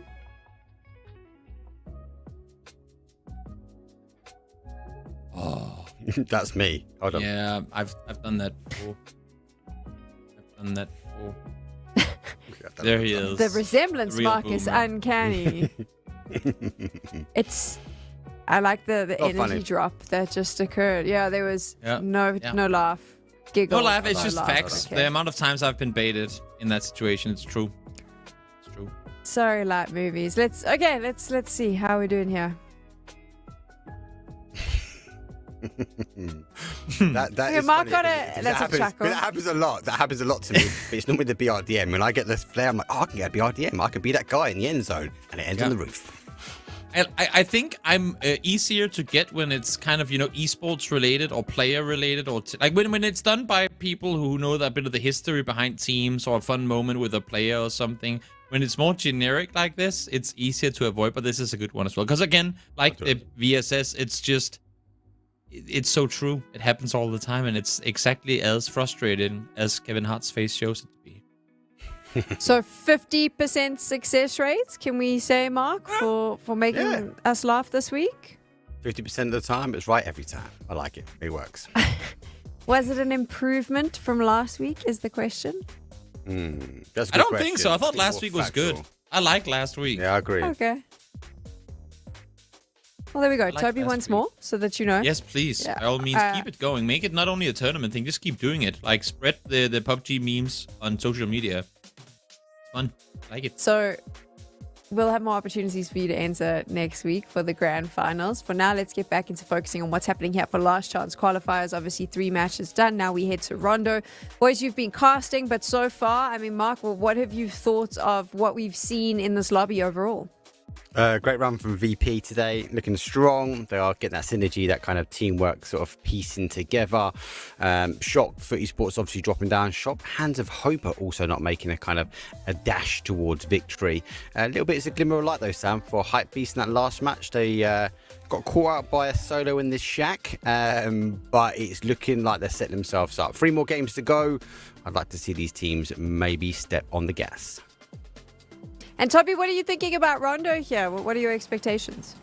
Hopefully anywhere but Stadium and Neox Factory is my main hope, because this map, as big as it is and as not always easy to play as it is, given how some of the terrain works out. There's actually some really fun areas of the map towards the north and the northeast that we've just really never get to explore. So by all means, game, please give us something new, because there's a lot of fun areas in this map. We've never been there. What do you think the pace is going to be, Toby, for this particular matchup? I think, and that's just kind of Rondo in a nutshell. It's very Miramar-esque in how there could be early fights, but if there aren't, then we won't see a whole lot of action for the first couple of minutes. And then, as quiet as the early game can be, once you get that phase 2, phase 3 shift, you're causing so much chaos because there are only so many compounds in circles, assuming we don't have a big city in play. And so many teams are going to try and jump for those and cause all those 3rd, 4th, 5th party fights to take place. So I'm expecting a somewhat quiet early game into a very chaotic mid game, and then Southern Circles a boot. There we go. That Southern Circle's just popped, so I think it's time for us to hand on over to Kylaris and Avenger, who are waiting to take us into game. All right, yes, we've got Rondo on the cards, and Martin, I know you like your condos, but do you know what I've got in my hands right now? A bongo. It's a bongo. No It's time for Rondo. Amazing. And this is why we only have this map once per day. Otherwise, it would be too silly. But yeah, what a great circle to start things off with here, especially with the teams, James. When the plane starts south and we get a southern plane path, they have a huge advantage. They have a minute and a half advantage to loot more, to get into better positions. And with this circle, with how many pillars there are, how much river there is in play, like getting those prior positions around where Hypebeasts are just super crucial to lock this down. It's just amazing here. But this is definitely, I feel like, the last chance for Hypebeasts to get a home turf circle advantage and get one of those big games to put themselves into the top 8. Well, yep. There's an opportunity, definitely so. I'm impressed with the bongoing. Oh, I'm totally out of breath. Yeah. Oh God, there was so much effort going into that bongos. But no, maybe we can pull them out another day. For the second run back for some reason. But yeah, for Hypebeasts, let's see if they can get something done. Of course. You were mentioning to me whilst we were on the break, though, how Virtus Pro, big step up from them today, Martin. Yeah, for sure. I mean, they're on 60 points now, meaning that they got as many points so far in half the games that they did in the entirety of yesterday. Mostly off the back of Nixie. He's actually the top fragger of today. 13 kills in 3 games, you know, taking 13 of the 30 points that they have been able to get. That's actually very impressive here for him and the boys. So them also having a big step in, also doing this really wide split down from Yulin and going south. They want to get a prior position inside the circle here. Again, the big thing is, though, for me, because Rondo's so big, because you have so much space, you have so many compounds, often and more often we see more teams splitting, you know, 2-2 splits, really split, especially in phase 1, and especially with how this circle is, with the water being on the western side. And that's really my question for VP going in this early, and for Hypebeast, what kind of splits are we going to see of those two? It's pretty easy to hold on to a side of Hongshang, but you, as a home turf circle, for Hypebeast, you also want to be, you know, having maybe 1 or 2 or 3 guys out in the compounds around it to lock some of those spots down in case it goes, you know, further west or further east from where it is, because they're pretty damn central right now in the current zone.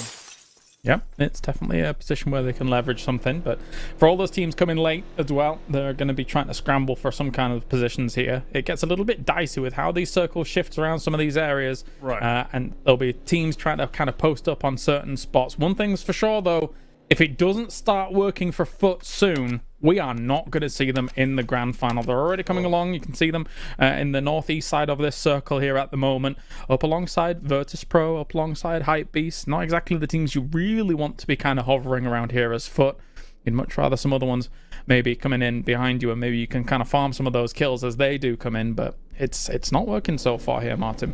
And yesterday was also a difficult game. Like, I mean, in general, how everything played out. Jogo Bonito obviously getting tons of points from that, but Foot yesterday on Rondo did not have big success either. There are 2 points for them. So again, as I said earlier on the desk, like, it's very circle dependent. As we see Timo on a camp here, could be Takis getting knocked out of the car, but he's able to divert.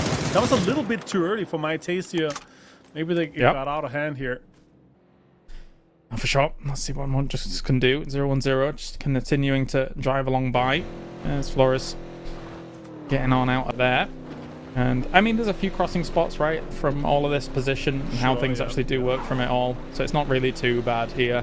It's not like our good old moments of Erangel, where there's only 2 little crossing spots. Although that being said, as time has gone on for something like an Erangel, right, there's been so many ways you can actually make that crossing occur. And well, even going for a dip. Is he out? No, it's back wheel, it's rear wheel drive, so it's actually gonna survive. But I did not expect it to go like that. You can go a little bit further north and actually come over quite fast too, but Target made it work. Not a lot of gas on it. I see just a sliver left on that one, so they might have to get over to Global Army quite quickly here. Jogo Benito so far, as you said, you were quite happily, surprised with how well they've been able to do when they're not hot dropping. So them being on 77 point is great. 0-0 though, right now defending that 8th spot against TMO, who is 14th. They're far behind. They would need massive games, as we see Target's taking tons of damage here for Bad Boy. Yeah, I think they realize as well. Obviously, guys, if we're actually going to qualify into the finals, we need to start blasting. We need to shoot at everything in every game from here on out, see if we can actually make something crazy happen. Because obviously, yes, you might only be 22 points behind right now, but there will be a moving goalpost as the day goes on. So, bit more difficult, bit scary. And for Sparta, what can he do here? Is he's going to maybe charge up a nade? Shot sawn off, but that's not going to work at all. CCNX goes for the drop shot, instantly takes down Justus, and now Sparta is up against this position. There are some off angles here for TMO to try and work with, but they're just a little bit further away. Oh, good shots. I don't know about this, mate. I do not know about this. If you're going to start blasting, you need to blast and shoot those, hit those shots. This is going to be, tuck and tail and getting out of here. I think maybe you can try and come back for some blue chips later on, but even then, it might be dicey. Might be rough here. Definitely different mid-odds, even though we do have Justice and Sparta, the 2-man core of TMO, compared to what we saw them in spring. They got 7th place in the group stage, straight into the final. Always impressed with what they're able to do. But that was also on the hands of Nedex. But I would say with Bad Boy and with Stayed in here, on paper, for me, mechanically, it looks like a stronger roster than it was before. So a little bit sad to see them here in 14th place. They were they were a fun team to watch. It's always good to see new faces that are grinding together in a kind of mixed situation, right? But I should say it's definitely now a waiting game to see, okay, are we going to be able to get our chips? How long are these guys going to be holding us out for? And it's not until we see the next circle pop, and even has to pop far away, before we see any moves here. Maybe Bad Boy can sneak up on them, but let's see how this kind of develops a little bit further. I think it's going to be a little bit more stale than we're expecting, to be honest. I don't really see them pushing this. They need a big game here, plus having decent games in Erangel, so otherwise I would say it's pretty much done for. Yeah, this is the real big thing that kind of adding blue chips changed, I think, about the pro level game, is that technically, if this had been, before that, these two would have took tail, just ran away, and just tried to find themselves another spot in the circle. This time around, of course, though, there's always that opportunity to lurk, maybe wait for a team to leave, maybe get a knock or two, and then try and make a mad dash for it. So it does, well, we've talked about it ad nauseum, actually. It delays multiple teams in certain scenarios from making the next moves, but for 0-1-0, they don't care. They're happy to sit there and wait for next circle move. Yeah, for sure. Checking in on Win or Die here, they have an E pickup coming in on that northeastern side here, and that's going to be coming in as the time as the circle's closing here. That's going to be really good for them. They're going to be able to kind of be reactive based on what they see in the second circle, and in this circle, the second one, when it pops, you're going to have so much information on where you're kind of to go. Usually it's quite a lot in phase 3, but here, because there's so much water, there's so many pillars in play, Tinglong Garden still in there, so much land ratio and effect here that they're going to be able to make a decision while still in the air, which is awesome. It's why Hongshan's been so important in these kinds of circles, right? Yeah, Hongshan's been really crucial, because you have so much water so close, and actually going, I would say, the most friendly kind of circle we can get here, because the teams on the western side now know, okay, not in this circle, we're going to get a pop next, but in 2, it's going to go away from water, so it's going to be a lot of congestion on the eastern side of the circle here, and all the compounds are going to be locked up quite soon, I expect.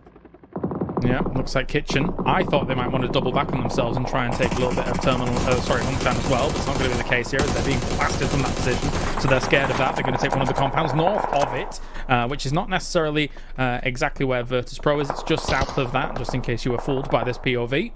And at the same time, though, the Mouse was also knocked by Nixie, so they are close in those compounds together. Yeah, Simon, surprised to see how well Simon's able to do here in the last chance. Honestly, well played by him in many situations. Mechanically, he's actually been like one of my standouts for one of the more kind of unknown players compared to what we're expecting for a player compared to like Nixie.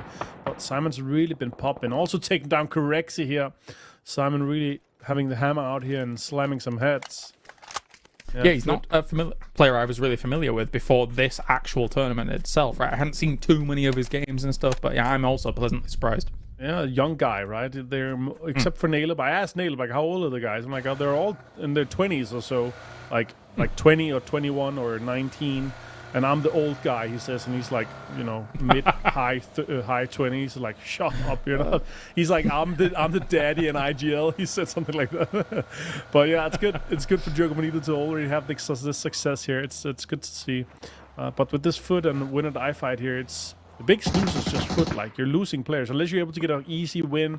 You're able to loot them up. It's gonna be difficult to really capitalize on Winner Die dropping on you with the amount of points that they have. 82 already.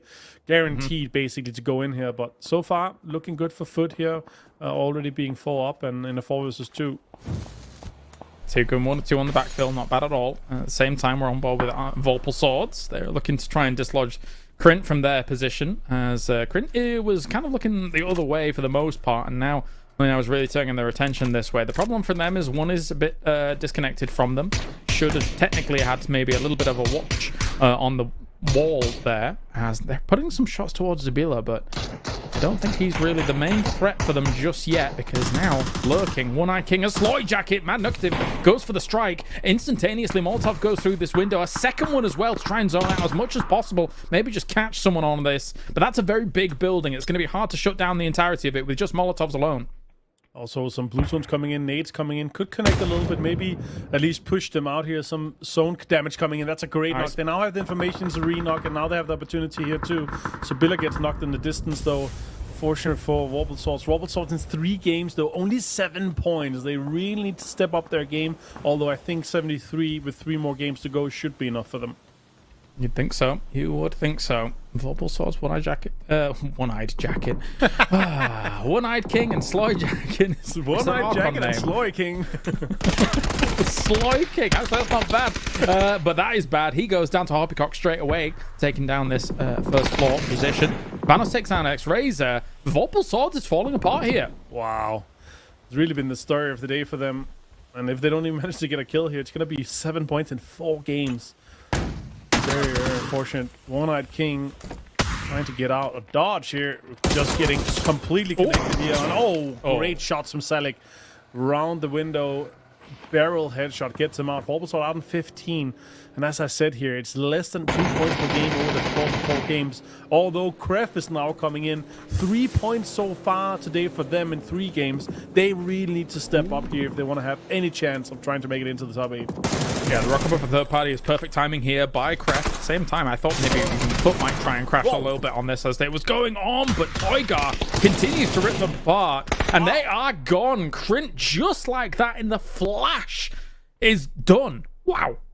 Yeah, I mean, Kref with this, they doubled their points in the day, more than doubled, just with these 4 kills here they got. So if they're able to roll up the high morale, this would be great. Bucky Lower, though, gets down Foot. And 80 going down, and a Panther foul straight onto Copy. Ketagon down 2. Big fight here between 2 teams that are fighting for survival. Scav finds another one. It's a 2 versus 2 currently. Foot needs this. Foot needs this game. They need to keep their hopes alive with all of it, but T-Bone is also down as well. Cappy completely flushed out by Fuzzface. Scav, really the only remaining member here to try and push on against all of this, but it's not going to work out. Foot is gone again. 13th place. It's another disaster for Foot Esports.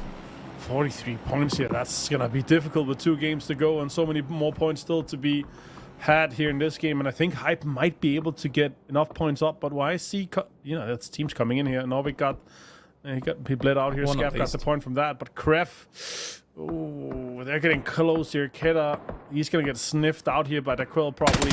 That's one, and that's Hypebeast down to 2 here. And the 4 points being 2 left alive.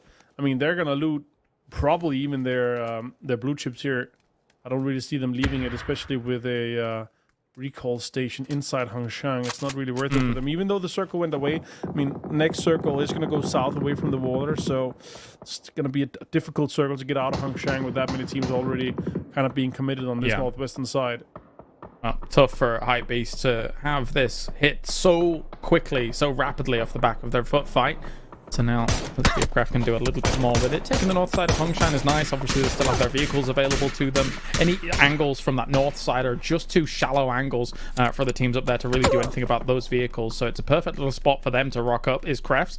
And for Hypebeast on the other side, I mean, they're stuck until Kref really makes a move, to be honest. Yeah. Unless they kind of try and disengage in a southwesternly angle. But even then, you're going to be open to some other teams.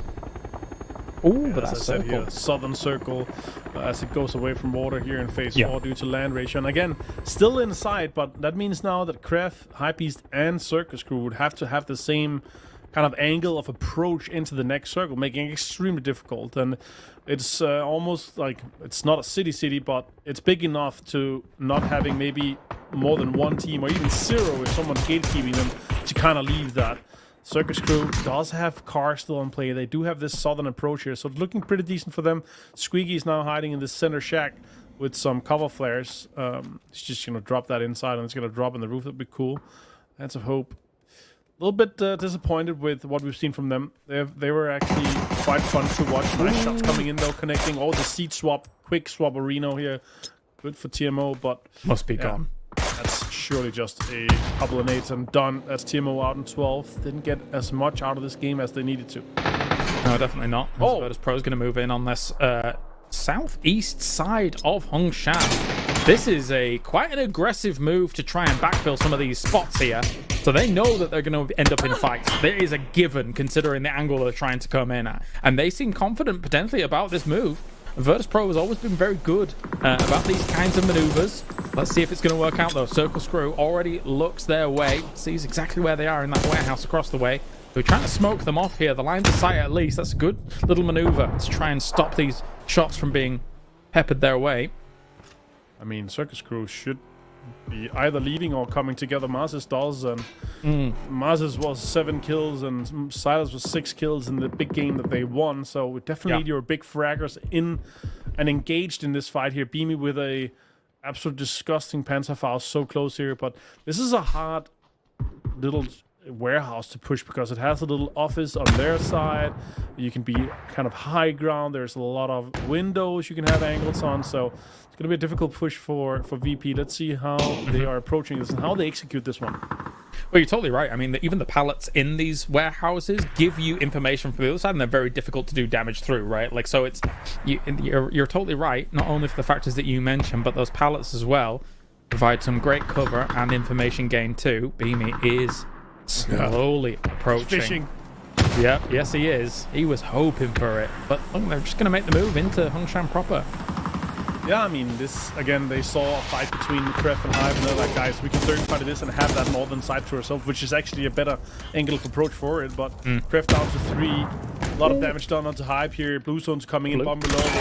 Damage done to him. Kref takes him out, and Hypebeast out in 11th place.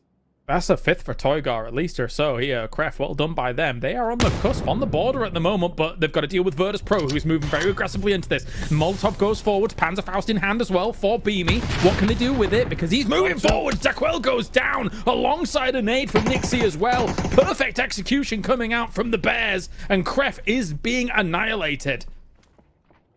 Sub Ocean, yeah. Can he maybe get a flush and get another point for Kref here? More than tripling their points in this game with the 7 kills. Toygar's game of today here, massive for him. But Circus Crew now taking position with this open spot kind of going away. Squeaky opening it up a little bit for Circus Crew. A little bit unfortunate for them to lose a player here. They were 4-man strong. Yeah. He went out early on, and Squeaky maximizing the amount of points that Kitchen has here. That's huge. One more point for them, 11.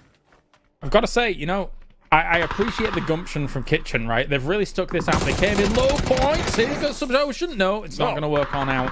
Virtus Pro completely takes him down. That trade, very important for Virtus Pro. Get Beamy back up. That said, though, hey, Circus Crew is still here, still making a move on this. Luck Rooks with pants on hand that didn't go off. Silas gone down, though, but what's Circus Crew going to do here? Are they going to go for precision inside the circle and maybe try to dislodge Squeaky a little bit? I think VP's just leaving. Look, I don't think it's worth it, but Bushido's waiting for the Circus Crew out on this side here. That's great information, though, for Virtus Pro. Now they can play this a little bit more slow on the eastern side. Yes, they can. Yes, they can, because they know Circus Crew is kind of desperate when it comes to making moves, when they see a little mad dash through to the middle, like that. Same time, Yoga Benito going up against 0-1-0. Nades connect forward. Simon's going to retreat back from that. Virtus Pro with more kills as well, shoring up their defenses in the top 8 here. Yoga Benito goes back to Res Kristalny. Let's see if 0-1-0 can do anything more about this. They're being quite aggressive on this push forwards, trying to dislodge Yoga Benito quite quickly. Oh, and even taking down Halo. That's a big scalp to take. A second one as well. Simon goes down. Oh. They're absolutely brutalizing them. This is brilliant stuff. Yeah, massive play here for 0-1-0. Just Kristalny left now at this point here. Nixie also getting a little bit. That's Jogo Benito out here. 0-0 really getting the points they need here. Defending that 8th plus. Actually spotting in and jumping above Hive here. Hive do have a great position behind them, and they could third party, but this is an aggressive push for VP. I like it. They saw the knock. They know that they're potentially hurt here. Great utility committed. Didn't connect, though. That could be great. Too far. This is also too far. It's not quite going their way with these nades at the moment here, Martin, but they're going to try and go for a little bit more. He saw Tarkus' head there when he peeked over, so Nixie knows exactly where they are across this little ridge line. So there goes some flashes. A little off angle of Kurexi. It's not really able to help too much just yet, only if they actually peek on over to be aggressive against Virtus Pro here. Yeah, Beamy low on like back just a little bit here. Nice shot, Kurexi here with the MK6X. Might be able to get the flush as well, actually. Bluestone's being committed, Stun's being committed here. They're sweeping on the eastern side now, on the northern side coming, jumping around on that, and maybe trying to get this kill confirmed. With 8 kills already and 6 guaranteed, that's 10 points in this game too. Their consistency has been really strong so far this tournament here, and this tournament day to day. 10 points average so far, and continuing that in game 4. Wow! Yeah, really. This kind of play, great stuff by Nixie once again. Another on the board. It really strikes me as a, okay, well, we need to sweep. We're not going to get a central position. Let's see how many kills we can get as a 3 here. Already with the 8 on board. 0-0 should be kneeling soon. Another spray goes through. It is perfect from Beamy. That's another 3 kills to their name. 11 here in that top 8. We doubted them. We said we need to see big things from you guys, and that's what we've gotten so far today here. That's been an 11-point average so far, and still alive here in game 4. Top 5 guaranteed, and with what the spot that they have, they might be able to get a fight with Hive or Bushido later on.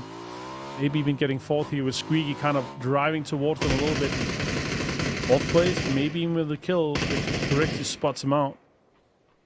Few more smokes for Squeaky. He's keeping himself alive. All right, yeah, let's keep going, Squeak. Yeah.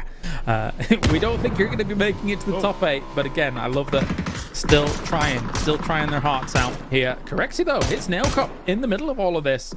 Who the scary thing for me is for Bushido and Virtus Pro, Hive has still been quiet as Virtus Pro gets another one on the board. Hive is just waiting to strike here, Avenger.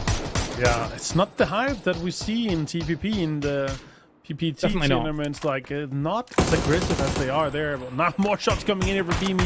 Dislodging Bushido, taking Medibay down. I don't see them winning this. Stolen, but I don't see them win this, but they have gotten so many points already. 16 guaranteed for them so far in this game here. Massive, massive day for them. Nixie's trying to hold on this north side, and he does know where they are, so he goes for a spray here through some of the foliage, realizing that Hive is still lurking around, and they're kind of very constricted into just one spot at the moment. When can they strike? When can they have an impact on a lobby like this? As Hands of Hope is also seeing them from far away in that south side. So I said, when can they strike? I'm not even sure if they're going to get a chance to strike if the circle shifts away from them, Martin. I don't think so. Bushido trying to get this res up here. Shots connecting actually quite a lot again on Bushido. being down to just one player here, I mean, this is the time for Hands of Hope to actually overtake this position and even peek on the western side against them. They might be able to get the rest here. A new smoke going out. They might be just thinking, okay, there's one smoke that should be there. Hero finding Nixie. He was overextended. He was going up on the higher ground here, so that's very unfortunate here for him to lose his life. Does feel like there's going to end up being a road versus road side situation here. Dante knocks Beamy. This is going to be eventually the end of Virtus Pro, but they've done enough in a game like this. He's going for a res while this is going on, and Hive is going to use this opportunity in perfect fashion to try and shut the rest of this down. You know that over in the distance by that Pico is where that knock is, and from there they're going to shoot a few shots this way, try and shut down Correxy. He's gone. It's up to Beamy now to really do everything with this. Shido got all reses. Like, this is a misplay for Hands of Hope. They should have stolen the kills, gotten something done here, but too passive for my liking. I would love to see them really showing their aggression, really taking and asserting dominance of that side. They have the circle, and they should be getting the points as well. Shots coming in here. That's a Panzerfaust in the hands. Look at that. Surprise. Oh, never mind. no. Beamy gets 2. Beamy, no He way! gets 3. No, He gets all 4. he's done it! What? What? I can't believe that. That was just insane. Beamy just the best player in the world, I guess. We've been shouting at them. You are a world-class team. Where is that in this tournament? And Beamy just plays an absolute blinder, wall to wall. What on earth did we just witness? I said, when was Hive going to strike? Never mind. Beamy bites back. What a play from Beamy. Now Hope and Bushido are fighting here. Beamy, I mean, now Hope should be considering, what are we going to do here? Should we just try to get this fight done? He might be able to get one more placement point, maybe even more kills here if someone doesn't stop this man. What an insane play to dominate all 4. I would love to hear the comms. Hopefully they share that at one point. They're just like, you're insane. You're insane. You're a gamer. You're a gamer. You're gaming right now. Yeah, no, that's nuts. But back to where you were talking about for Hands of Hope going up against the Bushido position, right? I mean, even if you didn't want to peek over, just send some nades over into those trenches across that roadside. Could have worked on out, but now they are striking. Hero already takes down Metabay. That's going to be one for him. Celtic is the last one alive. This should be Hands of Hope, unless Beamy pulls it off again somehow, but that's going to be insane if that happens. Hands of Hope should have this down handedly. This is exact Virtus Pro that we were asking for. Where were they in group K stage? damage. Where were they in the first day of last You've done chance? enough. It's denying. You've done enough. Just denying. Just absolutely smart play here. Hands of Hope, not close, but 16 kills here for VP, and that's a qualifying game here, James. Spectacular scenes here from the last chance qualifier. We have been hounding them. Where is this Virtus Pro? Well, here, match 10, Rondo. I'm going to get out the bongos again for Beamy because that was bloody fantastic, Martin. Oh. I mean, this is the reason why he got the second most kills. 34 kills in PGC 2024, only beat by 35 kills, so he was even close to top ranking that. But 8 kills in this game, single-handedly eliminating Hive. And it's not a bad team. Like, they pushed like they were gonna try to get him out, but he just dominated. He put the hammer down. What a great play. One of the best players in the world, undoubtedly. That got me warm and hot and bothered, that did, Martin. What a play from Beamy. What a play from Virtus Pro. Of course, congratulations to Hands of Hope for winning this game out, but the show was stolen a little bit as we now hand it back over to the desk to talk about our one Rondo of the day. Thank you so much, Kylaris. And of course, I'm going to echo what he just said. Congratulations to Hands of Hope. But Virtus Pro is the topic of conversation here. Again, I'm just parroting Avenger and Kylaris. But Mark, where the hell has VP been? Where the hell has Beamy been? This is what we've been talking about. This should have been what we were seeing match over match over match during the last chance qualifiers. Just laser focus, right? Let's just break it down. They pushed over this way, the right play for 0-0 Esports.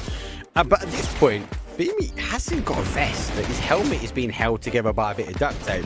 And yet, a complete push comes his way from Hive, and he just dispatches the squad like it was nothing. It was insane play by them, and that should be securing VP spot. I mean, I think it does, Toby, but also the Beamy performance kind of highlights the narrative that's been on the desk throughout the last chance qualifiers, which is this is the level VP can play at, right? Yes. I mean, we know what they're capable of, and it was only a matter of time before we would see them do something along these lines. I was going to make a joke about VP hibernating because they are polar bears, but then I googled polar bears, and apparently polar bears don't hibernate, so that doesn't make any sense. But nonetheless, great to see them in form. I still, though, as great as this was, and as incredible Beamy is mechanically to go out and get that 4-man kill himself, I have not seen enough from VP to be confident that they're confident.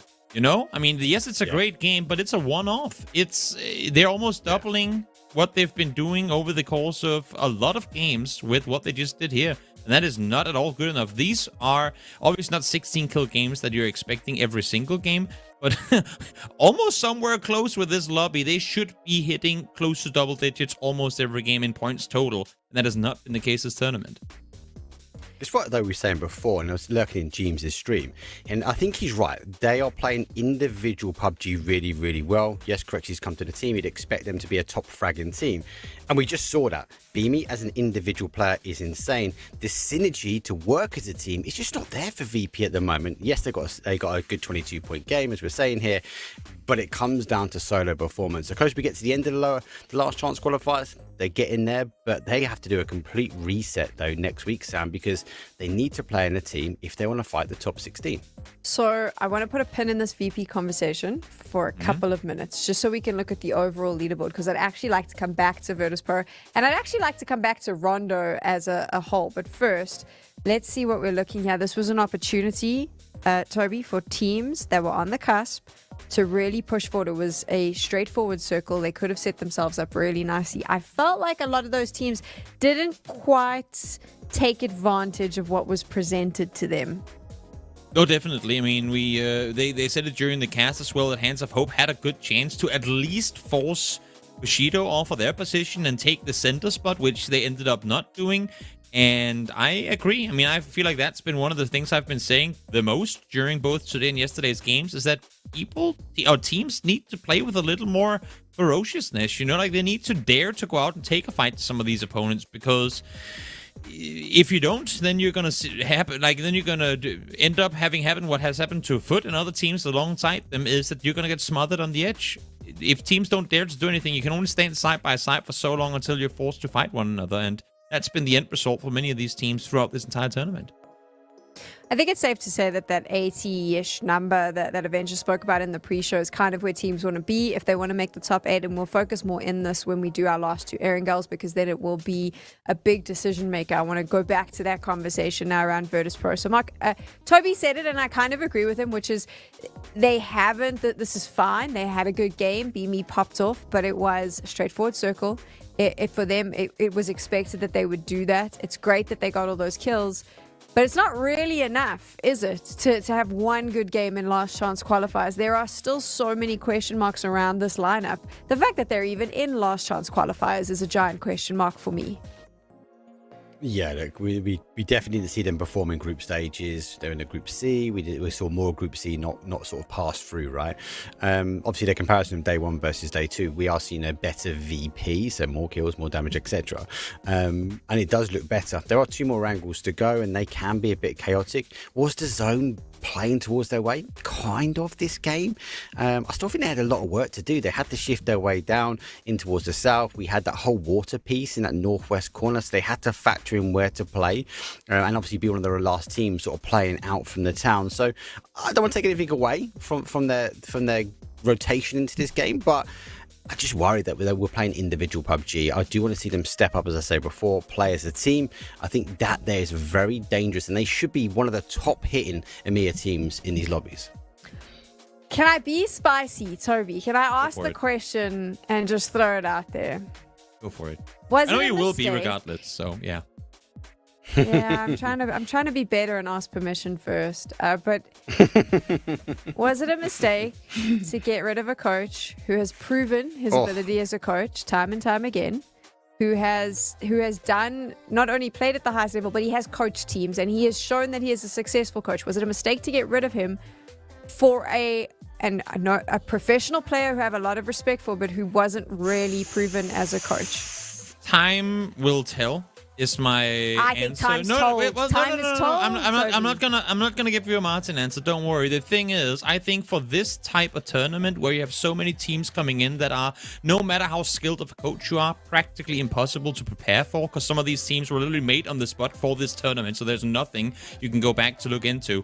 For this type of tournament, it's hard, if not near impossible, to tell whether the or keeping Scum it would have made a difference over now having EBB the main guy, where come their next global tournament, should they qualify for PGS here, should they make it to PGC and they then fall apart, then I will say yes, they should not have let him go, because that's where, in those type of tournaments, that your coach, especially the likes of Scum, could really play a big impact. No, you're not getting away with this. No, Scum is a great coach. Ibby's just as good, guys. Like, his relationship with Nixie is so strong anyway. Yes, they've made some changes. It just comes down to team play. They just not got the synergy. I don't think Scum's a get-out clause for this one. I'm sorry. VP should be performing better. They're looking better at the moment, and they are going to be making their way to a global stage, surely. My only concern with this roster, looking at this, because yes, they got a 16-kill game, and it was amazing, and that's probably what people are going to remember them for. 14 out of their now 20 placement points over the 11 games they've played so far came off of 2 games. They've gotten 6 placement points in 9 matches. Hello there, doll.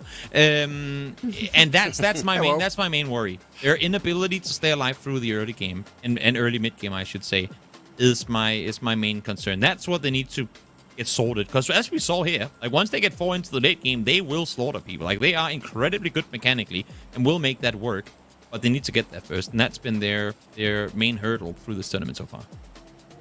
For sure, Mark, and also, I mean, I'm just saying I'm concerned about Edie's experience, not as a professional player, but I think coaching is different. Just gonna say it, but who knows? Maybe you're right. Time. Both of you are saying time. I like to cause a little bit of drama early on, so I'm throwing it out there. I tell you what, let's talk about Erangel now. Only 2 games remaining in the last chance qualifiers. What do you think of this playing path, Mark? Look, it's a pretty straightforward with a southwest up towards the northeast. Most of these teams will be able to get to their prio spots. Some will have a little bit of an extension where they'll go for their cars. We look at the likes of like Hive, etc. Win or Die will try and go towards that north, try and push a little bit more towards shooting range Cheverny. So a good flight path, but I do fear, because this is the penultimate game. We only have these 2 last games, and teams like FUT Esports we see now need to be aggressive, and we saw from the other side, Corinth tried to hold them out. So good to see Ainty's back on this north side of the water. You know what? Stop talking. Start game. I think we should do that, Kalaris Avenger. You should start talking, actually. Yeah, all right then. All right. And Mark said it best. The penultimate game. The grassy pastures. 2 more chances to get yourself in that top 8 Martine. Yeah, and it's already looking pretty damn stacked at the very top. 3 points separating 5 teams here, and then just 5 more points from Diogo Benito down to Wobble. So it's, even though these 2 teams arguably had some of the worst candidates today, we talked about it, we said it, you know, they still have a 14 and 19 point buffer down to 0-1-0. A lot more teams on the other side, though. A 3-way tie on 50, 47 on Hive, 44 on FUT. Still very doable. But right now, I would argue Hive and 0-1-0, that's the only 2 spots that's up for grabs for the teams that's chasing. It's looking rough, looking tough. As for FUT, we only have the 2 cameras. It's full lock-in mode now. They've got to get themselves on the road again. Big split from them, obviously, taking that west side of Military Island. And 80 even over toward Ferry Pier as well. Nice and quick.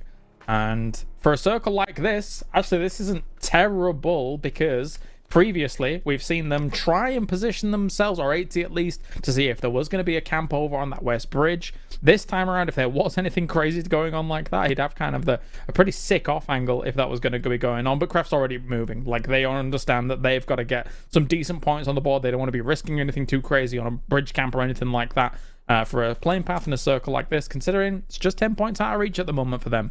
Yeah, for sure.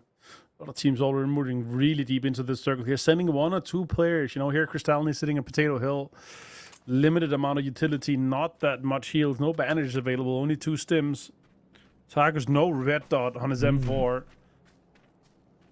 So teams really focusing. 350 spare bullets though, that's absolutely I was going to say. I mean, reload even, so he's going to have almost 400 bullets in those 2 guns alone. So that's going to be plenty to shoot at. But yeah, to Krafton already trying to defend. I mean, you can see on the eastern side now, Jogo Bonito backfilling this, but also 0-0 doing the same. So could be an early fight here for terrain that might not be high priority.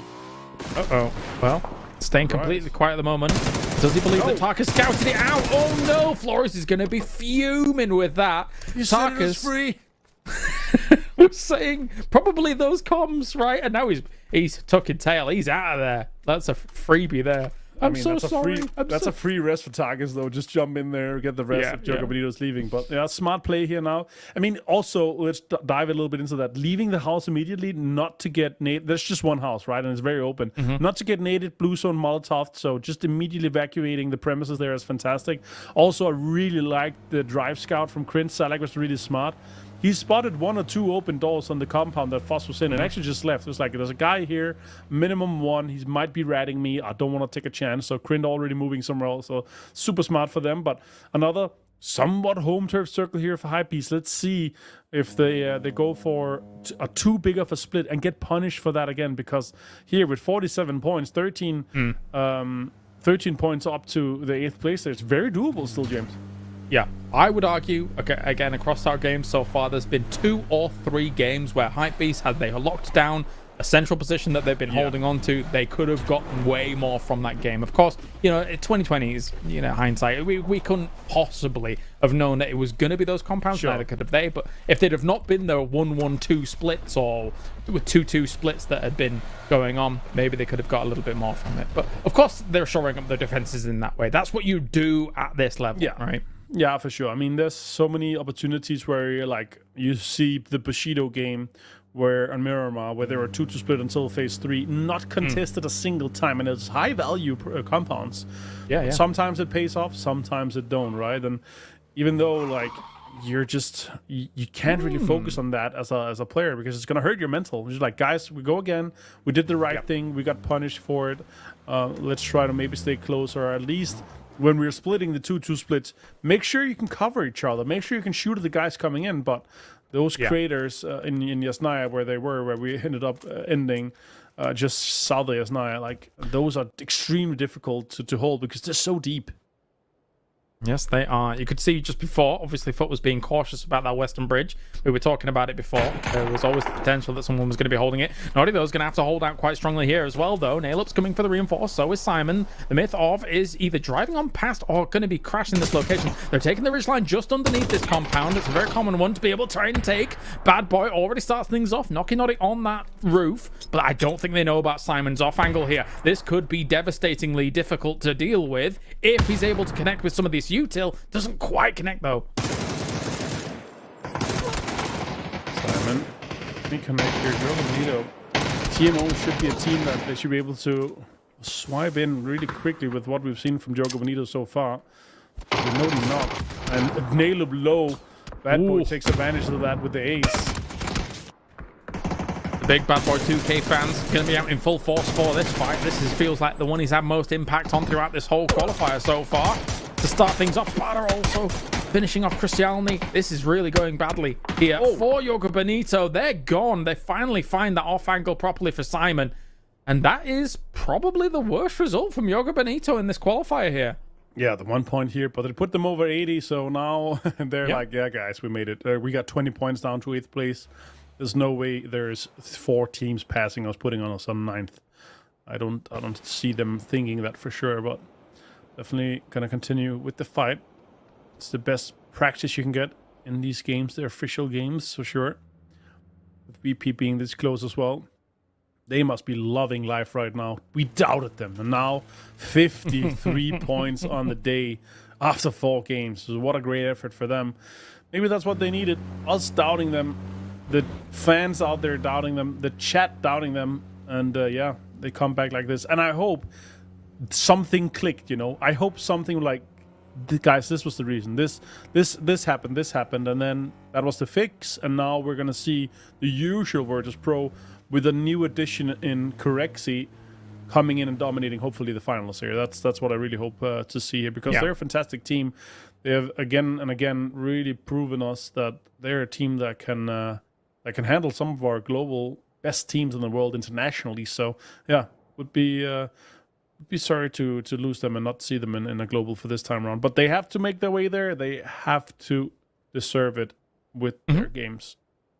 Oh, yeah. I mean, if you think about our 3 days, this should have been at least... 4 days now, I should say. This should have been at least 2 of those days, not just one, right? Yeah. A result like this Sure. for them. Regardless, though, it's good stuff. It's good to be seeing them in that final. And we'll have now Win or Die probably also making their way on through to see what they can do. And not too surprised in the slightest. As you can see them on screen right now, this team has always... No way. Red zone. Oh my god. Oh my god. I know that feeling. It's not something that's great. But yeah, I haven't getting been hit knocked by the red zone for a long time, actually. Have you? I mean, I know, but I had 2 players in PNC doing it, and I absolutely lost my balls from it. But yeah, Getrox might be able to get saved here. Surprisingly, the car's not hurt. I didn't really see if it was inside the car. The explosion was next to him while he was driving, but it wasn't a direct explosion. Otherwise, he would have been fully dead. Next circle pops here. Second circle is obviously close here, but with Bombilo and Hypebeast being right here, that's a western shift, really going far. All the teams are setting up. Look how many people jumped in the car, starts moving already. Half the lobby is just like, okay, now this is the plan. They've already set up ideas and plans for if this circle goes here, here, and here, this is our plan. And now they are following that through here for the majority of the teams. Well, the Win or Die, the red zone blessing. They get knocked. There's nobody around them, and then the circle shifts their way. Coincidence? I think not. But no, they're doing all right over in Rozhok at the moment. Almost sound like Frost there. Yeah. The crate predicts it normally, but this crate's miles away in Milta, so probably not the case. All the swords chasing Kref a little bit here. Oh, could get nice shots in. One-Eyed King. Oh, One-Eyed Jacket, I should say here. And now Kref is really dispersing it. That was great. I love that. One-Eyed Jacket. What is that even? Jackets have eyes now. And Super Ocean is gone to the One-Eyed King himself. Great for Wobble Swords to get this thing going again here. They had such a great day one. Would be a sad sight to see them really, losing out here, but it was almost inevitable the amount of points that they had. So even with the pretty bad day they've had so far, and now we have some rotations here, but not the good kind. The ones where you're like, as it happens. And Kref actually with 3 guys. VP might... Nix is not close enough. He's not close enough and they're going above the dog shack, so they're going to be completely fine here. VP greedy though here with the... What? BB hit that? Okay, he's just the best player in the world. From that distance... He's gaming today. It's 300 meters. I wrote him, by the way, today. after the 8 kills Hive 1v4, I wrote him, "You're insane." And he said, "It's the only good thing I've done." Well, I mean, they've done pretty well today. Let's put it that way. Okay, it's not the only good thing he's done, but yeah, I mean, that is, even if that was the only good thing he's done. Talk about a redemption arc, right? Like from what we've seen in the previous days. But Nixie's lurking. Nixie, this should be an easy one. Goes for the spray, perfect stuff. Togar goes down, kind of crests the hill a second too early there for him to get a double, and they're going to be running on away. Oh, go straight again. They hear Bob as well. They know it's the second team. Oh, he's super low. Didn't get him though. Now Kitchen starts shooting, connects quite a lot. Justice also hitting a little bit here for TMO in the distance. Now Kref is just... They're just driving around here. This is just 1 free point driving around. He's couple HP, Sarir's, and he has to figure out, what do I do? What do I do to survive and maybe get a point or 2 here? But Kref with 50. They were one of the teams, if they had a good game here, James, that could actually jump into the top 8. So a little bit sad for Kref with how bad of a bad day they've had so far. Yeah, bear in mind, they kind of were comfortably in the top 8 at the start of the day. It's really not gone their way at all. Levante here taking down Celtic. Start things off against Bushido, has moved in the north side of Rozhok here as well. The problem for Bushido is they came in later than Win or Die at this point, and Win or Die has taken up residency in a good portion of Rozhok, so they're going to have some decent off angles. Levante, though, gets blasted by a nade. He's got to get to safety a little bit. Blue zone nade forward. Second one as well. Wait, that was the air nade! That's crazy! He hit that bird nade like nothing. And oh my god, the blue zone to follow up. Tons of damage done here. Win or Die really just laying the hammer down on Bushido. And funnily enough, it's 2 teams that are already qualified at this point with the amount of points they have. So It's awesome to see these two top teams fighting currently. Winner looks to have the upper hand here, though. Mate, we rarely get to see those vert nades actually work. Brilliant stuff here from Levante. Really good predictive skills. And now another double blue zone goes in from Hello My Bad. Crossberg did come around the corner here. Takes down Levante. Gedrox takes down Nailcub. Crossberg trades Hello My Bad out, though. Gedrox continues to try and put on some pressure against all of this. A little seat swap through. Tries to get away from the angle of Bushido. Sees him on the other side of this car. Goes to the spray. Hits a few shots. Not bad. Crossberg down low. Gonna have to go for the heal. Surely there's a little bit of an angle on this. Goes for the nade forwards against it. Tries to peek around. Crossbow takes Gedrox. This is all crazy. 4 HP survived that layers. Last player has to come in and try to make something happen here. Winner in absolute shambles. Surprised that no teams have really tried to take advantage of this spot. Shots coming in. Layers. He gets the job done. Winner getting all of it, but now they have to rest. They have to try to maybe get a recall done here, but still tons of points coming their way for already guaranteed team. EP, great nade coming in for Correxia, taking 2 players down for 0-on-0. This feels like anything but the end of a day. Oh my god, Virtus Pro. They've turned it on. They're back, baby. They're back. They're just killing everything. And they've taken over apartments in a circle like this, Martin. Yeah, now I think they doubled their points compared to yesterday in just almost 5 games here.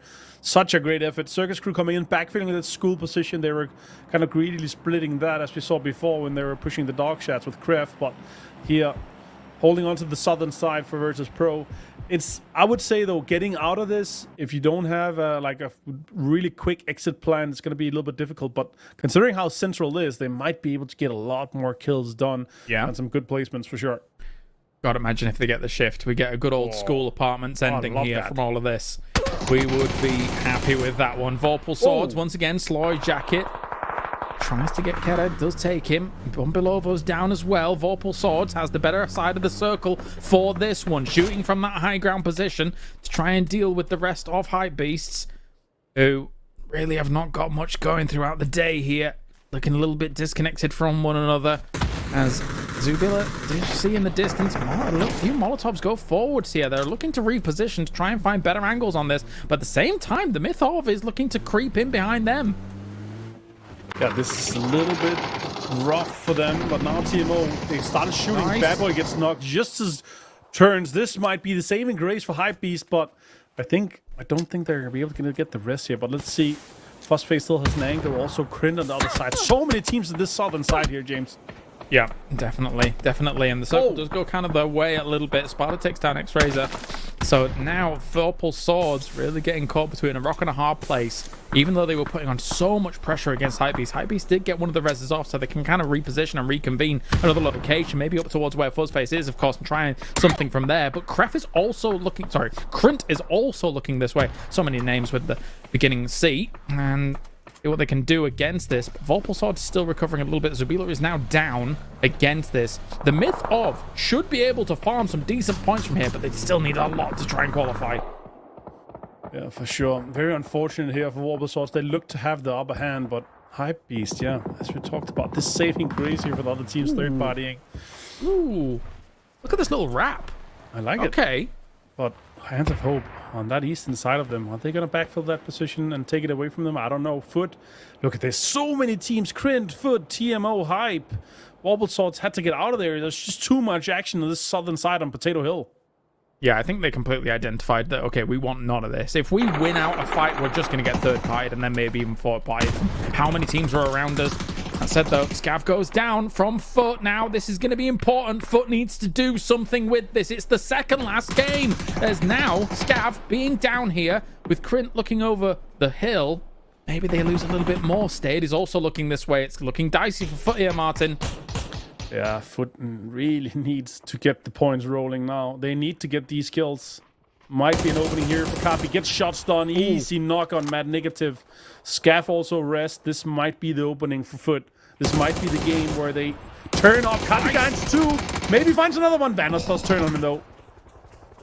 Could have almost been a three-piece there for Kapi. That would have been a star performance. And Krint goes down as fast as that. They've got to now recover their man. They've got to make sure that they can kind of quell any potential threats that come their way from state, but it doesn't look like it's happening. It's going to be Hypebeast that's going to be the one to push that way. Hypebeast really pushing this aggressively. They know they saw a knock here, but now with them opening, they don't think there's going to come a team in here like this. And there's 2 free points coming in the middle with absolutely no loot. Copy finds phase 2. That's massive for them. Huge game potentially here for Foot. Huge game potentially for Cappy alone, never mind Foot. I mean, he's being able to pop off quite nicely. 80 finishes off Fuzzface as well. It's all on just Keta alone to try and do something against this. Down at the bottom. At the same time, though, Circle Crew is going to be moving into the back of Win or Die here. Just down the hill a little bit. 80's down. This just never ends, Martin. This is just constant 100 miles an hour. Yeah, so many teams just third-partying on fourth-partying. Now I've got shoot shots on Gopher, finds Scaff, and it's just been such a sandwich, a burger for so many teams here, and the last team to come into third party here, Circle Crew really benefiting, even though they don't need the points. That's Foot out in 11th place. Crazy to think that's 11th place after everything that was going on through this game. Not only a burger, a smorgasbord of kills going left, right, and center. It's Virtus Pro once again going absolutely radio rental. Hive is down in a flash. This is 10 kills for Virtus Pro. Where have they been this whole tournament? They just turned up at the exact time that they needed it. Perfect. Win or Die to go out in 9th place here. We saw some respawns coming in, some recalls from it.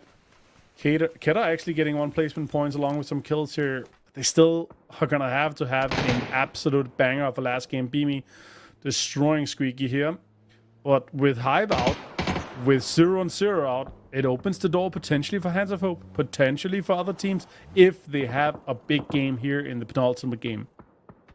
Yeah, for Hands of Hope, you'd be desirable, or desiring a position where you can just kind of sweep in on this east side and kind of clean up whatever's coming in from that south. At the same time, though, I don't think anybody's rivaling Virtus Pro's position for this game for quite a while now. I think they're going to take command of a lot of this circle. Of course, it is slightly downhill from where some of these teams are, but if it's Virtus Pro, I think they're going to clean up the rest of the kitchen trying to get in here. And they are 13 kills deep with 20 still alive, Martin. I can't believe it. Yesterday we said, you know what, they should be getting triple digits in this lobby here. And they come in, they absolutely slam everyone in here. And I would say this one is almost guaranteed for them to get those triple digits. Just 4 more to come their way, and surely more kills are going to come. State goes down though while Silas finds it. Silas also been impressive with. That's a C4 in the hands of TMO. That would actually been pretty good, but Wobble Souls only has 2, and TMO actually has 2 in the compound too, so maybe not the exact perfect time for them to get it. Let's see if Hands of Hope actually starts third-partying this a little bit. We see a repair kit coming in here for Justice. That's huge. 55% reduction on that level 3 vest is massive compared to the 20 when it's broken. Yeah, very big indeed. Get that up and good to go. That said, though, his helmet still needs a little bit of care about it. So maybe he can kind of get a little replacement or get more repairing going on later on down the line. But anyway, Keta lurking, realizing for a Hypebeast that south side was an absolute mission. There was no reprieve from any of the aggression that was going on down there, and Circus Crew moved in from that west side and was able to commandeer the rest of that south side. So really good by them once again to identify that. 2nd place at the moment, 4 guys alive, 5 kills to their name. Circus Crew's been banging things out as well today. Yeah, Circus Crew has a great effort here. Lots of fights coming in here. Timo gets Robot Swords off. That's him out in 6th place, but Nixie opens up on Hope. It's a trade on both sides. Hero finds Correxy too, trying to get the rest in here inside this circle. Smokes are coming out, falling a little bit apart for them here, but Hands of Hope had lots of cover inside. Might be able to get 1 more kill sniffed out, but look at that. That's a C4 rolling on the coop straight down to the team here. It's going to stop on a tree. That's sad. That is sad. That is sad. At the same time, we just watched before, Bad Boy 2K was able to get even more on the board. It must be that $30,000 infantry. I think it probably the big factor from Bad Boy 2K. The fans are going crazy for him, and he's been able to put up some right numbers in this game. He's a great mechanical player, insane indeed. Hero here gets the bleed on Correxy now. 3 players standing on VP, trying to get this fight done so they don't get third party. That could be a good nade here for Lucarooks. Didn't connect just yet. Beamy also knocked. Justice also flushed. Beamy flushed as well. Down to 2 players here in VP, but they had 14 kills. There's what a performance from him these last 2 games alone. Never mind anything else. Brilliant stuff from them. Hands of Hope kind of coming in. I thought maybe they were going to be able to seize control of a lot of the Circle Virtus Pro, but it's not been the case here because Circus Crew has realized how much power they have from the high ground, and it is working out nicely. They have cornered the rest of the lobby apart from Keta, and we have seen Keta do some crazy things in the past. Yeah, he might get second place here. Nixie finds Hero, though. Yeah. 99 points for VP so far. Finds another one here. Hands of Hope down to just one player. They might be able to get more, but no. Virtus Pro, they go down. That's a great effort for them here, though. Ending on 99 points. Actually, they got one more. They got the bleed on Hero. That's 100. That's a triple-digit broken. And remember, they only had 30 points when the day started. That's 70 points today. It's crazy stuff. But unless we can see an unholy allegiance from some of these teams, it will be Circus Crew walking away with it. There's only duos, a solo left to try and deal with this. And look at the barrier that Circus Crew has set up here, Martin. Imagine if we see Keter come in and, third part of the last fight, something crazy, These teams with Circus Crew, they don't need it. Nice shots here. Oh my god, the FAMAS absolutely destroyed TMO. He's a gamer, level 3 vest, out of his mind. And the 3 gear with the FAMAS just destroyed them. Now, Hands of Hope here. It's just Hopage, Keter, and all of Circus Crew. Once again, they're full 4-man going into the late game. Super strong here. They have surprised me so much here, and they've done so well. Oh yeah, they dialed it up to 11 today. Like really good stuff alongside their performance yesterday. Nice stuff. 10 kills on the board for them. Killing spree goes down. It's all on Hope J to do something, but no, it's not going to be the case. The FAMAS will put him down. And all right, Keta. I didn't see. Oh, they saw him! No way! Already? He's got a ball as well. Oh my god! He's gonna blue zone himself. Oh, okay, that's smoke in the hand. He's thinking here, I'm gonna be able to get 1 or 2 more points. Or he's thinking, I'm also Danish. I can do something like Beamy did. These guys don't need it. Look at it. The car is low. The car is low. He could disable it quite easily. But there's gonna be a pull up 3 gear, and most of them got this is gonna be rough. Silas. All right. 3 stuns too.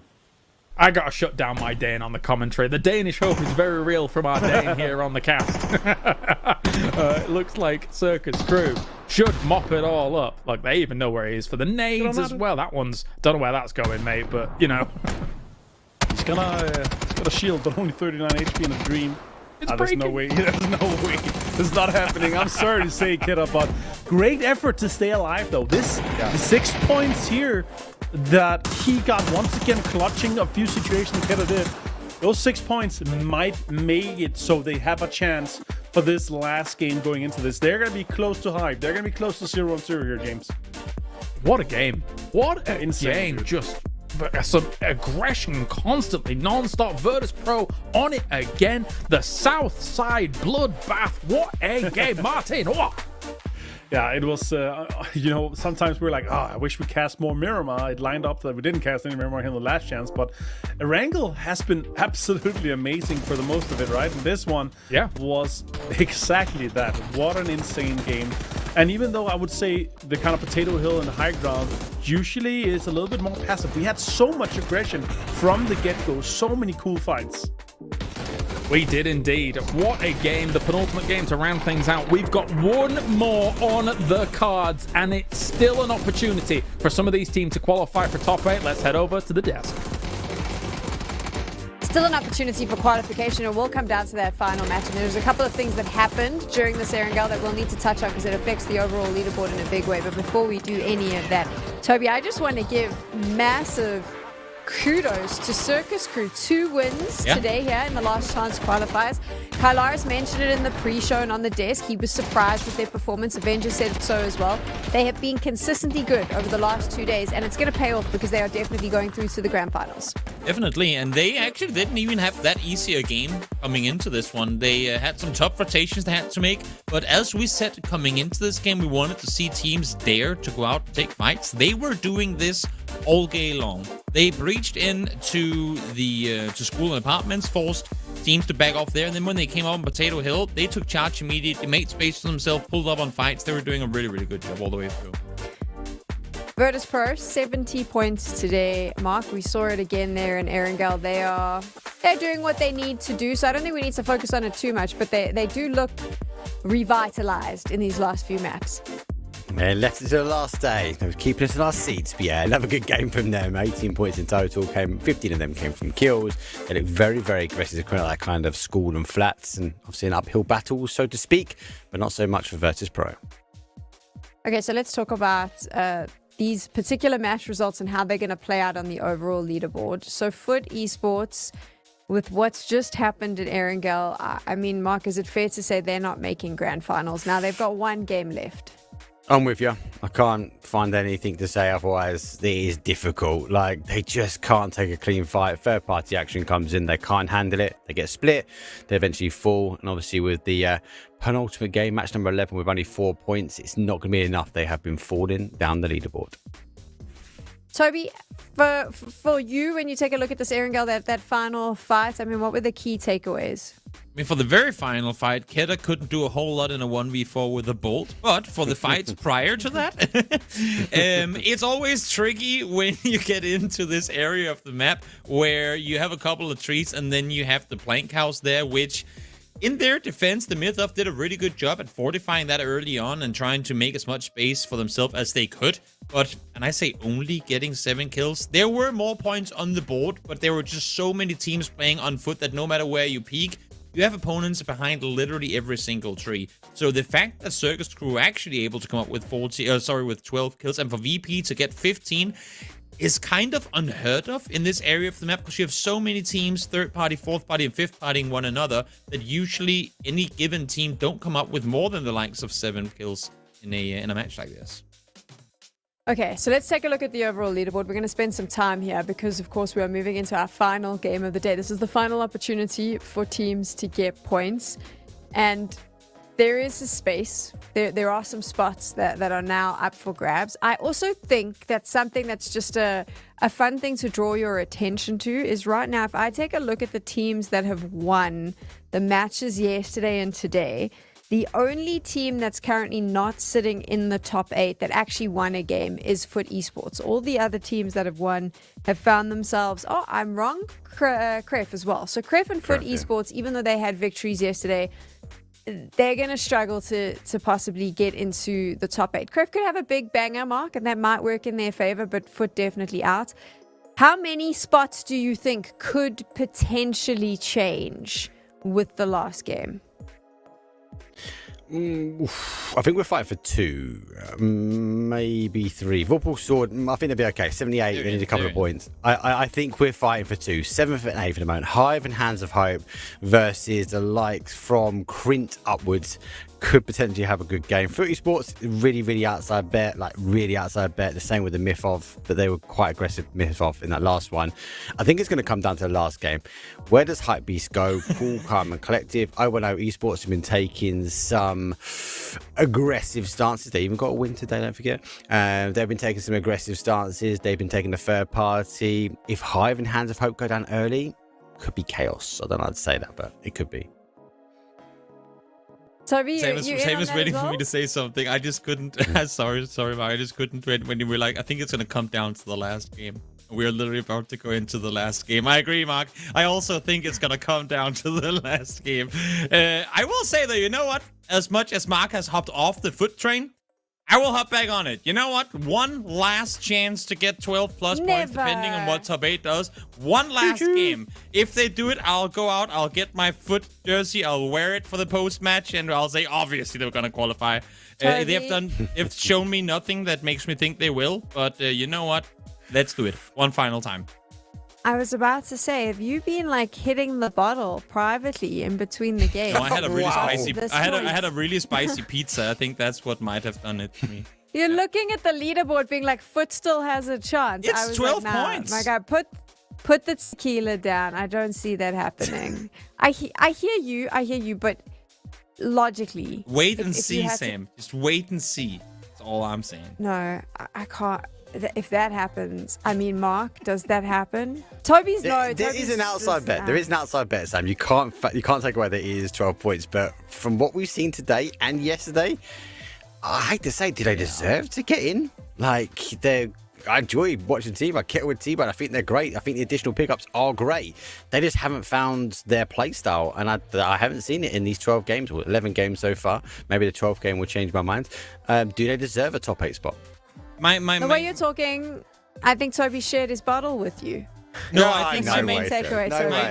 My main reason for worry with Foot being able to pull this off is the last couple of games they've actually they haven't been given circles, but they've been getting into circles in areas of the map where when Foot play well, those are the type of circles they do well, and you get into an active side of the circle, you get an opportunity to third-party teams, kind of like what we just saw with VP in this game, where they can take fights to teams in the open. Foot have always excelled at those sort of on-foot pushes time and time again. But obviously, with roster changes and not enough time to get coordinated amongst one another and get the communication down, they just aren't that fighting force up close that they used to be anymore. I love how I started the disc by saying Foot is out. And we are going into our final game of the day with the two of you sprinkling false hope everywhere. We have a good few spots available in the top 8. We have teams contending so hard for them, but you guys want to make sure that folks have their eyes on Foot Esports. Mark, what are you doing to me? I don't know, Sam. It's a long shot. It is a long shot. I'm not going to take that away. I think the spicy pizza might have hit Toby a little bit. Yeah, look, they're jumping for military. They haven't seemed settled here. They used to go for that alternate towards Stauber. That's obviously been taken away from them. They just don't look the team. And then you look at the other side of the water, it's Krint, right? So with a southwest up towards the northeast, the likelihood that it's going to be on the mainland, not on military, is higher. They have an opportunity just to close the bridge. I tell you what, let's go straight on over to Kylaris and Avenger for our last game of the PUBG EMEA Championship for full last chance qualifiers. Kylaris, what are these two smoking?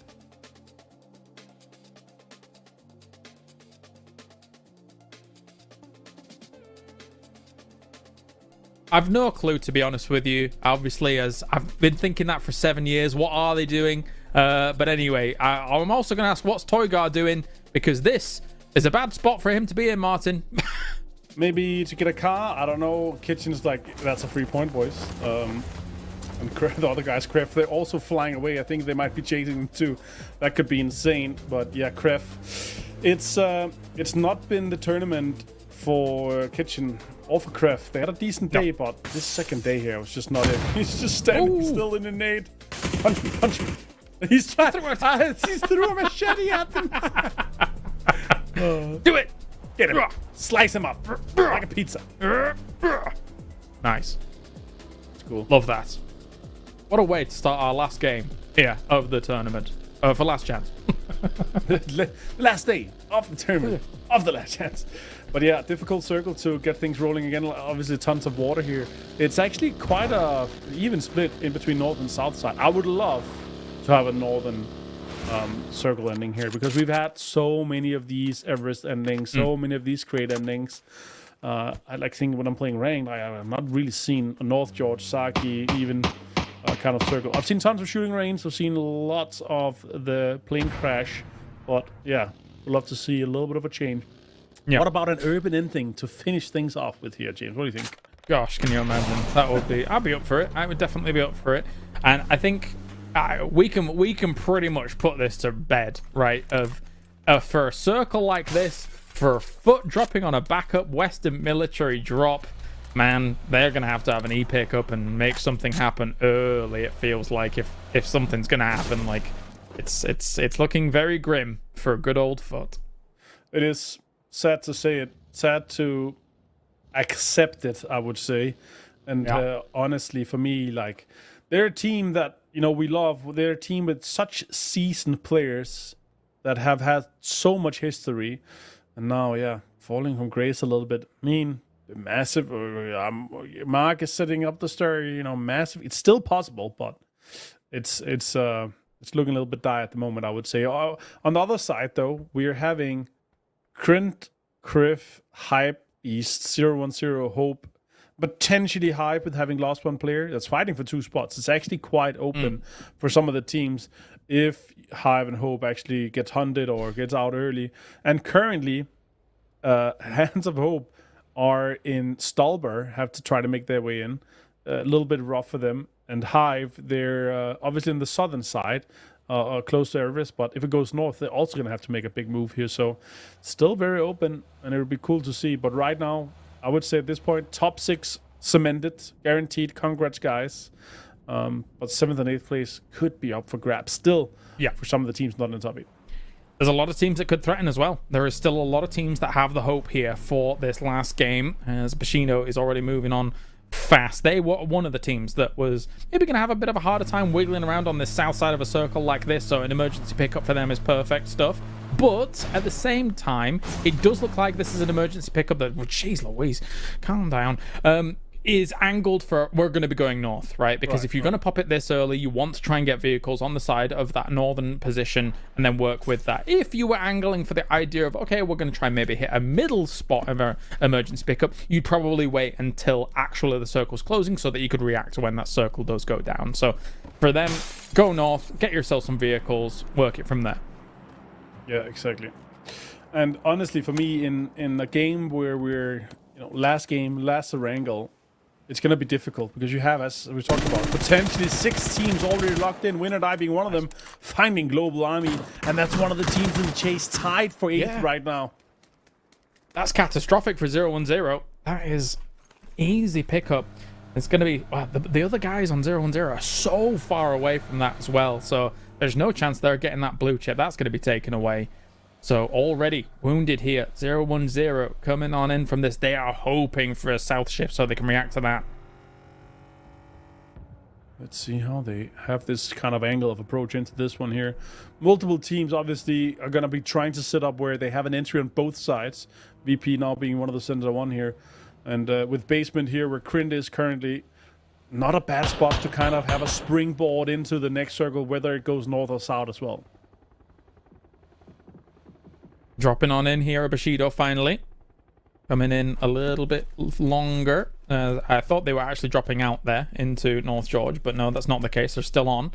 They're going to be going, as I was mentioning before, towards the Zaki location to find themselves some vehicle.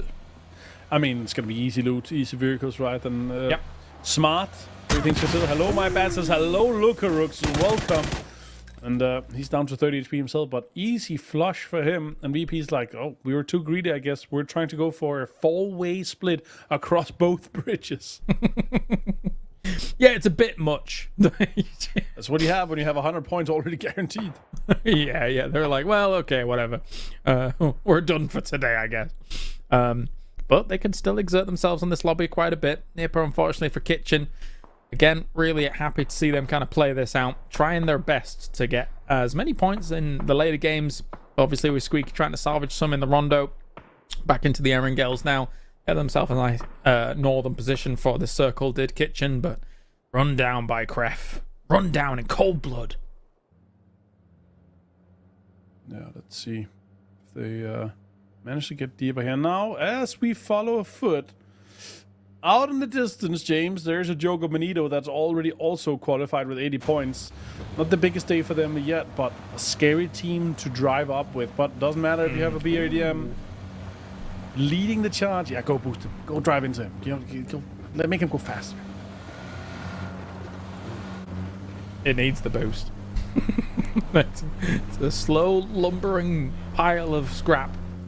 And, well, yeah. I mean, as you're saying, like, technically, yeah, I'm kind of counting them out at this point, but BRDM's kind of cool.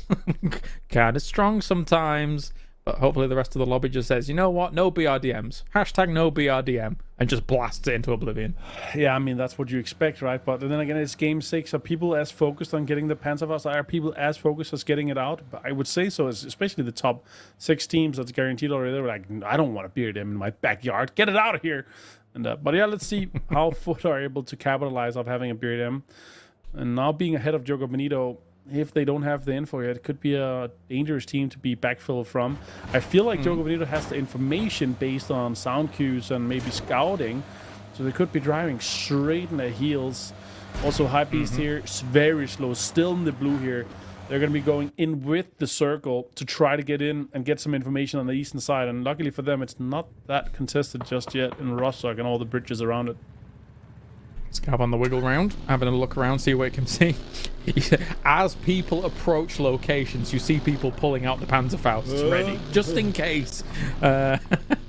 Schengen will get back to the rest of his team here, realizing, hey, what's going on here? If there's a BRDM lurking around, well, surely there's people following it. Yeah, Rock's already had it in hand. I mean, this is what it is, right? It's like those border collies that's herding sheep. You know, you can kind of push people around, move them, make them move a little bit away from compounds with the BRDM. Yeah. Because it's kind of scary, but if you get too close to compounds, they're going to pull out a Panzerfaust, right? So if you don't get too close, you might be able to kind of push them around a little bit and kind of make moves with it. So I like it so far, but EMEA with a Panzerfaust, he's been making a lot of massacres with this. He gets spotted, did not connect on that. That would have been insane. If he hit that in the air and blew them out of the sky, that would have been insane. But that's VP down to 2. Oh my god, that circle shift. We'll talk about it. How many sheep have you seen with rocket launchers in the past against these border collies? What's going on? It was an analogy. I thought you were going to get it, but it's okay. I like it. I'm going to try to, evolve this and explain it further another time. But let's focus on this circle here. But, this circle's wild. This amount of water still has the bridge in play. This is going to be insane. We're going to see so many teams try to get on this northern side and kind of go in here from where Hands of Hope are. We already have Krafton there. We already have Hypebeast coming in east from that side. So they're obviously going to hear some shots. But look at the great migration from the south. Yeah, not only a great migration in the vehicles, but also you can see 010 as well, who was 3 after taking a wound of Global Army. They're going for an emergency pickup straight away. They are gambling. Well, everyone's betting basically on that north side because of the way in which circles can center from all of this. So it's, that would be insane. But it would have to be the most hard shifts down south, right? So that's why everybody goes for the north side of all of this. And this is going to get so congested so quickly. We're so used to seeing those fields kind of north of North George play a huge role in a circle like this. And it's difficult to find like a fortified area in those fields. Oh, yeah, for sure. Nixie finds the Elska flush. VP only being 2, obviously, it would be cool to see them come back with a few more, but I don't think it's possible. Kitchen losing players here. Also, Circus and Warple Swords. Now, big fight here, losing multiple players. Getting flushes, though. This might be enough points for them to solidify them in the top here. Also, BDM in play. Only Godfrey, I believe, standing. Yeah, maybe just a little bit more here for Vorpal Swords. They need it and try to continue on, as you say. Just make sure that they are completely sturdy, even though they are very sturdy. Another knock on a red zone. Jeez Louise. Well, I guess not many of these teams have many opportunities or chances. That red zone encompasses about 60% or so of this circle as a whole at the north side, because everybody wants to be on the north. So definitely raining down some terror at the moment here. Circus crew still sees them in the windows, goes for some shots. Marcus, good stuff. X-Razor turns around on a dime and takes him out. Oh my god, X-Razor destroyed Godfrey. Now they have a BRDM in one of the better compounds in the northern side, but Winner could capitalize. They saw the flush, they saw the knock. The RDM, it's swimming. It's swimming, yeah. I actually was speculating if that was going to happen. Look at that. It is swimming. And there's not that much showing. It's going to be pretty difficult to do a lot of damage to it. And they could go even further west, though. It's going to be difficult to get it up because it drives extremely slow up the hill. So maybe even there's some, like the rock formation ramp on the right side, I think might be the only place you can get it up in terms of the kind of elevation that it offers here. But let's see what they're going for here. The amphibian vehicle of the BRDM here. Tons of shots coming in from the back. It's Joker Benito chasing. Yes, they are. I totally agree. I do think that maybe it's a bit more difficult to go where they're going, but we will see. We will see. As Virtus Pro still kind of locked in this fight with the Mythov, which technically, for a circle like this, actually like a really high-profile compound. Like very, very good location to try and work things out. Of course, you'd still require some full hard shifts to try and make it work, but potentially likely send some more smokes forwards, denying some of the lines of sights, trying to push on forwards here for the Mythov. Decent circle. Could be somewhat urban at this point here. I should say the fields are going to be heavily prioritized in this. There's a few good spots that you can play, but you need to be that last team coming in from the north. TMO, can they get this done? Can they flush this out? compound, half the compound is in here, James, so the fight can actually be prolonged for quite a while, and it wouldn't be a problem for them. I really want to know if that foot BRDM is stuck, but anyway, because they're not moving too much off of that shoreline. They've moved up and actually taken down CCNX. That's a big deal. Here, 0-1-0. Once again, another casualty when they are on the chase. It's not good for them, but great for Foot. Again, they need a big game. The cheerleader Mark said it. They could do it. They need a massive game to make it happen. Corinth is out in 14th. They're done. If they don't get a big game, Foot, Mark is going to have to adopt T-Bun, and they're going to be filming a lot of content, my friend. For the next 5 months. From below gets TMO. bad boy. TMO and State here. Gets things done. But look at that. Hypebeast really trying to get this third party going. They really want the points in this. They need it as well. 56 points currently. 5 points up to Hand of Hope.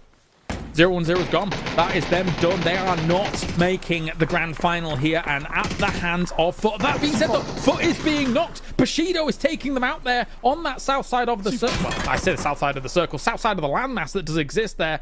And TMO, I mean, being pursued here, but they don't really have a hope on to be able to kind of get things done here. They've got 3 kills, but Foot is crumbling. There's only 1 left alive for Foot. Oh my god. Scav. You need to do something here. You need to make things happen. Cheebong's getting flushed. But Bushido's lurking in the distance. It's difficult, you know. You're against a team that's already qualified. They're just going to commit everything. They're just going to go for the flush. They're just going to go for every single piece they can get. Cappy also flush. Foot. It looks like a difficult situation for them here. Sad to see. Scav looking for anything, but it looks kind of done here. Winodai takes down Yoga Bonito on the other side of things by the looks of it. Oh, they are instantaneously deleted from the server. And now Scav just doing some wiggly peeks to try and shut down anything Bushido's going to throw their way. But you can't recover 8C. Sorry, Scav. I'm sorry, mate. Oh, this is sad. Sad for Foot, man. Bushido, such a strong position. Got all the rests as well. Forwards is 1. I mean, in a dream world, gets the knocks, can get the chips, but I don't see it happening here. Like, Scav he's done for. There's no way he's getting a 1 versus 4 with them having the high ground, having the vantage points that they do. There's some desperate shots here through some of this foliage. Goes for a spray as well against that, but it's not going to work on out. Now our attention, while Scav's trying to do something here, and he does get a knock, not bad at all, but really should focus our attention on hype beasts as well as, I think it was Kref was getting double reses, who are still also quite close to that cutoff point. Yeah, Hypebeast and Kref are definitely the ones in the chase, but Hive has all 4 alive. Hands of Hope has all 4 alive. That's Foot out. I'm sorry to say, 9th place for them. And 12th overall currently. Done and done. Now, what can these teams do? Hive is not solidified just yet at all. However, they have an unbelievably strong position. Presenti is next to the rest station. I think he's waiting for some team to try and kind of creep up on there and strike at them, because it's one of the only rest stations in the circle like this that would still be active or opportunistic for a team here. Yeah, there's one more active. It's inside just now being camped by a win or die. Definitely not a team you want to go up against. Currently 95 points, 6 kills in this game. Great performance for them. TMO here. It's got everything to do. One huge game for them as well. Could also do it if Hive goes out, or if they push Hive and win that. That'll make it only 10 points more for them. But TMO, man. If they're feeding Hive here and just full up dying. Oh, flare gun? Okay, yeah. Okay. Another BRDM. He needed a crate instead. He should have shot it at them just to troll. Well, yeah. It's got to try and get anything you can here, though, right? Seeing what you can figure on out as Sparta. The original deployable cover. Well, I mean, I think it might be difficult for teams to knock Hive off their perch here with the position that they have currently. You need to kind of get up close to them, maybe throw some nades in that position. Presenti now has abandoned the potential of holding against that res station and is just going to be crawling in elsewhere against Fuzzface's angle. If he gets caught off by this with Hypebeast being as close as they are. Oh, that's free. That's free. Oh my god. You've got to do it.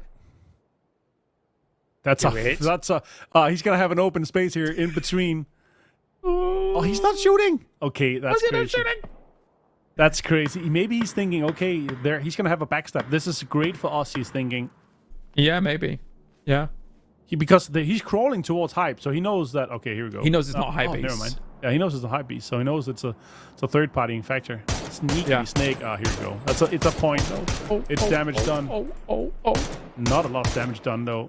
It's a disaster. Oh my god, Boss got hit.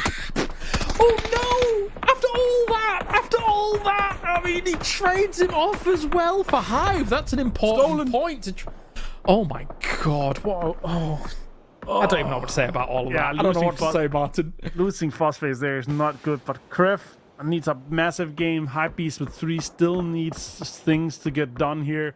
They would have to make a push on Bushido and try to wrestle away that high ground, get the kills from that, and then potentially get kills from there. But it's a difficult play for them. It's a difficult push there. Spread out there. Super greedy right now. Bushido obviously already being in. Also a difficult opponent to go up against when they can just commit everything. They can just util dump on you. And there we go. The OG deployable cover coming in for Stade and TMO. Well, I mean, especially since they have the high ground position to Bushido, right? Like, that's unbelievably strong. Kraf at the same time, though, going to be moving through this North George position, trying to find win or die the rest of them, moving as an entire unit, SWAT team, into the position here against Levante. Do get the trade-off. Need to get service up quickly, though, because the rest of win or die is still lurking around here. They might try and hold them in this building. They need to get moving. They need to get some more knocks. Yeah, they have to win against win or die here, and it's a difficult team to do it. Hands of Hope also coming in. Currently 8th place team. Looking good, actually, for them. So far, Sobilla finds him, though. Until that. I don't know if they can really recover from this position if the Mythov decides to just kind of push up on it, and now they get caught between Volpal Swords. However, Bad 2K has got to be careful about peeking over, because Volpal Swords will have angles on this as well. If Hope got knocked the way he did, tries to steal it away, but no, it does go to Zubilla. Just takes Nabat already. Hands of Hope, this might be crumbling before their very eyes with a move like this, if the Mythov can kind of put the boot in a little bit more here, Martin. I mean, they could do it. They're actually the team that has the highest chance of doing it. If they can sweep this, the entire eastern side here. Kid also gone down. Hands of Hope just down to Hibako here. Shots coming in. Oh my god. Vorpal finds him as well. Hands of Hope out. 63 points. That's the cutoff. That's the cutoff here for these teams. Kref and TMO. You're gonna they're gonna have to have an insane extra little play here. Are the Mythov from all of it. 12 more points required. But again, as you say, with a entry angle like this into a circle like that, it's not that bad here, Martin. 12 more points is doable.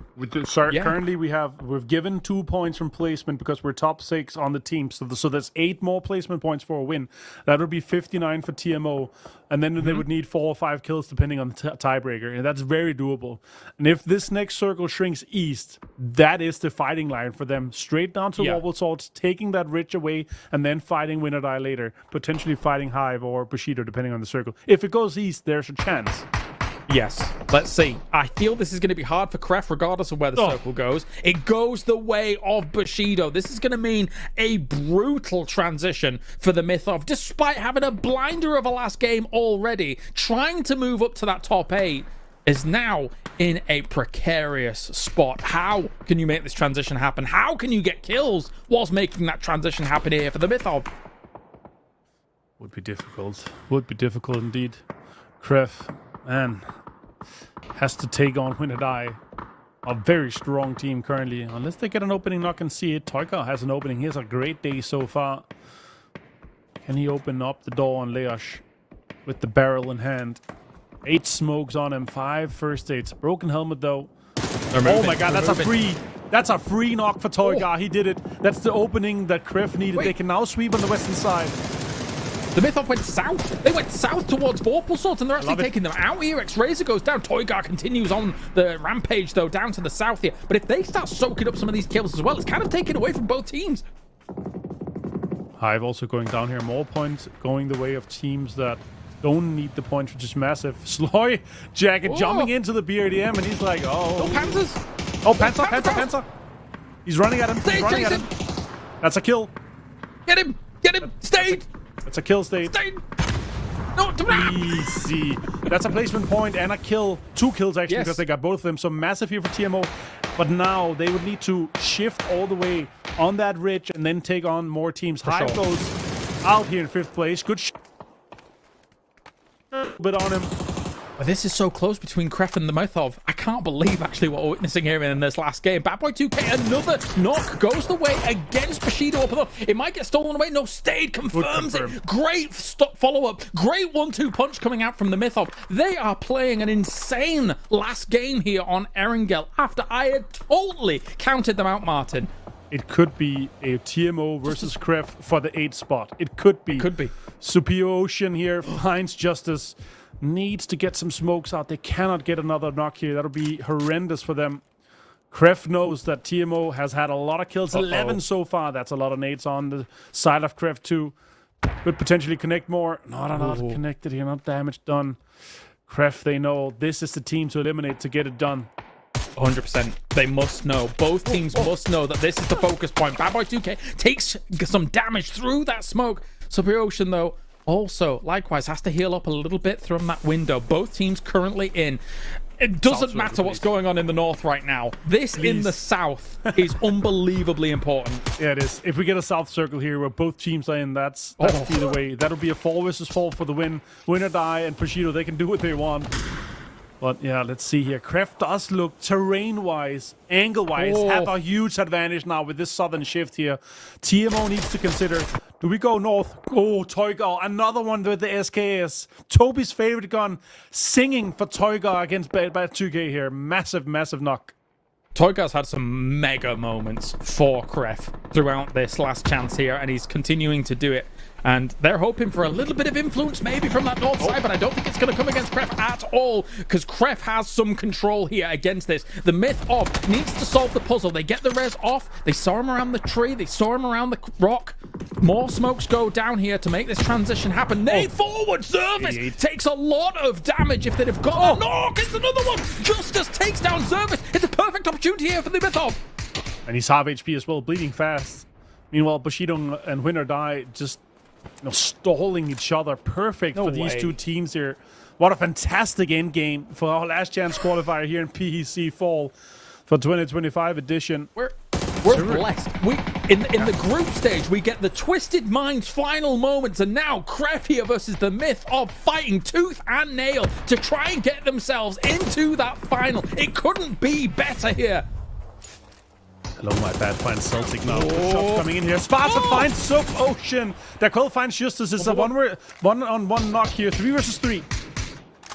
Try and do more here. Trying to stem up. Trying to get the position here. Toygar with a brilliant overlook over the position here of the Mythov. I don't know how they're going to get out of this one. Great shots coming in. Also Crossberg initiating on them as well. And that's even more util going forwards to try and deal with this. Bad Boy 2K is down. Look how close both teams are here to try and qualify on to 8th place. Whoever takes this is going to be able to take it away, surely. 2 versus 4 now soon, Kref. Can't believe it if they actually managed to make it in. What a terrible day they had prior to this. Just a mega game for them to come in. Got the bleed on Justice. Now it's down to State and Sparta. Crossberg, a thorn in the side for State. A headshot connects on him. It's done. It's going to be done, Martin. If the Mythov can't pull out an absolute miracle, it's going to be done after having a blinder of our last game. Kref gets this circle shift. Kref is 4 alive. Kref is going to be able to hold out the Mythov, and Kref is going to take that 8th spot here unless a miracle can happen for the Mythov. Stalling just a little bit now, but it seems inevitable. The TMO is gonna just die to this circle, die to Kref holding them out. Crossberg on his side here, high ground advantage.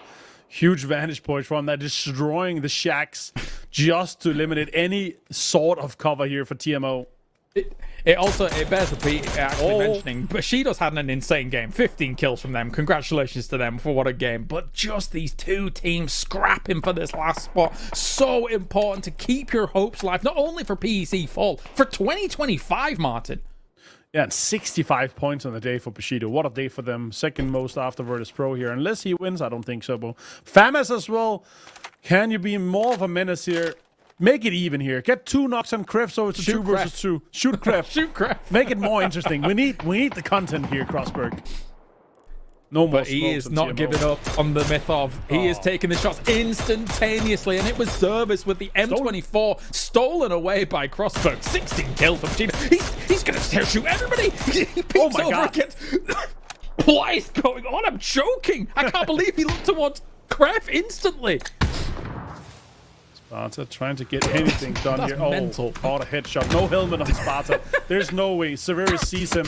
He's going to get pushed out, and that's Kref.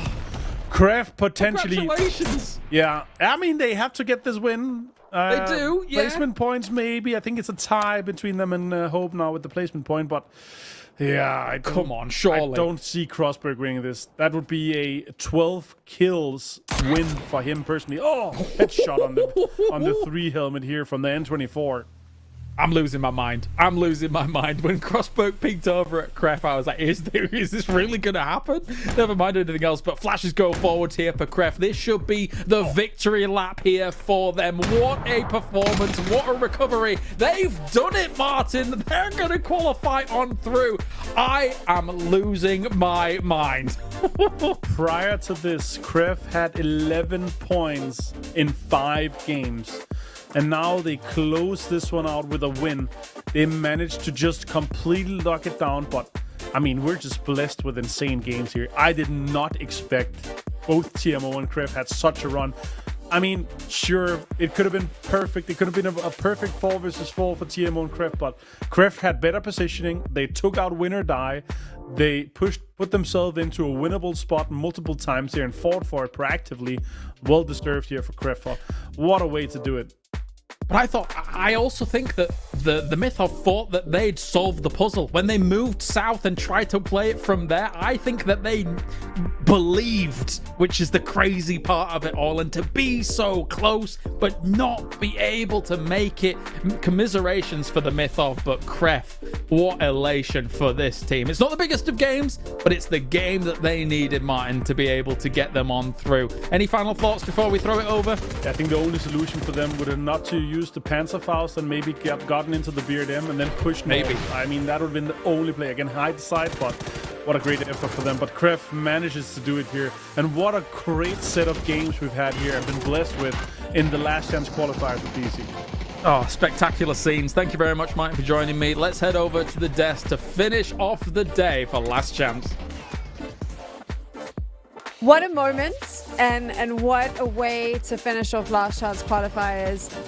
If you watch a lot of competitive PUBG, you'll know that often the last game of the day is not the decider for how things play out, who's going to win or who's going to qualify. We have been so lucky for PUBG EMEA Championships for fall, because in the group stages it came down to the last game. The final fights kind of determined who was going to make it through to the grand finals. The exact same thing has now happened here in the Last Chance qualifiers, Mark.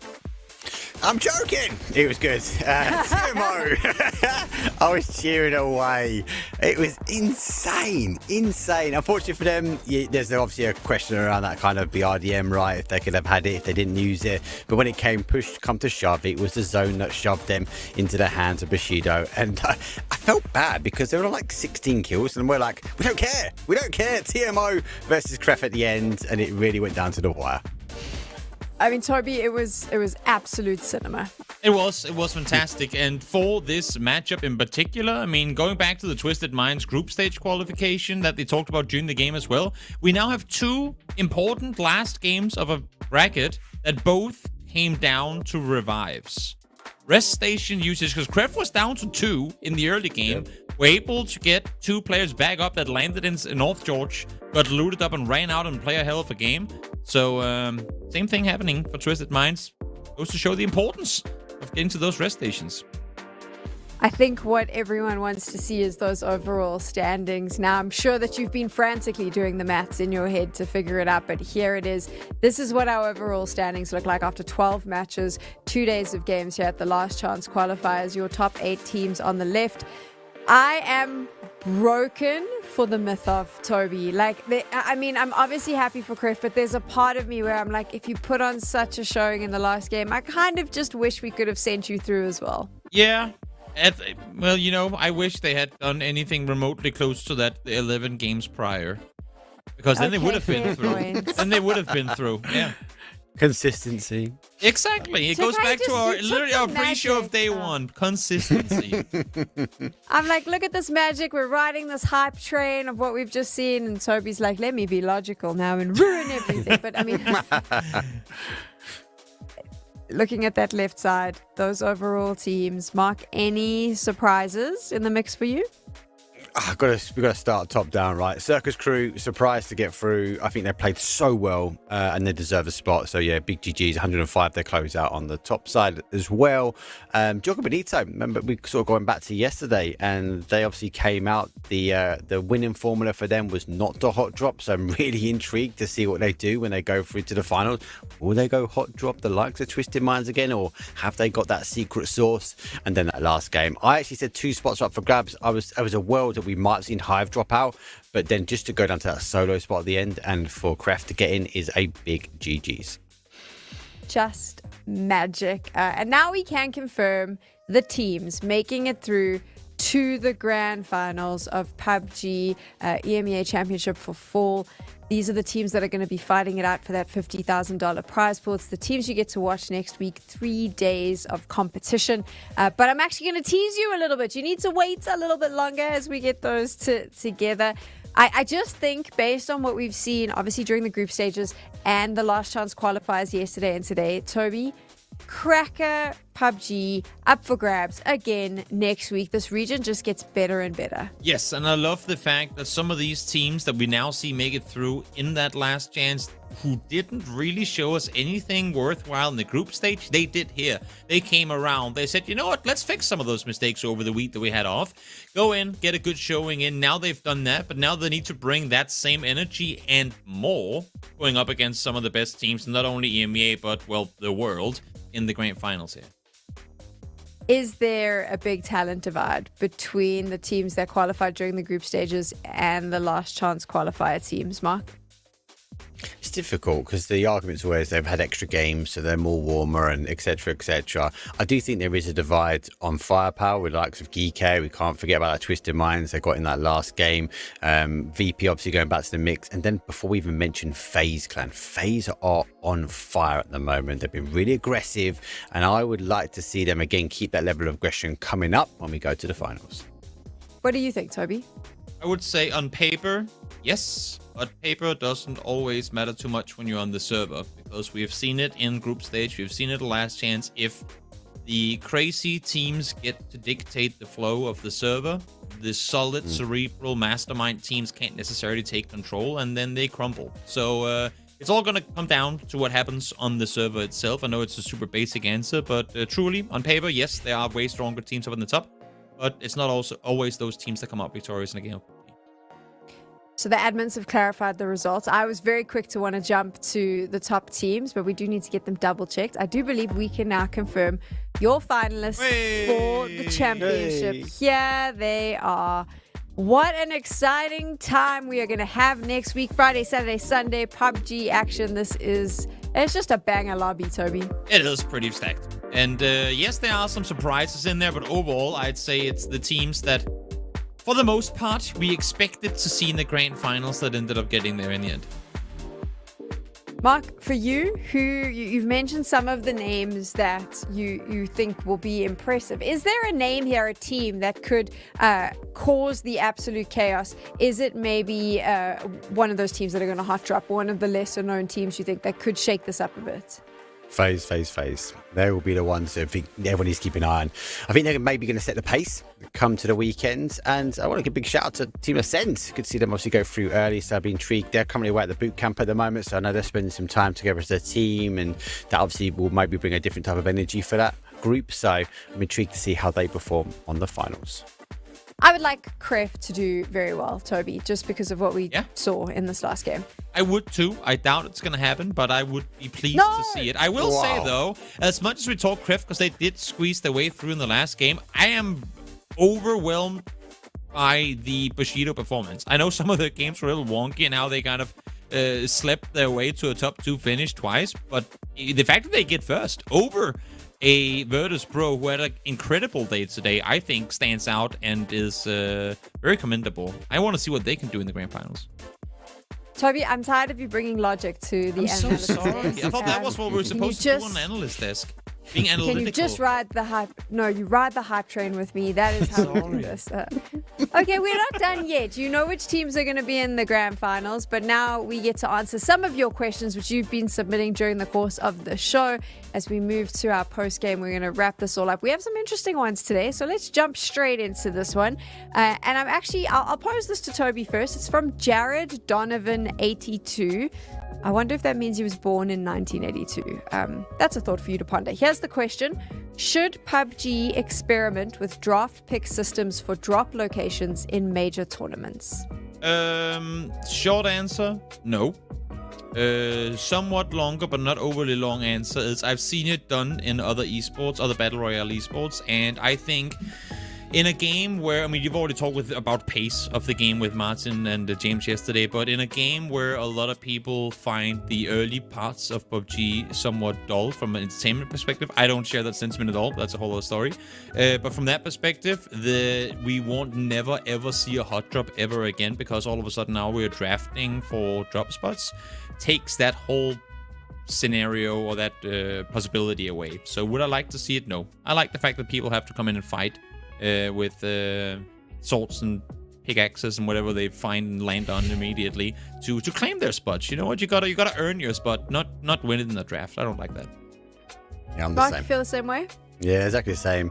Look at Jocko Benito in this alone. Like they've tried to do hot drops against the best of the best in the EMEA region, right, and the world. Coming back off the EWC, that would be completely eradicated. So the earlier pace, if you was going to do that kind of draft drop spots, then you'd have to maybe increase the zone, and we'll let Martin go into details of that because he's got a whole podcast alone on the zoning. But I personally wouldn't like to see a world that it happens. I don't know about you, Sam.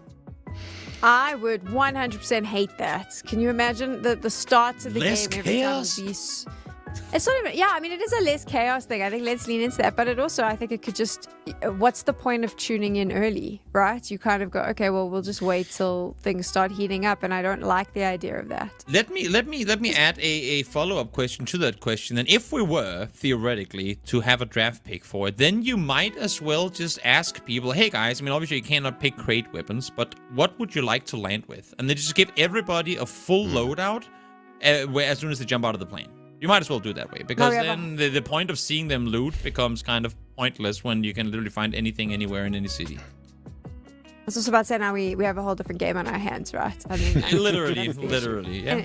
Okay.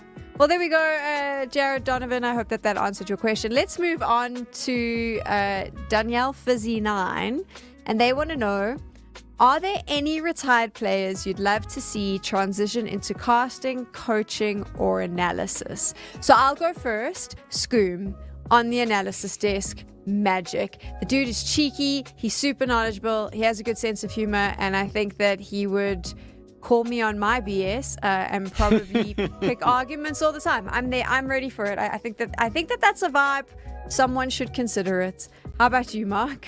No, I'm with you, the same person. I do think there is a missing piece to have players and coaches coming onto the desk, because they do bring a different side of how they break down the games. Obviously, we have reps from top down, but sometimes having an understanding and the feeling of being a player as well.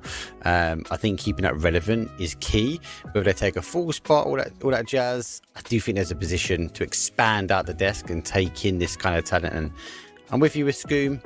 We might see some more players transition into the retirement phase. I'd love to see a Pixel, because I think he's just funny and how he breaks down the game and puts bikes out and things like that. So if it wasn't Scoom, I'd go Pixel. How about you, Toby? I was gonna pick both of your picks, but now I'm like, can I wait until after this tournament is over so we can get some more retirements? No, I don't know. We'll. Wow. Okay. You see, Sam, I'm leaning into your personality now, and I see you appreciating I like it. Yep. No, I think. Can we go outside of EMEA? Yes. I would love a non-EMEA ex-player in like an EMEA broadcast setting. You know what I would love? if we go full hypothetical and we say everyone has perfect English as well, and we don't take that into account, I would love a Chinese ex-pro player in an EMEA broadcast, just for the sheer knowledge of a whole other scene and how that compares to what they're casting in EMEA game. Have Seoul from Korea, like one of the best players of all time, who right now isn't really amounting to anything because of the teams he's on. Have him come in and be part of a Western broadcast, whether it be EMEA or NA, and just share some of the thoughts of being one of the very best IGLs in another region. I think that would be absolutely insane to get those insights. So do you know who else I was just thinking would be really great as a commentator? And the reason I say this is only because I've never heard him give us more than 3 words. Was Uber from Navi, remember? Like, he was so good at just being like, yes, no, Imagine having to commentate with him, Toby, just for a giggle. Yeah, that'd be something. I'm sure that, you know what, under the right circumstances, you just unleash him. As calm and soft-spoken as he is normally, in the right environment, he would go full crazy mode. I'm sure. Let's see. Okay, moving on to our final question from Cotiora X. I hope I said that right. Do you think AI tools like data analysis and prediction will eventually influence how teams approach rotations, loot paths, and long-term strategies in PUBG Esports? Mark has an answer for you. It's one sentence. It's a word, yes. It's my world. It's what I do for another job. So it has already been used. A lot of the top teams are doing this. Even some of the medium teams are already sampling some tools out there. It's quite easy for you to do at home. Just go put data together in an LLM and then just see what it kicks out. You can make your own heat maps, stuff like that. So a team that is not looking down this avenue, I'll be surprised about. And I think because the tools are so available, like, this is the difference between some of the top tier teams, Sam, that have the staff in that will be crunching the numbers versus a team that doesn't have the staff in. They can start using online tools to kind of figure out what is the best way they want to break down the analytics behind the game. Toby, I have absolutely no idea how to do it at home the way Mark just described. No, I completely agree. I just use it for, I don't know, Dungeons and Dragons campaigns and whatnot. But I will say, seeing what other people use AI for and how useful it can be, as long as it's something you know something about too, and as Mark said, you fill it with data, I don't see why you wouldn't already now, with how great AI is, be using it to, as Mark say, create heat maps, understand circle algorithms better, and all that. I think it's it's already in play, and that's the answer. There we go. So thank you for all your questions. We hope that we've answered them sufficiently. We'll have more opportunities to answer your questions next week when we get to the grand finals of PEC Fall. It is the best time in this region because the greatest will be in the server. They'll be jumping in to show you the best that PUBG has to offer for the EMEA region. So from all of us, thank you so much for watching, and we'll see you next week.